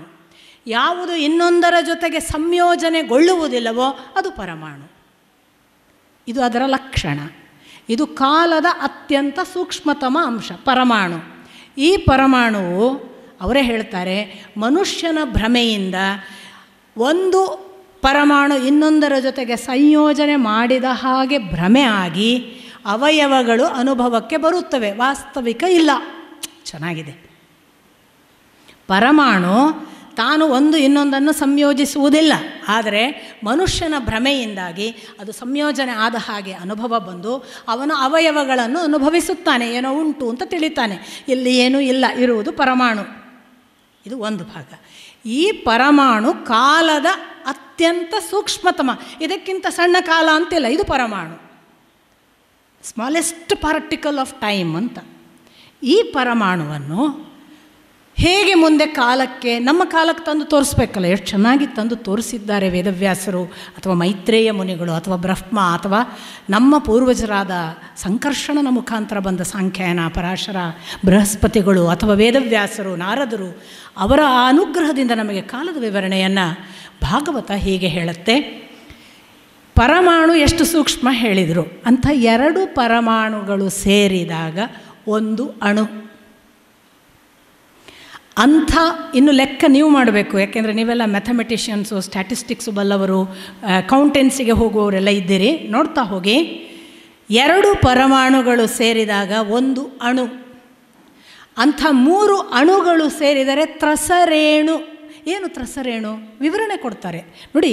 ಯಾವುದು ಕೂಡ ಅಬ್ಸರ್ಡ್ ವಿವರಣೆ ಇಲ್ಲ. ತ್ರಸರೇಣು ಅಂದರೆ ಏನು?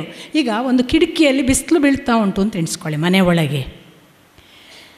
ಆ ಬಿಸಿಲಿನಲ್ಲಿ ಧೂಳ ಕಣಗಳು ಹೀಗೆ ಹೋಗೋದು ಕಾಣ್ತಲ್ಲ, ಅದು ತ್ರಸರೇಣು, ಅದು ಟೈಮು. ಎಷ್ಟು ಚೆನ್ನಾಗಿದೆ ಅಂದರೆ ಆ ಸ್ಪೀಡು ಒಂದು ಟೈಮ್ ಅಂತ ಅವರದ್ದು, ಅವ್ರ ಲೆಕ್ಕಾಚಾರ. ಆ ಸೂರ್ಯ ಕಿರಣ ಪಾಸ್ ಆಗುವಾಗ ಅಲ್ಲಿ ಒಂದು ಧೂಳು ಹಾಯ್ತದಲ್ಲ, ಅದೊಂದು ಟೈಮ್. ಆ ಟೈಮನ್ನು ಅವರು ತ್ರಸರೇಣು ಅಂದರೆ ಅದು ಎಷ್ಟು? ಅಣುವಿನ 3 ಅಂಶ ಆದಾಗ ಒಂದು ತ್ರಸರೇಣು. ಅಂಥ ತ್ರಸರೇಣುವಿನ 3 ಅಂಶ ಆದರೆ ಒಂದು ತ್ರುಟಿ ಒಂದು ಯುಗವಾಗಿ ಅಂತ ಹಾಡು ಕೇಳಿರ್ಬೋದು ನೀವು. ತ್ರುಟಿ ಅನ್ನೋದೊಂದು ಕಾಲದ ಪರಿಮಾಣ. ಆ ತ್ರುಟಿಯ 100 ಅಂಶ ಸೇರಿದರೆ ಒಂದು ವೇದ. 100 ಅಂಶ ತ್ರುಟಿ ಸೇರಿದರೆ ಒಂದು ವೇದ. ಅಂಥ ವೇದದ 3 ಅಂಶ ಸೇರಿದರೆ ಒಂದು ಲವ. ಅಂಥ ಲವದ 3 ಅಂಶ ಸೇರಿದರೆ ಒಂದು ನಿಮೇಷ. ನೋಡಿ ಬಂತು ನಮ್ಮ ನಿಮಿಷದ ಹತ್ರ ಒಂದು ನಿಮೇಷ.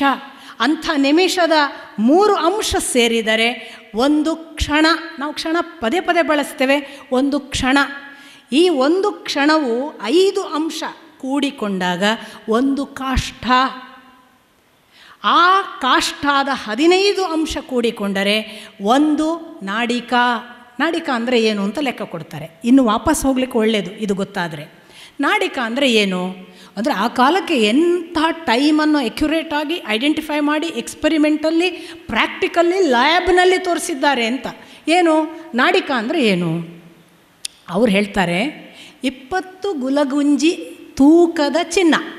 ಗುಲಗಂಜಿ ಗೊತ್ತು ನಿಮಗೆ, ಮಂಜೊಟ್ಟಿ ಅಂತ ಅಂತೇವೆ ಅಂತ ಕಾಣ್ತದೆ ನಮ್ಮ ಭಾಗದಲ್ಲಿ. ಸಣ್ಣ ಕಪ್ಪು ಕಣ್ಣಿರುತ್ತೆ, ಕೆಂಪು ಕಾಯಿ ಸಣ್ಣದಿರುತ್ತೆ. ಅದು 20 ಹಾಕಿದರೆ ಎಷ್ಟಾಗಬೇಕು? ಅಷ್ಟು ತೂಕದ ಚಿನ್ನ ಇರಬೇಕಂತೆ. ಚಿನ್ನ ಅಷ್ಟಿರಬೇಕು. ಆ ಚಿನ್ನದಲ್ಲಿ 4 ಅಂಗುಲದ್ದೇ ಸೂಜಿ ಮಾಡಬೇಕು. ಅದಕ್ಕಿಂತ ದೊಡ್ಡದು ಮಾಡಬಾರ್ದು, ಸಣ್ಣದು ಮಾಡಬಾರ್ದು. ಸೂಜಿ 4 ಅಂಗುಲ ಚಿನ್ನದ ಸೂಜಿ ಒಂದು. ಇದನ್ನು 6 ಫಲ ತೂಕ. ಫಲ ಅನ್ನೋದೊಂದು ಅಣತೆಯ ಪ್ರಮಾಣ. ಫಲ ತೂಕದ ಒಂದು ತಾಮ್ರದ ಪಾತ್ರೆ ತಗೊಳ್ಬೇಕಂತೆ. ನಿರ್ದಿಷ್ಟ ತೂಕದ ತಾಮ್ರದ ಪಾತ್ರೆ. ಅದರ ಬುಡಕ್ಕೆ ಈ ಚಿನ್ನದ ಸೂಜಿಯಿಂದ ತೂತು ಮಾಡಬೇಕು. ತೂತು ಮಾಡಿದ ಆ ಪಾತ್ರೆಯನ್ನು 1 ಸೇರು ನೀರಿನಲ್ಲಿ ಇಡಬೇಕು. ಖಾಲಿ ಪಾತ್ರೆಯನ್ನು 1 ಸೇರು ನೀರು ಇಡುವಂತಹ ಪಾತ್ರೆ, ಕರೆಕ್ಟ್ 1 ಸೇರು ನೀರು ಹಾಕಬೇಕು. ಆ ನೀರಿನಲ್ಲಿ ಈ ಪಾತ್ರೆ ಇಡಬೇಕು. ಇಟ್ಟಾಗ ಏನಾಗುತ್ತೆ? ತೂತಿನಿಂದ ಗುಳ್ಳೆ ನೀರು ಒಳಗೆ ಬರುತ್ತೆ ಅಲ್ವಾ? ಯಾವಾಗ ಅದು ತುಂಬುತ್ತಲ್ಲ, ಕೆಳಗಿನ ನೀರೆಲ್ಲ ಬಂದು ತಾಮ್ರದ ಪಾತ್ರೆಗೆ, ಅದು ಒಂದು ನಾಡಿಕ. ಏನು ಕ್ಯಾಲ್ಕುಲೇಷನ್! ಈ ಒಂದು ನಾಡಿಕಾವು 2 ಆದರೆ, ಅವರು ಮತ್ತೆ ಮುಂದುವರಿತಾ ಹೇಳ್ತಾರೆ, ನಾಡಿಕ 2 ಆದರೆ ಒಂದು ಮುಹೂರ್ತ. ಎಲ್ಲ ಪುರೋಹಿತರು, ಸ್ವಲ್ಪ ಶಾಸ್ತ್ರಜ್ಞರು ಎಲ್ಲರಿಗೂ ಗೊತ್ತು. ಒಂದು ಮುಹೂರ್ತ ಅಂದರೆ 48 ನಿಮಿಷ ನಮ್ಮ ಲೆಕ್ಕಾಚಾರಕ್ಕೆ ಬಂತು. ಇದನ್ನಿನ್ನು ಮೈನಸ್ ಮಾಡ್ತಾ ಹೋಗಿ ನೀವು, ಗೊತ್ತಾಗ್ಬಿಡುತ್ತೆ ಅಣು ಅಂದರೆ ಏನು, ಪರಮಾಣು ಅಂದರೆ ಏನು ಅಂತ. ಈ 48 ನಿಮಿಷದ ಮುಹೂರ್ತ ಸಪೋಸ್ 7 ಬಾರಿ ಮಲ್ಟಿಪ್ಲೈ ಆದರೆ ಒಂದು ಯಾಮ, ಒಂದು ಜಾಮ ಅಥವಾ ಒಂದು ಪ್ರಹರ. ನೋಡಿ, 7 ಅಂದಾಗ ಸುಮಾರು 360ರಿಂದ ಸ್ವಲ್ಪ ಹೆಚ್ಚು ಅಂತ ನಿಮಿಷಗಳು ಅಂದ್ಕೊಳ್ಳಿ. ಆಗ 6 ಗಂಟೆ ಒಂದು ಜಾಮ, ಅದರ 4 ಭಾಗ ಆದಾಗ ಒಂದು ದಿನ. 4 ಜಾಮಗಳಾದಾಗ ಅಥವಾ ಯಾಮಗಳಾದಾಗ ಒಂದು ದಿನ. 2 ಜಾಮ ಆದರೆ ಒಂದು ಹಗಲು ಒಂದು ರಾತ್ರಿ ಅಲ್ವಾ? ಗೊತ್ತಾಗ್ತಿದೆ ನಿಮಗೆ? 12 ಗಂಟೆಗೆ 2 ಜಾಮ ಆಯಿತು, ಅದು ಒಂದು ಹಗಲು. 12 ಗಂಟೆಗೆ ಮತ್ತೆ ಒಂದು ರಾತ್ರಿ ಆಯಿತು, ಅದು ಇನ್ನೊಂದು ಜಾಮ. ಅದಕ್ಕೆ ನಾವು ಬೆಳಗಿನ ಜಾವ ಅನ್ನೋದು. ಶಬ್ದ ಜಾಮವೇ ಜಾವ ಆಗಿರೋದು. ಯಾಮ ಈಗಲೂ ಬಳಕೆಯಲ್ಲಿದೆ. ಪ್ರಹರ ತಿರುಗ್ತಿದ್ದ ಅಂತ ಹೇಳ್ತೇವೆ ನಾವು. ಸೆಕ್ಯೂರಿಟಿಗಳು ತಿರುಗಾಡೋದಕ್ಕೆ ಪ್ರಹರ ತಿರುಗ್ತಾರೆ, ಅವರು ಪ್ರಹರಿಸುವುದು ಅಂತ. ಅಂದರೆ ಇದೆಲ್ಲವೂ ಕೂಡ ಕಾಲ ಪ್ರಮಾಣದ ಜಾಮ. ಅದರಿಂದ ಒಂದು ದಿನ ಆಯಿತು. ಈ ಒಂದು ದಿನವೇ 15 ಆದಾಗ ಒಂದು ಪಕ್ಷ. ಈ ಪಕ್ಷವು 2 ಆದಾಗ ಒಂದು ಮಾಸ, ಶುಕ್ಲ ಪಕ್ಷ ಕೃಷ್ಣ ಪಕ್ಷ ಅಲ್ವಾ? ಅಮಾವಾಸ್ಯೆಗೆ ನಾವು ಕೃಷ್ಣ ಪಕ್ಷ, ಹುಣ್ಣಿಮೆಗೆ ಶುಕ್ಲ ಪಕ್ಷ. 2 ಸೇರಿದರೆ ಒಂದು ಮಾಸ. 2 ಮಾಸ ಒಮ್ಮೆ ಸೇರಿದರೆ ಒಂದಾದರೆ, ಅಥವಾ 2 ಮಾಸದ ಅವಧಿ ಕಳೆದರೆ ಒಂದು ಋತು. ಹಾಗಾಗಿ 6 ಋತುಗಳು ಅಲ್ವಾ? ವರ್ಷದ 6 ಋತುಗಳಲ್ಲಿ 3 ಋತುಗಳಿಗೆ ಒಂದು ಅಯನ, 3 ಋತುಗಳಿಗೆ ಇನ್ನೊಂದು ಅಯನ. ದಕ್ಷಿಣಾಯನ, ಉತ್ತರಾಯಣ. ದಕ್ಷಿಣಾಯನ ಉತ್ತರಾಯಣ 2 ಅಯನಗಳು ಸೇರಿದರೆ 1 ವರ್ಷ, ಅದು 1 ಸಂವತ್ಸರ. ಈ 1 ವರ್ಷ ಇದು ಮನುಷ್ಯನದ್ದು. 2 ಪಕ್ಷಗಳಿದ್ದಾವಲ್ಲ, 1 ಮಾಸ, ಅದು ಪಿತೃದೇವತೆಗಳಿಗೆ 1 ದಿವಸ. ನಮ್ಮ ಹಿಂದೆ ಆಗಿ ಹೋದವರಿಗೆ ಅಂತ ಅಂದ್ಕೊಳ್ಳಿ, ಪಿತೃಗಳನ್ನು ಕಾಯುವ ದೇವತೆಗಳಿಗೆ 1. ಆಮೇಲೆ ಸಪೋಸ್ ಈ 1 ವರ್ಷ ನಮ್ಮ ಲೆಕ್ಕಾಚಾರದಲ್ಲಿ ನಮಗೆ 1 ವರ್ಷ, ದೇವತೆಗಳಿದ್ದಾರಲ್ಲ ಅವರಿಗೆ 1 ದಿವಸ. ನಮ್ಮ 1 ವರ್ಷ ಅವರಿಗೆ 1 ದಿವಸ. ಅವರ 1,000 ವರ್ಷ 1 ಬ್ರಹ್ಮನ ಹಗಲು. ಅವರ 1,000 ಇನ್ನೂ 1,000 ವರ್ಷ ಅದು ಬ್ರಹ್ಮನ ರಾತ್ರಿ. ಈ ಬ್ರಹ್ಮನ ರಾತ್ರಿಗಳಲ್ಲಿಯೇ ಕಲ್ಪಗಳು ಉಂಟಾಗ್ತವೆ. ಬ್ರಹ್ಮ ಕಣ್ಮುಚ್ಚಿ ಎಲ್ಲ ಪ್ರಳಯಕ್ಕೆ ಹೋದರೆ ಕಲ್ಪಗಳು ವ್ಯತ್ಯಾಸ ಆಗ್ತವೆ. ಒಂದೊಂದು ಕಲ್ಪಕ್ಕೆ 14 ಮನ್ವಂತರಗಳು. ಆ 14 ಮನ್ವಂತರಗಳಲ್ಲಿ ಈಗ ನಾವಿರೋದು 7ನೆಯ ಮನ್ವಂತರ. ಸ್ವಯಂಭುವ, ಸಾರೋಚಿಷ, ಉತ್ತಮ, ತಾಪಸ, ವೈವಸ್ವತ, ಹೀಗೆ ರೈವತ ಆದಮೇಲೆ ವೈವಸ್ವತ ಮನ್ವಂತರ ನಾವೀಗ ಇರುವಂಥದ್ದು. ಇದರ ನಂತರ ಪುನಃ 7 ಇದ್ದಾವೆ ಅಂತ ಹೇಳ್ತಾರೆ. ಸಾವರಣೆ, ರುದ್ರ ಸಾವರಣೆ, ಬ್ರಹ್ಮ ಸಾವರಣೆ, ದಕ್ಷ ಸಾವರಣೆ, ದೇವ ಸಾವರಣೆ, ಇಂದ್ರ ಸಾವರಣೆ ಅಂತ ಇನ್ನು ಮುಂದೆ ಬರ್ತಾವೆ ಅಂತಾರೆ. ಇನ್ನು 7. ಈಗ ನಾವಿರುವ 7ನೆಯ ಮನ್ವಂತರ ಇದು ಬ್ರಹ್ಮನ 1 ರಾತ್ರಿ, 7ನೆಯದ್ದಾಗಿದೆ. ಇಂಥ ಬ್ರಹ್ಮನ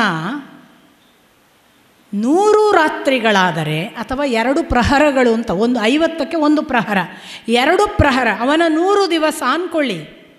ಅವನ 100 ದಿವಸಗಳು ಭಗವಂತನ 1 ನಿಮೇಷ. ಇದು ಲೆಕ್ಕ. ಕೇಳೋಕ್ಕೆ ಚೆನ್ನಾಗಿದೆ, ಅದ್ಭುತವಾಗಿದೆ, ಗಣಿತವೂ ಬಹಳ ಅದ್ಭುತವಾಗಿದೆ. ಆದರೆ ಈ ಕಾಲ ನಮಗೆ ಒಂದು ವಿಸ್ಮಯವನ್ನು ಉಂಟು ಮಾಡಬೇಕು. ಕಾಲದ ಬಗ್ಗೆ ವಿಸ್ಮಯ ಉಂಟು ಮಾಡಲಿಕ್ಕಾಗಿ ಈ ಲೆಕ್ಕವನ್ನು ಅರ್ಥ ಮಾಡಿಕೊಳ್ಬೇಕು. ಯಾಕೆ ಗೊತ್ತಾ? ಭಗವಂತ ಒಂದು ಕಡೆ ಹೇಳ್ತಾನೆ, ಮುಂದೆ ನಿಮಗೆ ಅಜಾಮಿಳನ ಸಂದರ್ಶನದ ಸಂದರ್ಭದಲ್ಲಿ ಬರುತ್ತೆ. ವಿಷ್ಣುದೂತರು ಮತ್ತು ಯಮದೂತರು ಸಂದರ್ಶಿಸಿಕೊಳ್ಳುವಾಗ ಕಾಲ ದೊಡ್ಡವನೋ ಭಗವಂತನೋ ಅಂತ ಒಂದು ಚರ್ಚೆ ಬರುತ್ತೆ. ಅಲ್ಲೊಂದು ಮಾತು ಬರುತ್ತೆ, ಕಾಲ ಭಗವಂತನಿಗೆ ಅಧೀನ. ಯಾರು ಕಾಲವನ್ನು ಗೌರವಿಸುವುದಿಲ್ಲವೋ ಅವರಿಗೆ ಭಗವಂತ ಎಂದೂ ಒಲಿಯುವುದಿಲ್ಲ.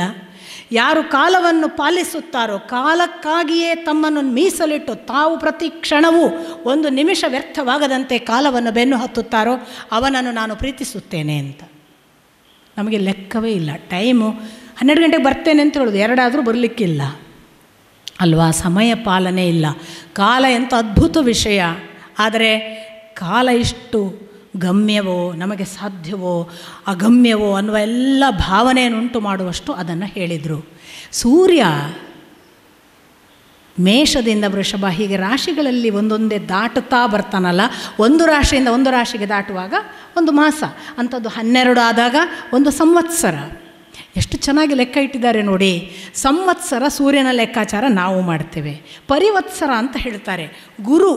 ಗುರುಗ್ರಹ ಅದು ತಾನು ಕೂಡ ತಿರುಗುತ್ತೆ.